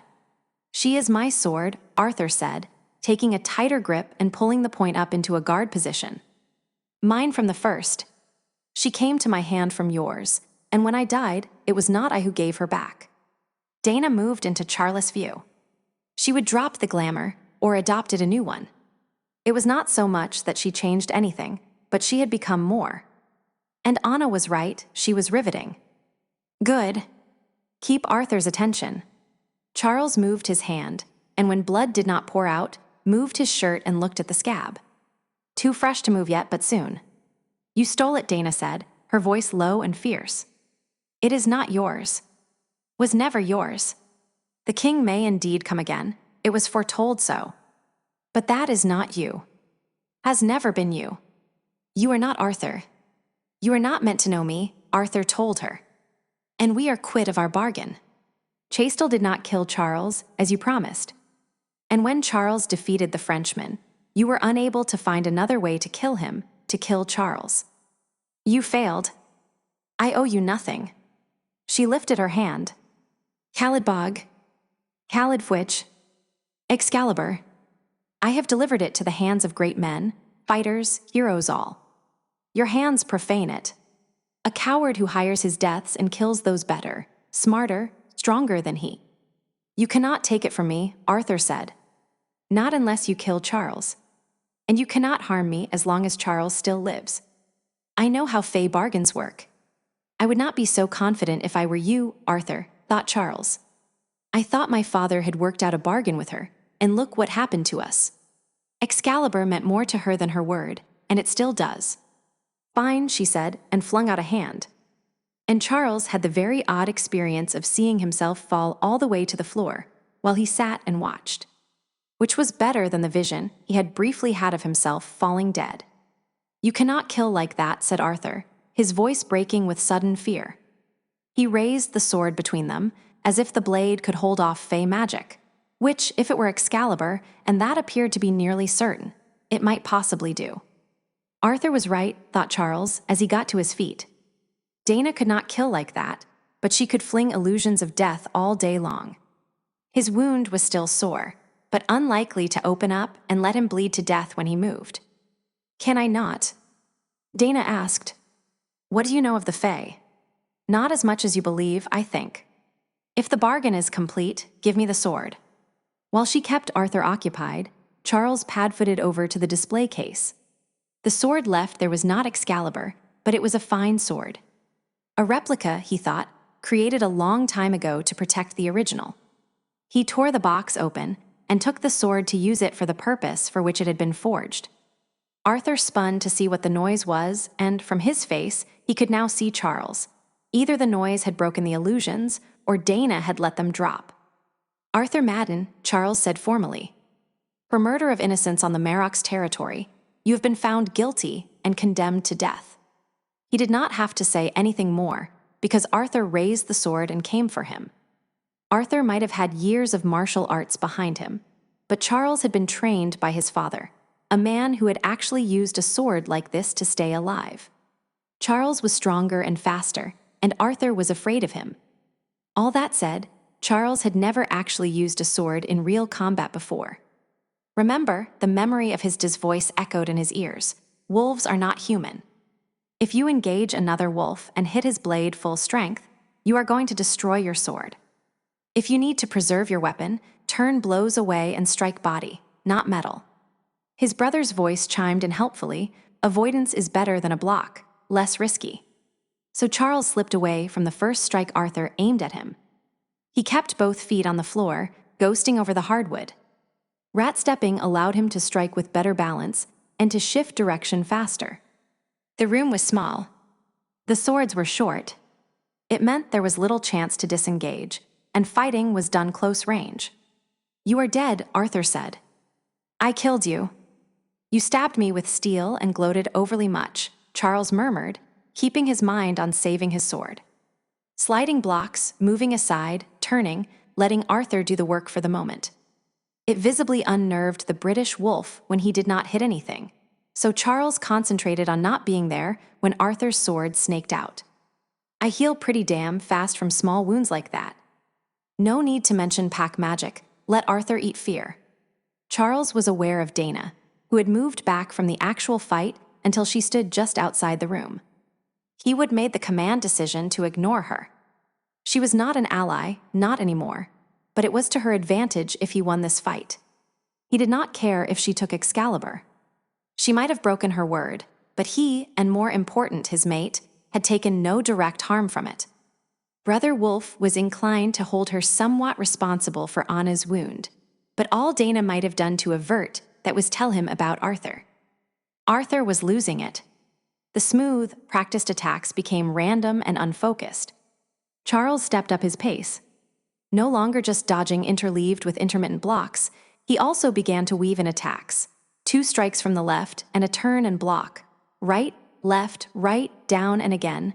Patterns practiced and refined for years, never forgetting that Arthur's sword was probably less damage-prone. Arthur failed to completely block a strike, and a long red line appeared across his chest.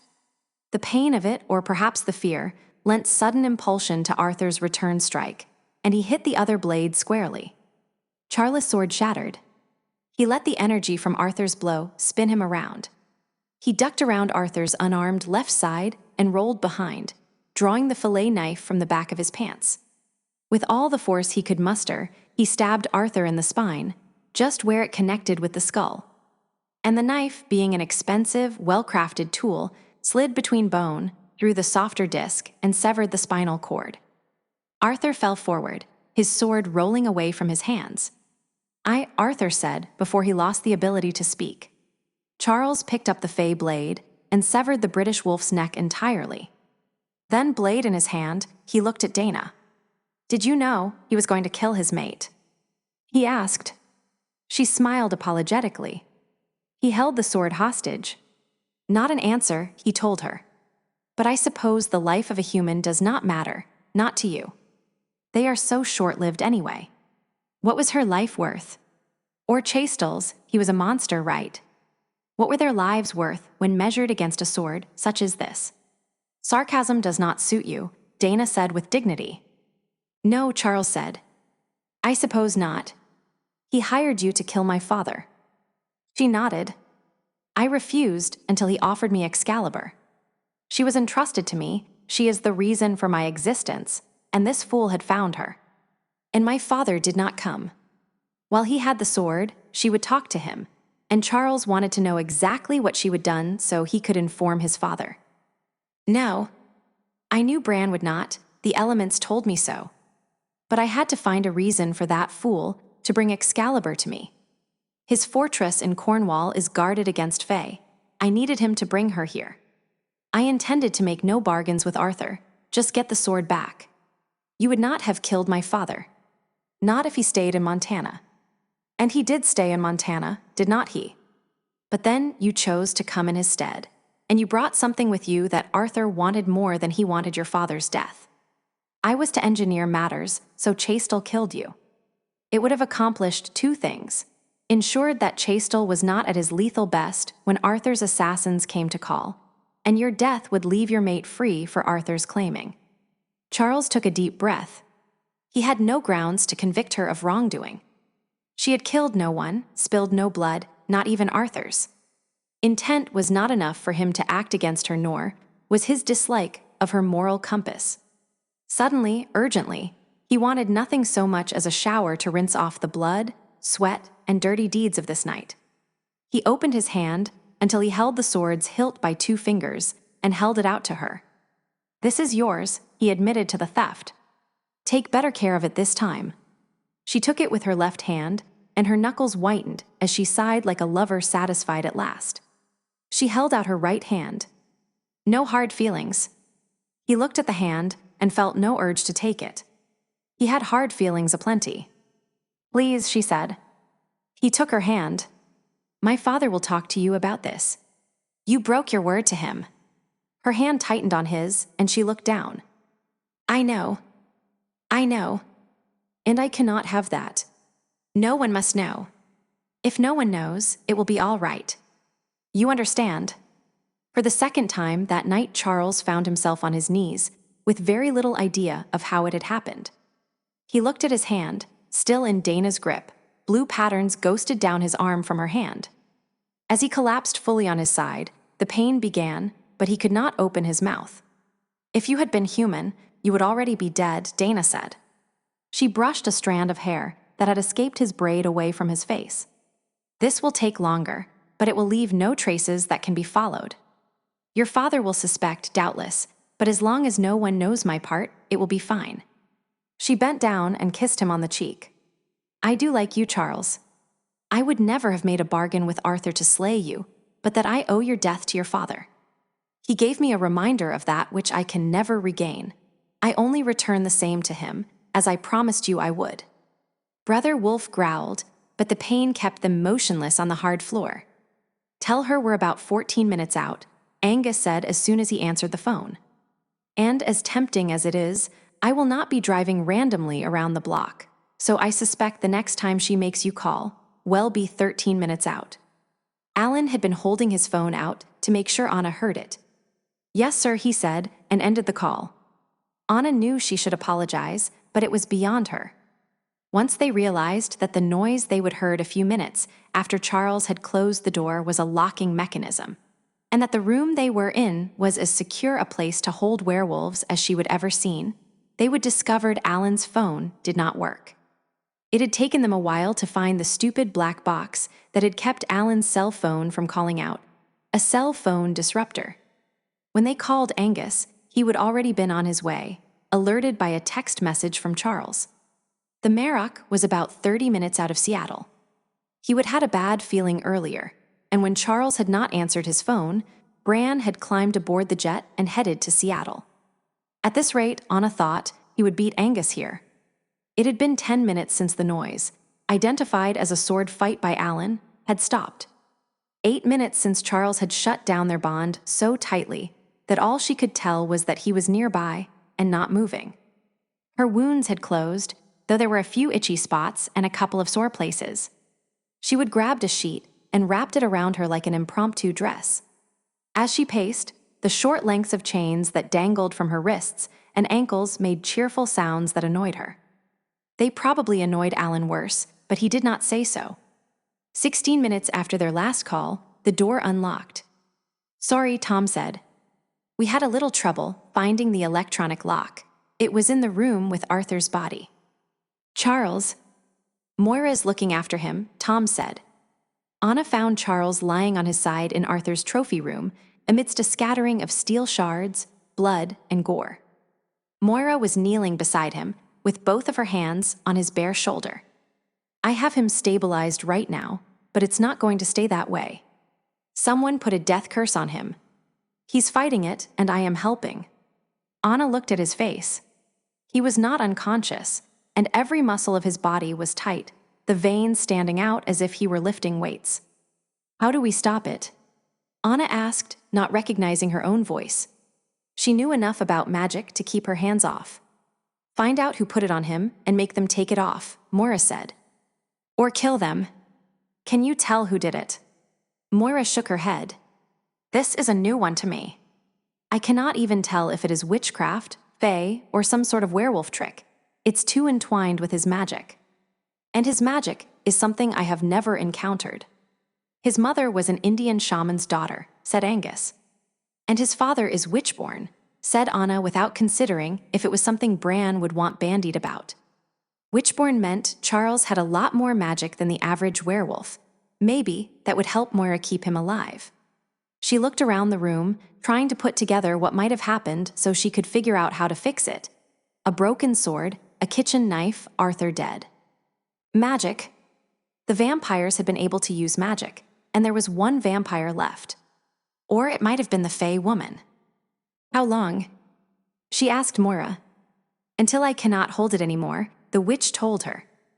"An hour. Maybe 2. The Marrok's coming." Angus sounded grim. "If anyone can fix this, he can." There had been only one fight in this room. Charles and Arthur's. Whoever had taken Charles down was someone who had taken him by surprise. Something the vampire would never have managed. She needed to think. Needed to find whoever was hurting Charles and kill them. If Charles was right when he sent you that text, and Arthur was the villain, then Arthur had her killed, Anna said. His own mate. Or the person who bespelled Charles, Angus said. She looked at the neat cut that had sliced through Arthur's neck. Execution style, Charles style. She did not argue with Angus, but her wolf was certain. Arthur had killed his wife. "I am going to see if I can find some clothes." "You and Sunny are about the same size," said Angus. "I do not think she would mind you borrowing her clothes." She followed the scent of death into Sunny's room. Ignoring the body laid out on the bed, she went to the chest of drawers and grabbed a pair of bright pink sweats and a t-shirt. After dressing, she slipped on socks and Sunny's tennis shoes, which, wonder of wonders, fit like a glove. Anna started out the door, paused, and looked at the dead woman. "My husband took care of your killer." Sunny's mouth opened and sucked in air. Anna froze. The dead woman said Anna Latham Cornick, maid of Charles Cornick, Omega of the Aspen Creek Pack. Wolf. Sister. Daughter. Lover. Beloved. Sunny's eyes opened, filmed over and dead, and her head turned until they looked straight at Anna. She who was Nimue, Lady of the Lake, and is now Dana she has broken faith, broken her word. She must be punished, and you we have chosen as the instrument of our justice. We gift you with finding and with this. Sunny's hand lifted, and in it was a dagger with a blade a few inches longer than her forearm. The handle was bone or ivory. It was difficult to tell. Take Carnwenin as the means. Your mate's life as the reason. Our gesh is the cost. True love your reward. Remind her of the wild hunt. Anna made no move to touch the dagger. Who are you? We are the Grey Lords. The one who makes the dead talk is she who takes the dead of the battlefield. Sunny's body jerked, the dagger fell from her hand to the bed. Hurry, or he will die, and you will be left with justice and vengeance your only reward. Sunny's eyes closed, and her body was once more just a body. Anna reached over her and took the dagger. part of her waiting for Sunny to grab her wrist. But nothing happened until she touched the dagger. Then magic curled up her hand, first warming her skin where it touched the dagger, then cooling it. A gift of finding, the Grey Lords had said, and a reward of true love. "Where is Dana she?" she said. And she knew. 13 She took the stairs in 2 jumps and ran out the door, rushing past Tom and ignoring Angus' shout. She ran past the parked cars and out into the street, turning down toward the water.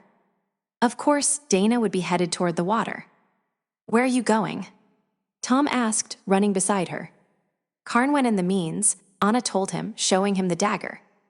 He stumbled once, but caught up to her. "Fey shit," he said. "The Grey Lords," Anna agreed. "Carn in the means. Justice the because. True love the reward. There gesh the cost." Zapped, he said, pulling out his cell phone. "Yeah, Angus." The Fae got to her. "Best I can figure it, they are sending Anna out after Dana. Cannot think they would be concerned with the vampire who escaped, and he's the only other player in this. She is speaking gooblediggook, but it sounds to me like maybe they have promised her it will save Charles. Stay with her. Help her if you can." Angus sounded frustrated. "He's going to kill me if something happens to her." "Charles?" Anna asked through the haze that kept her running away from him. "Yes, him too, though I was talking about Bran." She made an impatient sound. "Charles is still with us," Angus said. "Moira says if Dana did this, that probably it will stop with her death. But Fae are hard to kill." "Oh, I think that the dagger they gave Anna will kill a Fae all right," Tom said. "Stinks to high heaven of magic. And it has a name. Fae things that have a name will usually kill just about anything. Do you know of a dagger called Carnwellin?"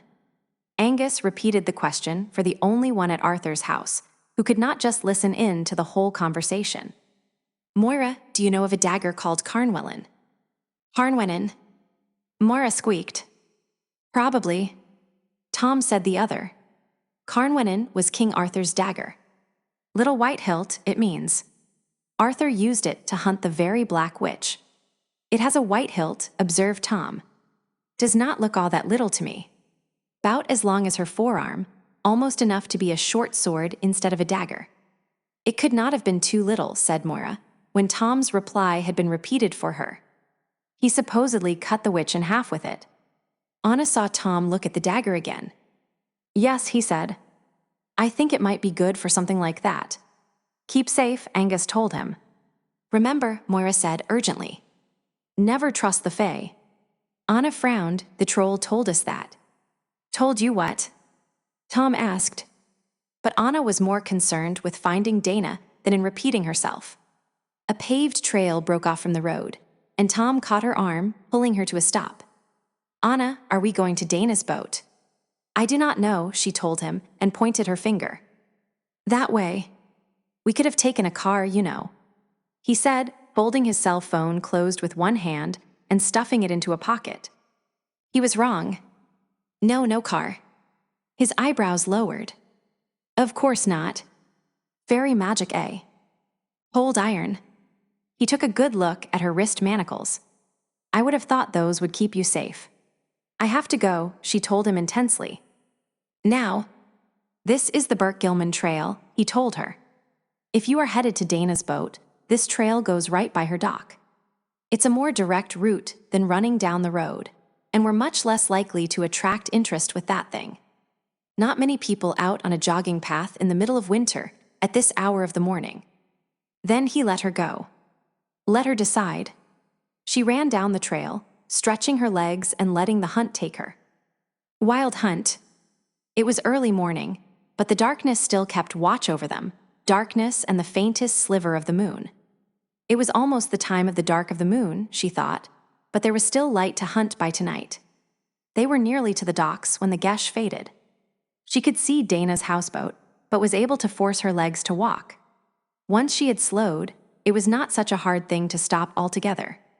The manacles were doing the trick, she thought, because it seemed like her hands and feet returned to her control before any other part of her body. "Tom," Anna asked, panting. "All praise to the Virgin Mother," he said. You are back with me. Magic, she said. Right. What happened to you? She told him, speaking faster as her tongue started working right again. Dead bodies talking, eh?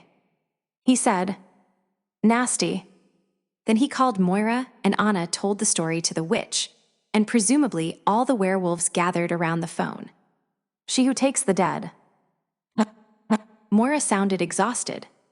That would probably be one of the Morrigan. Babbed or maybe Nemin, probably not Matcha. Sorry, you do not need that. My concentration's shot. They want you to kill Dana. Why? She broke her word, Angus said. Now she has got to be an example. I do not like them using Anna to do it. Wild Hunt, Anna said. They called the Wild Hunt, I think that is what they said. Some of it was a little difficult to interpret. It sounded like the hunt was just to be me. They sent a wolf stuck in human form with a dagger, however enchanted, after a woman who is a Grey Lord, Angus said heavily, to whoever else was listening, or maybe just to himself. I do not think she was meant to succeed. She is Nimue, the Lady of the Lake. Brother Wolf spoke to her in clear words for the first time. His voice sounded like Charles, but not quite, and it thundered through their bond. After the words, he added a flood of information that had no words. Pain that he tried to keep veiled from her, not hiding it, but protecting her from it. The dagger was part of a treasure stolen by Arthur, including Excalibur, which Dana now had. Worry and command. She was to return to Arthur's apartment and wait for the Marrok. She was to stay away from Dana. He thought she was being used to return the dagger to Dana, for safekeeping. He thought she was only a warning, meant to be destroyed after she delivered her message. And then Brother Wolf was gone again, and the bond felt. Never trust the Fae, Anna said. She believed Brother Wolf. But she was the only one who had heard him, thank goodness, or they would not let her do what she needed to. Moira. How is Charles? Not good. She knew that, felt it, while Brother Wolf communicated with her. How long does he have? I can help for maybe 15 minutes more, and then it's just a matter of time. He's in a lot of pain, I think, and that does not help. If she had to suck in her breath and try again. If he had died before you got there, would you have been able to tell what had killed him? That it was a death curse. That a Fae had laid it upon him. No, Moira told her. I cannot tell who laid it upon him now. If he were dead, probably no one could even tell for certain that it was magic that killed him. If Charles had not still been fighting it, and Dana had no way to know that Angus, and I both know that she has broken her word to Bran. She would have thought Charles was the only one. She was talking to herself. How far out is the Marrok? She was not even sure Bran could help. She would learn he was not infallible, just scary. He'll be landing at SeaTac in 10 minutes. Not soon enough, Anna said. She ended the call. What are you planning? Tom asked. I think that is too cerebral a name for it, she told him. I am playing it by ear. But I think this is Charles' only chance. It was meant to be her death. Charles was dying. The phone rang. Tom looked down at it. Angus. He might tell us to go ahead. And if he does not. Tom turned his phone off. Do we go in together, or do you want me as backup? She thought about it. She likes men. I think that this might go better if you come with me. She looked again. But let me borrow your jacket. People underestimated her all the time. Maybe the Grey Lords had too. The water was black under the floating dock, and Anna had no desire whatsoever to play. She knocked at the door, glad for Tom at her back. Who is it? Dana's voice sounded as if she were standing beside them. You know who it is, said Anna, not bothering to raise her voice. Dana could hear her. I have something for you. A gift, a warning, it depends upon you. I am in the studio. The door opened. Anna led the way through the boat and up the stairs to the studio. The lights were on, and otherwise the scene was very much like the one the Fae had set the first time Anna had been here. She was working on a painting that Anna could not see. The painting the Marrok had sent was hung on the left-hand wall, all by itself. A sword leaned casually against the same wall, but closer to the far side of the room than to the middle. It looked very much like the one Arthur had shown her, had claimed to be Excalibur. From what Brother Wolf told her, this one was likely to be the real thing. Its duplicate was shattered all over Arthur's treasure room, having spent itself defending her mate. "The Grey Lord sent me here to attempt to kill you," Anna told the Fey woman, who had not looked up from her painting. "Brother Wolf thinks I am a messenger," Anna continued, "sent here to warn you that if you do this again, the wild hunt itself will be sent to you. He believes I have been sent to bring you their gift. And for you to kill." She took a deep breath. "And I think he is right." The Fae looked up from her painting. She was beautiful. Not a cold, flawless beauty, but striking. This was a woman who would be terrible in her anger and fierce in battle. Anna felt the same fascination for Dana that had hit her the very first time she would seen her. Anna took a deep breath and closed her right hand over the steel manacle on her left wrist. When she looked again, Dana was still beautiful, but Anna did not feel as though she was being sucked into her beauty anymore. Dana smiled, as if Anna's struggles amused her. "Who is Brother Wolf?" "A friend." Anna did not want to give Dana anything she might use. "I was meant to come here and attack you, but they did not count on the little present Arthur's vampires left me with." She showed Dana one of her wrist manacles and shook one foot to make the chains jingle. "Their failure left me with a few options, and you as well. If I had attacked you and you killed me, you would be in their power, would not you? I am a Grey Lord, I answer to no one. When Charles dies, when you kill me, the Marrok would hunt you down. You would be forced to die or leave this continent, to go back to Europe, to be under their thumbs." Dana's lips thinned with anger, and Anna's nose told her, a wisp of fear. "You said you brought me a gift." Dana was just trying to change the subject, Anna judged. But Anna was in control of the conversation. "You did not know," she said, sounding, with some effort, relatively sympathetic, "when you cursed Charles, that we all knew you broke your word to protect the wolves attending this conference, did you?" "I saw, Angus saw, and we told Bran and Charles. Not enough for an accusation, but more than enough that, if Charles died of unnatural causes, Bran would look right at you." The Fae put down her paintbrush and used it as an excuse to look away. But Anna could tell a lot more from scent than she could from her expression, anyway. The scent of panic was an old friend. She was not afraid of Anna. She was afraid of the Marrok. Good. Hopefully it would be enough. Anna strolled around the painting until she stood only a couple of feet from Dana. "Nimue, Lady of the Lake," Anna said, calling upon the part of her that soothed and calmed. "Take the curse off my husband. My word on it that no word of your deceit makes its way out into the world." And my word is good, she thought, but she did not say it. "The Marrok will not hunt you, nor harry you out of his lands." The Fae stared at the painting on the easel. Picasso was a wiser choice than Vermeer, Anna thought inconsequentially. Not even experts could agree on what Picasso was trying to say with his paintings. No one could tell Dana she would gotten it wrong. "No," said Dana, her voice thick with rage. She raised her hand and pointed it at the painting, not hers, but the one on the wall, the Marrok's gift. "I have not hurt so in 1,000 years. Look what he did to me. Every time I look at that, it feels as it did the day I had to leave it. I vowed before the both of you that I would repay him in kind, that he would pay and pay in the same way I do, with the same sorrow. I lost my home, he loses his son. I will go back to Europe, and he will." Anna stabbed her with the dagger she would concealed in Tom's jacket. Under the ribs and through the heart, just like her favorite forensic TV show had taught her. The Fae's eyes flashed surprise, just for an instant, before there was nothing in them at all.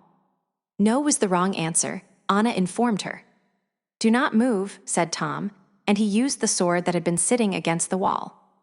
Anna pulled the dagger out of the body and cleaned it with a rag Dana had on the small table with her paints, trying to avoid thinking about what had just happened, and failing miserably. "That is 6 headless bodies this trip," she said, hating that her voice shook. "And I am not counting the first 2 vampires we killed, because their bodies are dust. 6 is just a bit much, do not you think? Maybe she would have stayed dead," Tom told her. I do not know much about killing fae. Cold iron is supposed to do the trick, and that dagger's got plenty of that, nice sharp cold iron. But I for damned sure did not want to run into her ever again after this, so there is no harm in making sure. Would you? Would you call? Had she been in time? Did it even work? Was Charles dying while she stood here? Tom took the bloody rag from her and wiped the sword clean with a few efficient swipes. Then he handed it to her and pulled out his cell. Hey, Maura, he said. How is Charles? Better. Maura sounded half dead. Not good. Not good by a long shot. But the curse dissipated a few minutes ago. I'll make it. That is what happens when an Omega goes negotiating, Angus commented. Even the Fae cannot stand against one. Tom looked down at Dana's body. Just so, he said. Though I do not know that anyone expected exactly this result. The troll, in his guise as a street person, was waiting for them just outside the door. He was leaning against the boat, smoking a cigarette and watching his feet. Tom stepped in front of Anna. Well, said the troll, soft-voiced. I guess that showed them. Was not no one thought ye had it in ye, lady. Most especially that one. He tilted his head at the boat. She was going to kill my mate. The troll nodded. And yourself, too, sounded like. She should have known that some people take things like the killing of mates right to heart. All right. He stubbed the cigarette out on his thumb and tossed it into the water. I am supposed to take possession of the Anna stepped around Tom and held out the dagger in one hand and the sword in the other. They are not mine, she said. I do not want them. The troll stepped back, then had to do some fancy footwork to keep from falling in the water. Do not you be wishing those on me. Do not you. I am supposed to take possession of the body. Well, see to it, Ms. Dana she does not get discovered. He seemed calmer once Anna let her hands drop and quit holding out the weaponry. That is better, there see. Now I am supposed to ask you to watch over those a little bit longer. Someone will be along to collect them later. Someone else. And just in case she had not gotten it, he said. Someone not me. All right, Anna said. Agreed. He pulled off the old trench coat he was wearing. Happen you might want to bundle things up in here. It will keep them out of sight, a little magic. And a lot of material. She bit back a thank you. Tom, who took the coat, did not seem to have the same trouble. I'll see that the coat goes to whoever gets the weapons, Tom said instead. Maybe they can return it.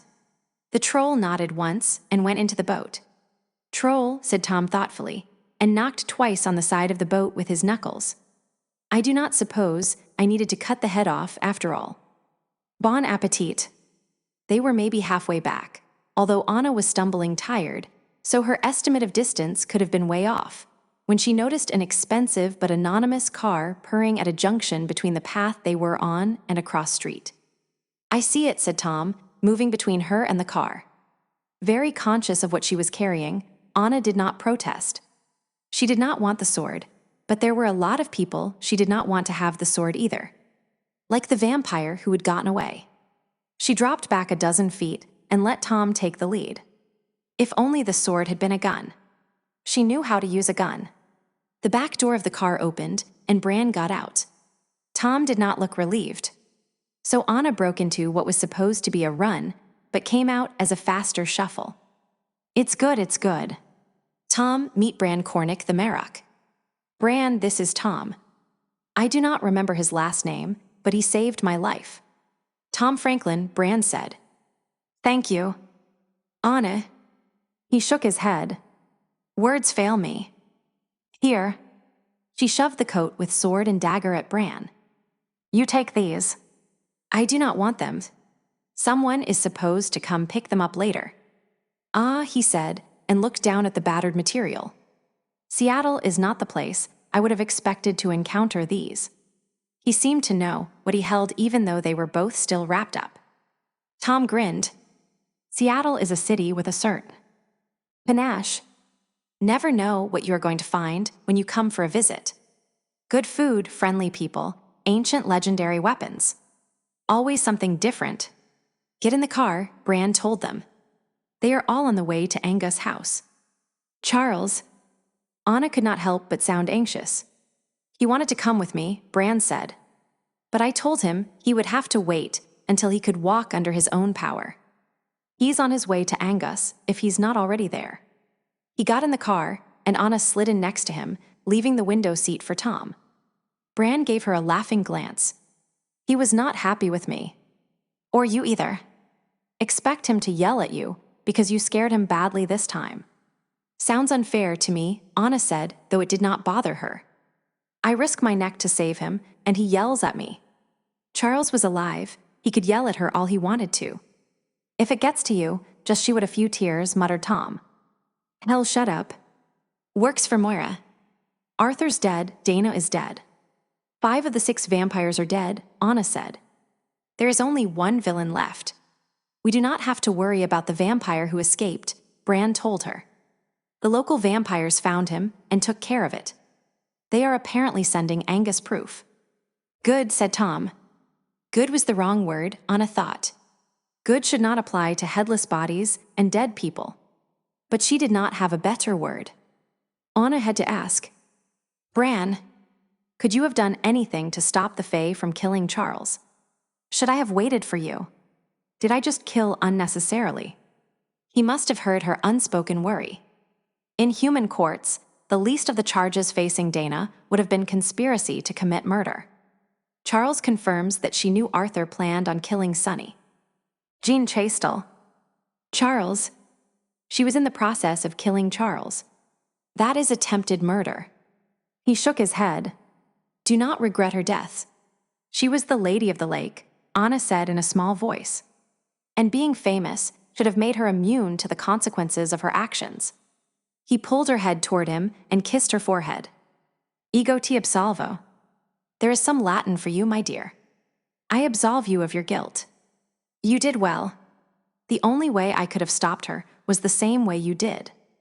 And I would have been too late. Deduabis malis, minus est semper eligendum, she murmured. Her death was the lesser evil. Charles sat in lone splendor on a huge couch in the middle of Angus' spacious living room, while the other 10 or 12 people present made themselves at home on the other side of the room. Anna surveyed the scene. Okay, she said. Who has been being a grouch? He looked at her. For such a look, she thought, she would have done a lot more than kill. He patted the couch beside him, but she crawled into his lap instead. I have had a really bad night, she said. Any chance we can get some sleep? Charles kissed her, a long, involved kiss that took no prisoners. When he was finished, she licked her lips and said in a voice that was a little breathless, does that mean no? I would slay dragons for you, he told her. I suspect that finding an unoccupied bedroom will be easier.